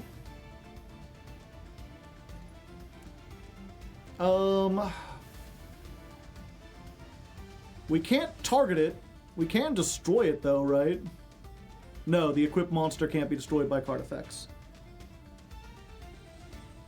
What does their trap do though? I guess we'll find out. Target one monster your opponent controls, equip it. Yeah, okay. So that doesn't do anything. The traps both target, and they cannot target. They will do 3,000 plus more than that, but fortunately I put everything in defense. Smart.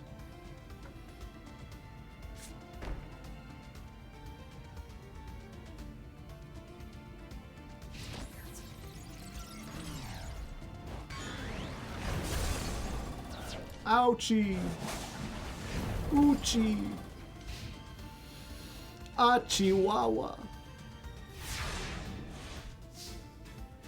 Okay. Another one. Oops, all ashes. Okay, give me my gosh down infusion spell.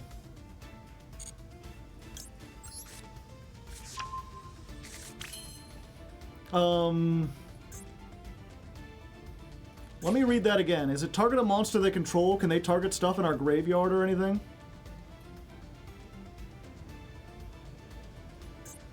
One face up, your opponent controls. Equip it, then if a ritual spell, you can inflict 500. You can banish this card. Okay. So what I can do is just use this and make, Schubert. Yeah, we want to get the stuff out of their graveyard. Using you and you.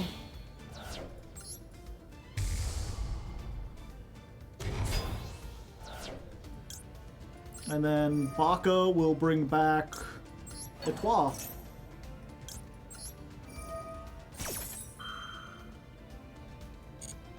Need to get rid of their green guy. Great thing about Etoile's effects, they do not target.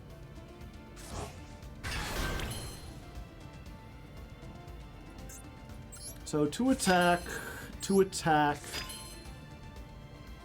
Nice.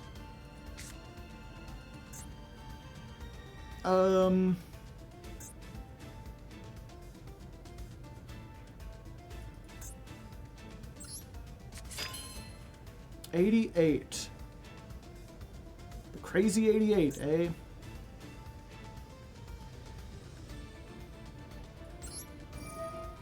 Okay. We'll do this one and this one.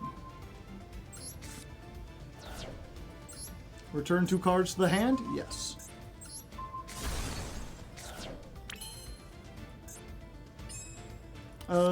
This has 12. 79. Hold up. Pendulum summon.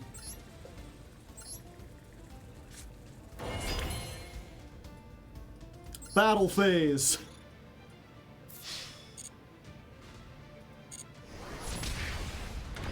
Get in with you. And one of you. And one of you. And once more, Aria attacks for game. Get your targeting nonsense out of my house. Tired of equip cards. Yeah, it would have been a little bit more satisfying if, like, the final game was against Fiendsmith, considering how much of a menace they are, but you know what? We'll take what we can get. We at least got into Master 3. I'm happy. That gives me a little smile. I'm a smiling Joe right now.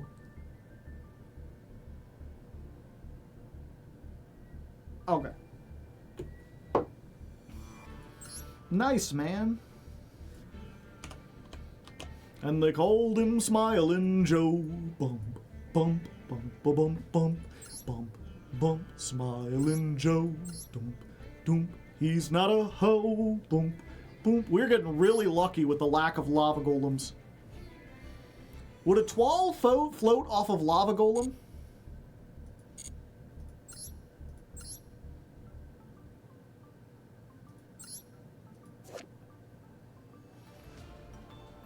Yes. Yes, it would. I just take 1,000. But then I wouldn't be able to search the fusion next time unless I linked stuff off first. If she leaves the field by any means. I mean, she should. It takes 3 cards. Including a Maestra.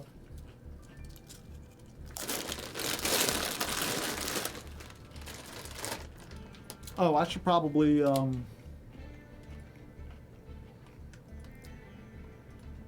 I need to write down the time code.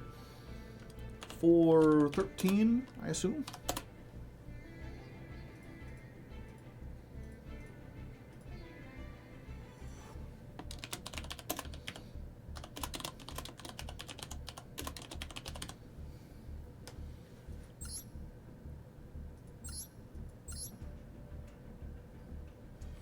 Did we really do 2 Makonko in a row?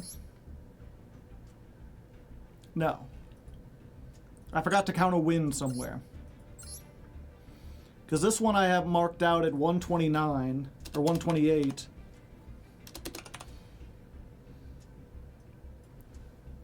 So this would be 130. 79 plus 51, yeah, okay. On the cover of the Rolling Stone.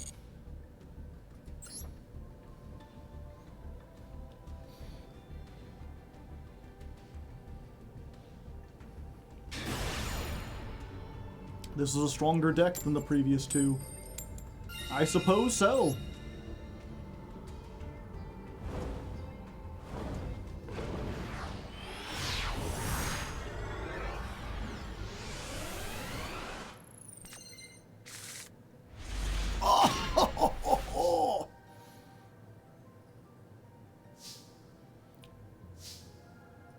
Just don't have Max C, please. I would like for no Max C. You can have Ash. Would you like to Ash? No.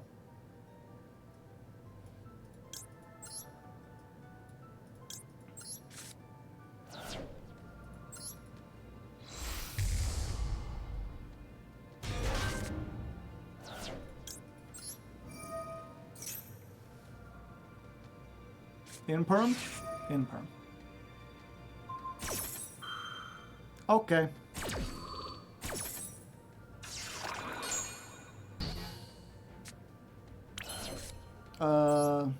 Special summon.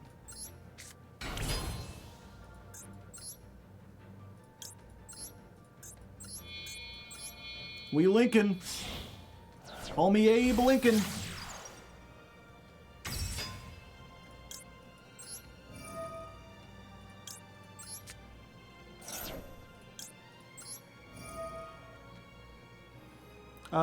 We summon this one, right? Yeah.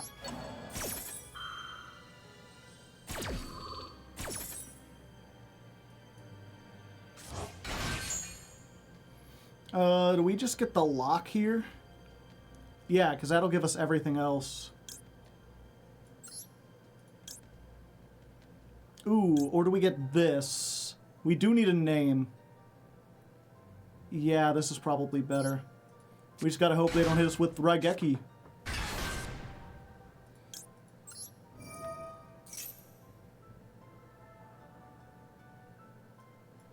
They got something. Nibiru?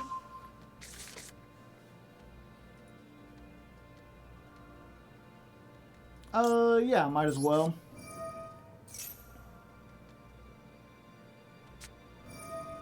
Oh, ooh, ah. That sucks.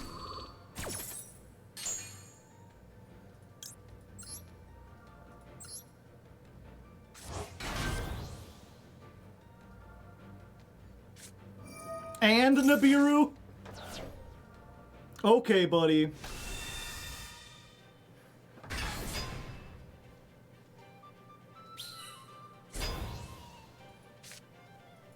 Oh, well, we got hit with a big token.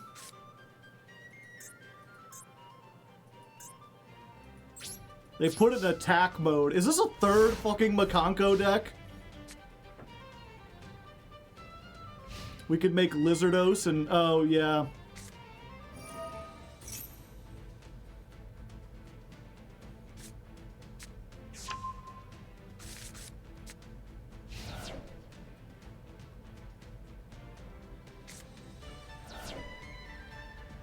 Oh, yeah, we can't because we use the link. The link locks us out of making anything but, Melodious.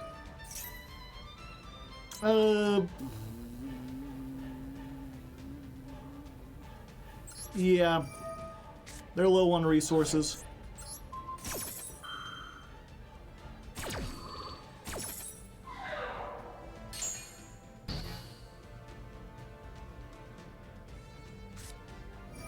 They had it anyway.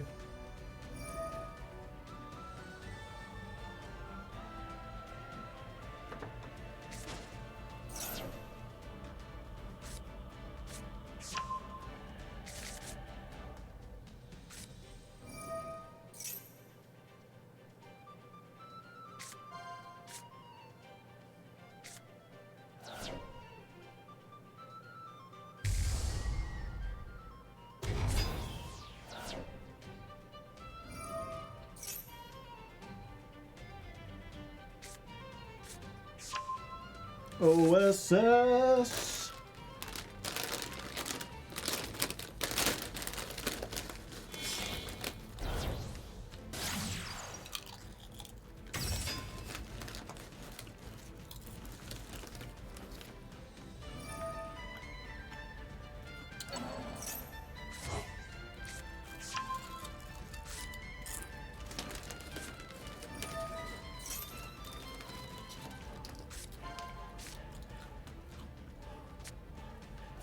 Huh.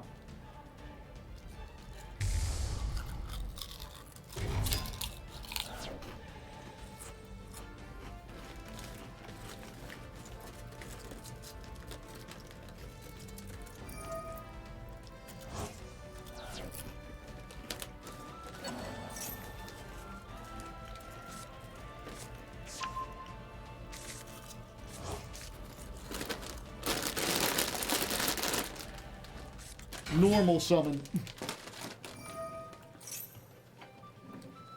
Maybe they'll run out of time, chat. You think that's likely?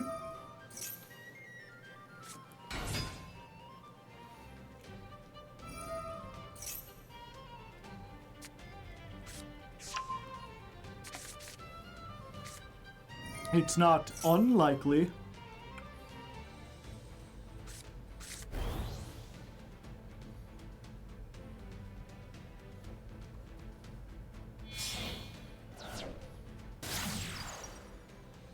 Does the Fiendsmith have... And does the Fiendsmith lock you into anything? Is there ever a point where it's like you can only summon fiends for the rest of the turn, or only lights, only links, only fusions? No? Okay. I'm just trying to think, like, if I make the ending screen, like, what am I gonna say? Like, well, we tried our hardest, you know, we got pretty far. Can this deck get to Master 1? Maybe if I had learned it a little bit better, if I knew Fiendsmith better going into it, it might have worked. But at the end of the day, we have a deck that certain parts say you can only summon Melodious, and Fiendsmith does not.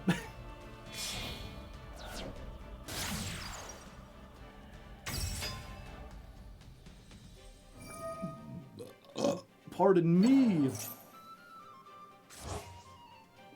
What's a lock? It's a thing that Yu-Gi-Oh! Decks used to have back in the... It's weird now that I think about it, because, like, early Yu-Gi-Oh! Didn't have locks at all. They didn't need to, because the game was so slow anyway, and also archetypes didn't exist. So locks are really, like, a weird, relic of, like, middle Yu-Gi-Oh!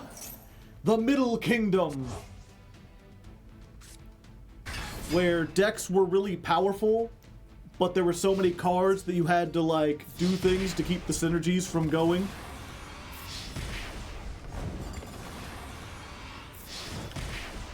And then eventually things just got so crazy that they're like, ah, what's the point? What are you gonna do? Summon 5 more monsters? You could already do that.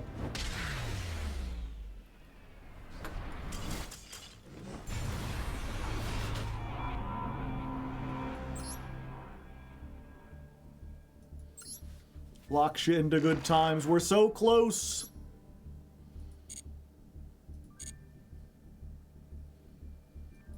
Duel pass. Well, you know, chat, we're not completely there, but you've been very patient. You've waited all this time. We're at level 97. Might as well. For those of you who have watched this whole time, for you who've come along with this journey, you can enjoy the satisfaction of getting 97 parts of the duel pass. We can make it, surely. We could, but again, that's, you know, at this point we have to win like 6 duels, and as we calculated earlier, I can do roughly 5.5 duels in an hour.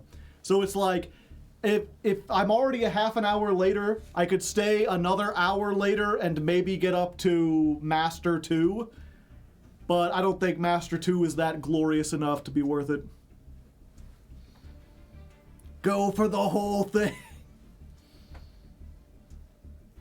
And I don't think I want to play just to get this. So you get a little treat. I would rather you save the pass for the next climb. Okay, you know what? Here. We'll do a poll. Do duel pass at 97? Do it. Patience is a virtue. I almost put Virtua like Virtua Fighter. Virtua Fighter. Okay. You can choose, chat. Vote. Speaking of democracy, I'm putting out a neat little video on Saturday. Very experimental. No idea if my chat will be interested at all. I'm almost considering just putting it up on the Patreon, but I feel like it might appeal to non-patrons. Maybe get them interested. But I'm going to do a thing where I turn my Discord into a simulated democracy. The Discord patrons are going to be able to vote on senators who will decide the rules. Dusty789, thank you for the 5 gifted subs. And if you didn't get one, you gotta type evaded in the chat. Critter, you want to thank Dusty for all the subs? Thank you, Critter. Very nice, very friendly. Trump blaming patience is a virtue. Okay, people want me to wait. We'll wait until next time. Trump blaming Zelensky kind of annoys me. Yeah. It's so weird. It's like, If you didn't miss it, he's like, I forget if it was at a press conference or if he just put out a thing, like on Truth Social, but he was like, President Zelensky started this war with Russia, he's a dictator, and it's like, Ukraine got invaded. What do you mean they started the war? I was there. It was like 4 years ago. I know modern memories aren't that good, but like, what? They're not invading Russia. What do you mean he started the war? That's like being like, Poland started the war with Germany. France started the war. Hitler had no choice but to invade France. 4% approval rating, yeah. You should all vote for me because my opponent is clearly BS all the time. Why do people even listen to him? Because he's the president. Unfortunate. That's the thing. I remember people, like, during his first election, I get people like, man, Trump really lives rent-free in your head. Like, he's not a celebrity. He's the president of the country I live in. He makes huge sweeping, like, his choices are not just drama, like, they affect my life. Are you secretly Vermin Supreme? No, I'm publicly Vermin Supreme. I look exactly like him. Politics, yeah.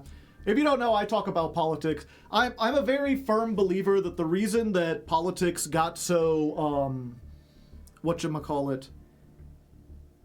What's the word for it? Polarizing. The reason it got so polarizing, where like you're on one or two sides and both sides hate each other, is because people don't talk to each other about politics stuff anymore. Or they do, but they only yell at each other. They never have like casual conversations where they just kind of like talk about stuff and how they feel honestly. They kind of let it build up and they each go to their own little groups and talk about stuff. Taboo, yeah. Stigmatized. Politics is just entertainment too. That's the weird thing too, is that a lot of Americans treat politics like it's sports. In two senses. One, they treat it as like this niche thing that only some people are interested in. Where they're like, I'm not really into football. I'm not really into politics. It's like the whole conceit of our nation, the whole idea we were built upon was the idea that every citizen would have a voice in the government.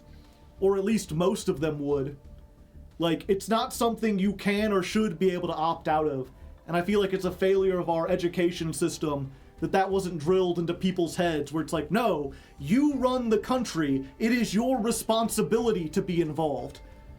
It's not just something that, like, some people do for fun. It is your job. It is advanced citizenship.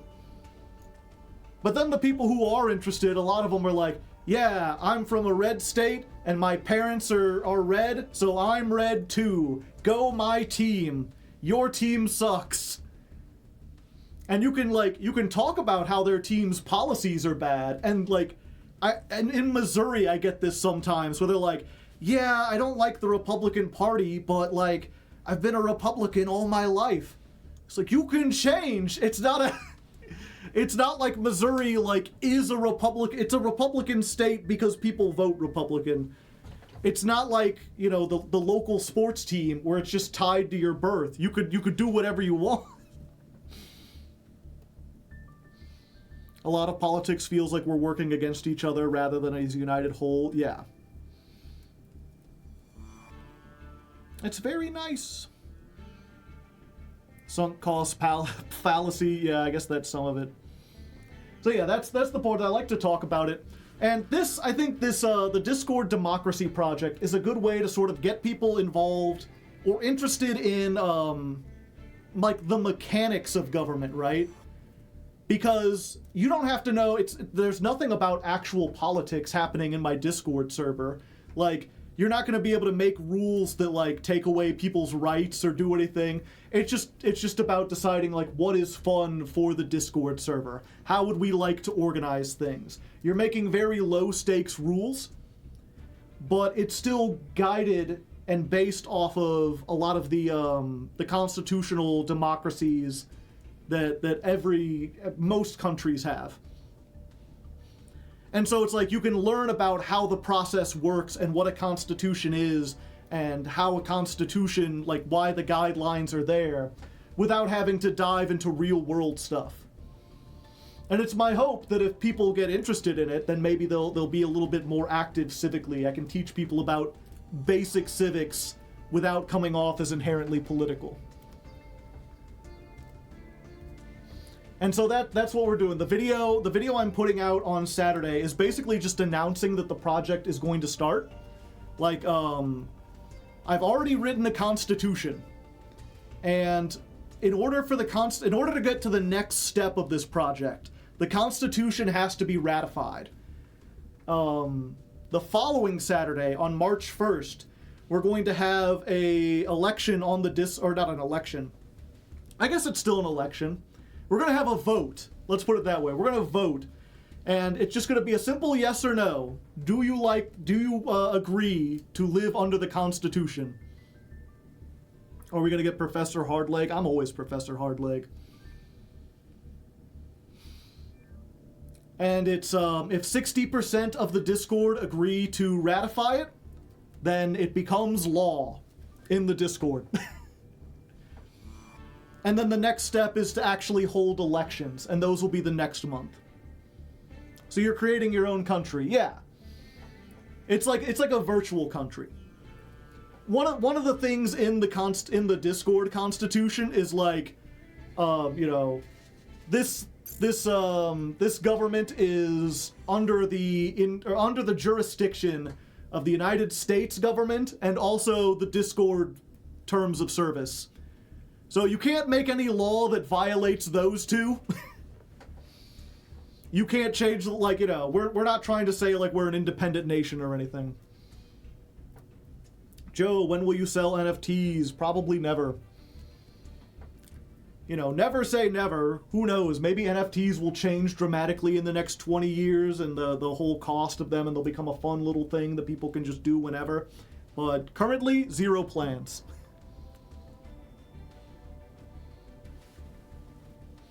I've been inactive on the Discord for years, and this sounds like a good reason to come back in. Yeah. So, what was it? So here's what we're going to do. Saturday, the video comes out.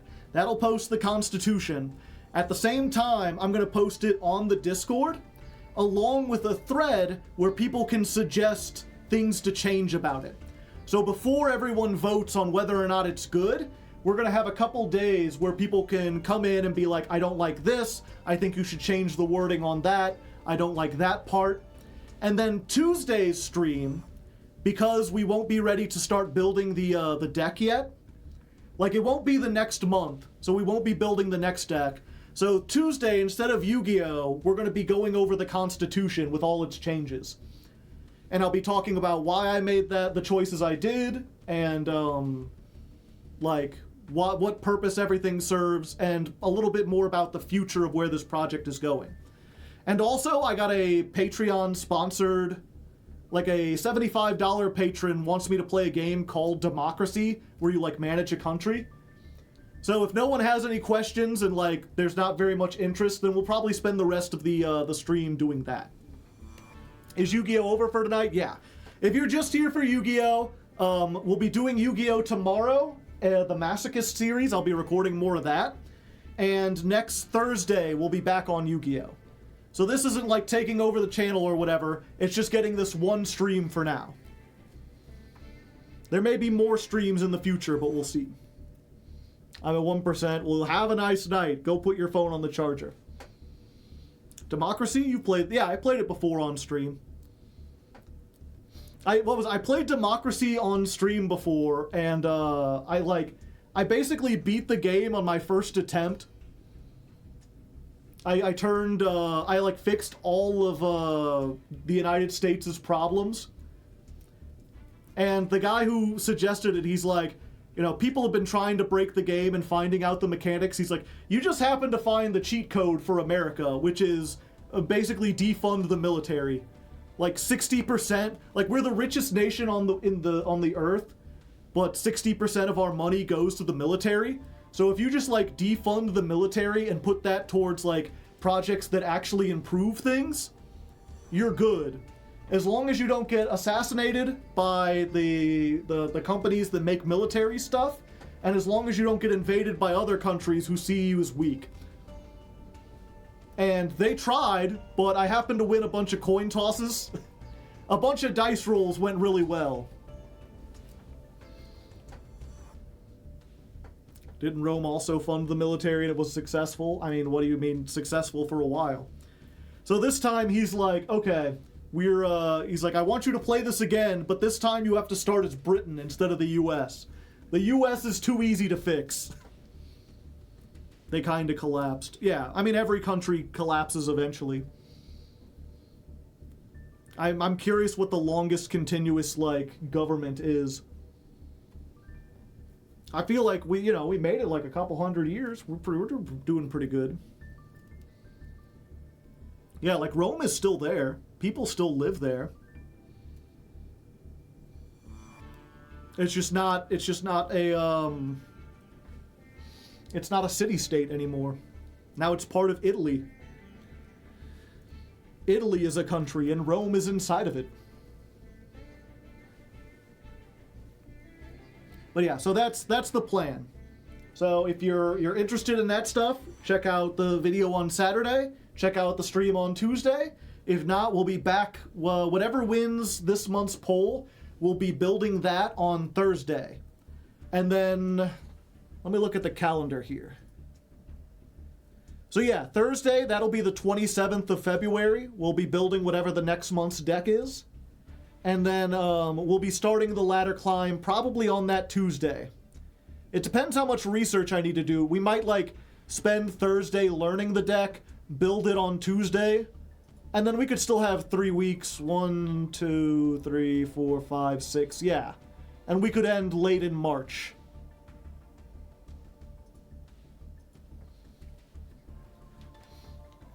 The only way to fix Britain is to fix their food. They're the only people who eat spotted dick willingly. We'll see. I don't know a whole lot about the British system. I'll be going in blind and just trying to use my judgment.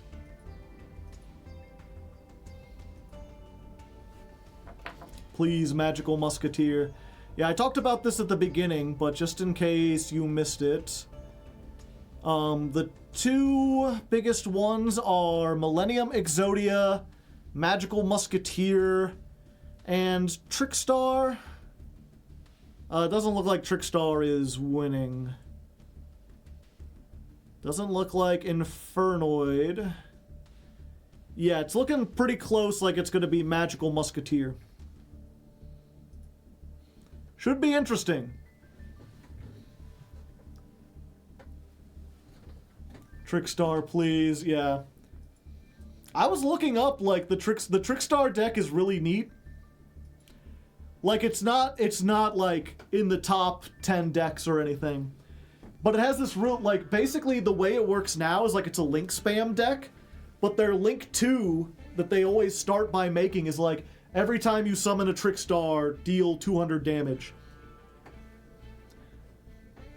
So they start the turn, like, you do a big combo, you make a board, and like the board doesn't have a whole lot of interaction, but in doing so, you basically burn them for like 5,000 life points. So they've got 3,000 left. And then if you play stuff like, what's it called?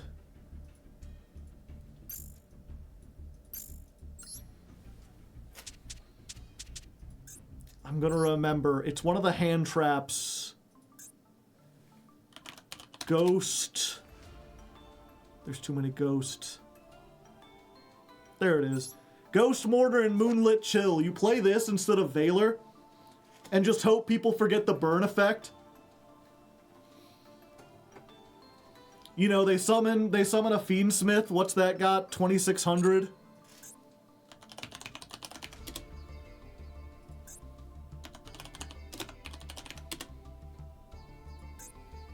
Is it 2 words?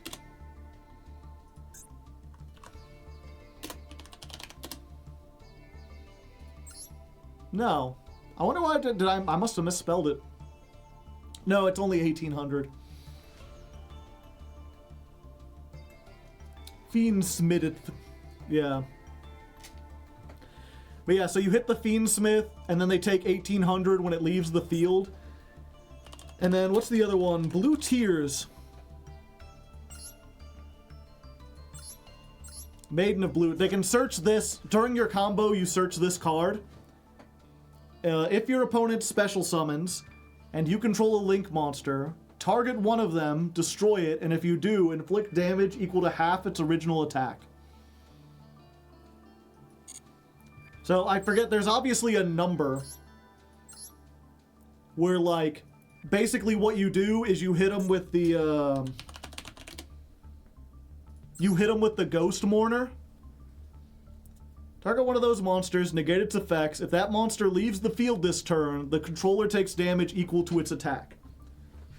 So they summon something with like 3,000, and then you Ghost Mourner it, and then you activate the Tears, so it destroys it, and they take 1,500, but then because it left after being negated by Mourner, they also take 3,000.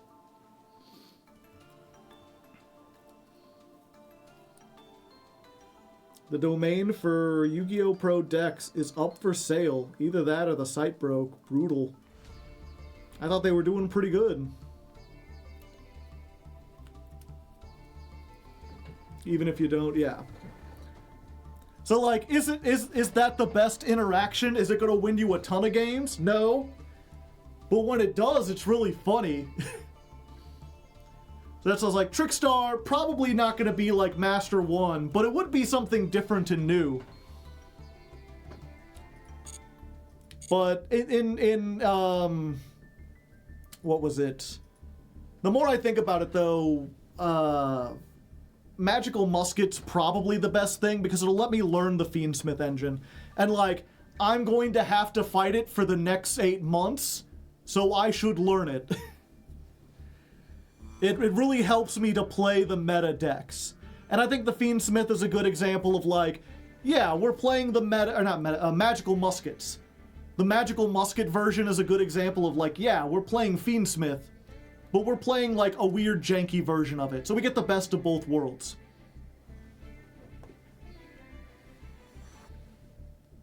Magical Muskets can go second. Yeah, that's what we're going to try to do. I mean, again, I showed this earlier. I feel bad for the people who are watching the whole stream through, and they're like, Joe, you're repeating yourself. Like, yeah, I know. But if you don't know, there's this card called Link into the Vrains. Special summon a monster from your hand, negate its effects. Then immediately Link summon one Link monster using monsters you control as material, including that monster. This Link summon cannot be negated. Your opponent cannot activate cards or effects when a monster is Link summoned this way. Now you have Magical Musketeer Max. One Magical Musket monster. I don't know why they say level 8 or lower. All of them are level 8 or lower, except for this one, so I guess you can't use this one. If this card is Link summoned, activate one of these effects. Add Magical Musket spell traps with different names from your deck to your hand, up to the number of monsters your opponent controls. Special summon Magical Musket monsters with different names, up to the number of spell traps.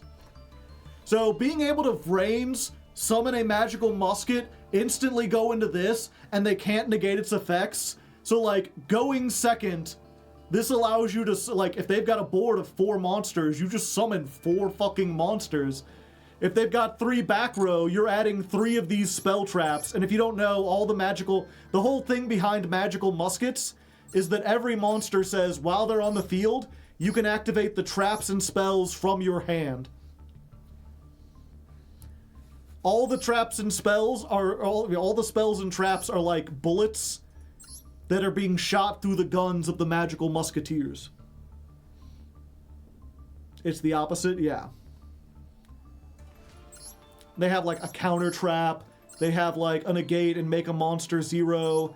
They have destroy a card. They have, what does Fiendish Deal do?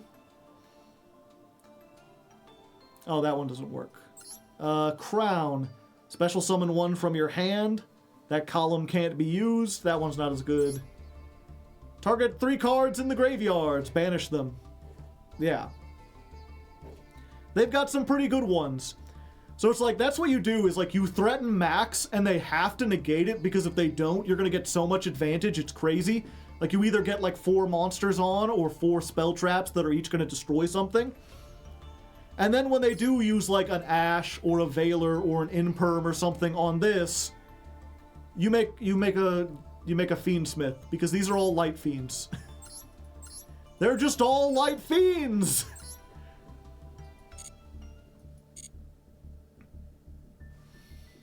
So you get everything. It's a Schuberta effect. 3,000 years of Schubert. Mr. Requiem. So yeah, that looks like probably what we'll be doing. For now though, I'm gonna get going. I am the number 2 Master Duel streamer. I was number 1, but obviously when I yap at the end, people slowly drift out. I mean, I don't blame them. Especially I'm repeating stuff. Who do we raid?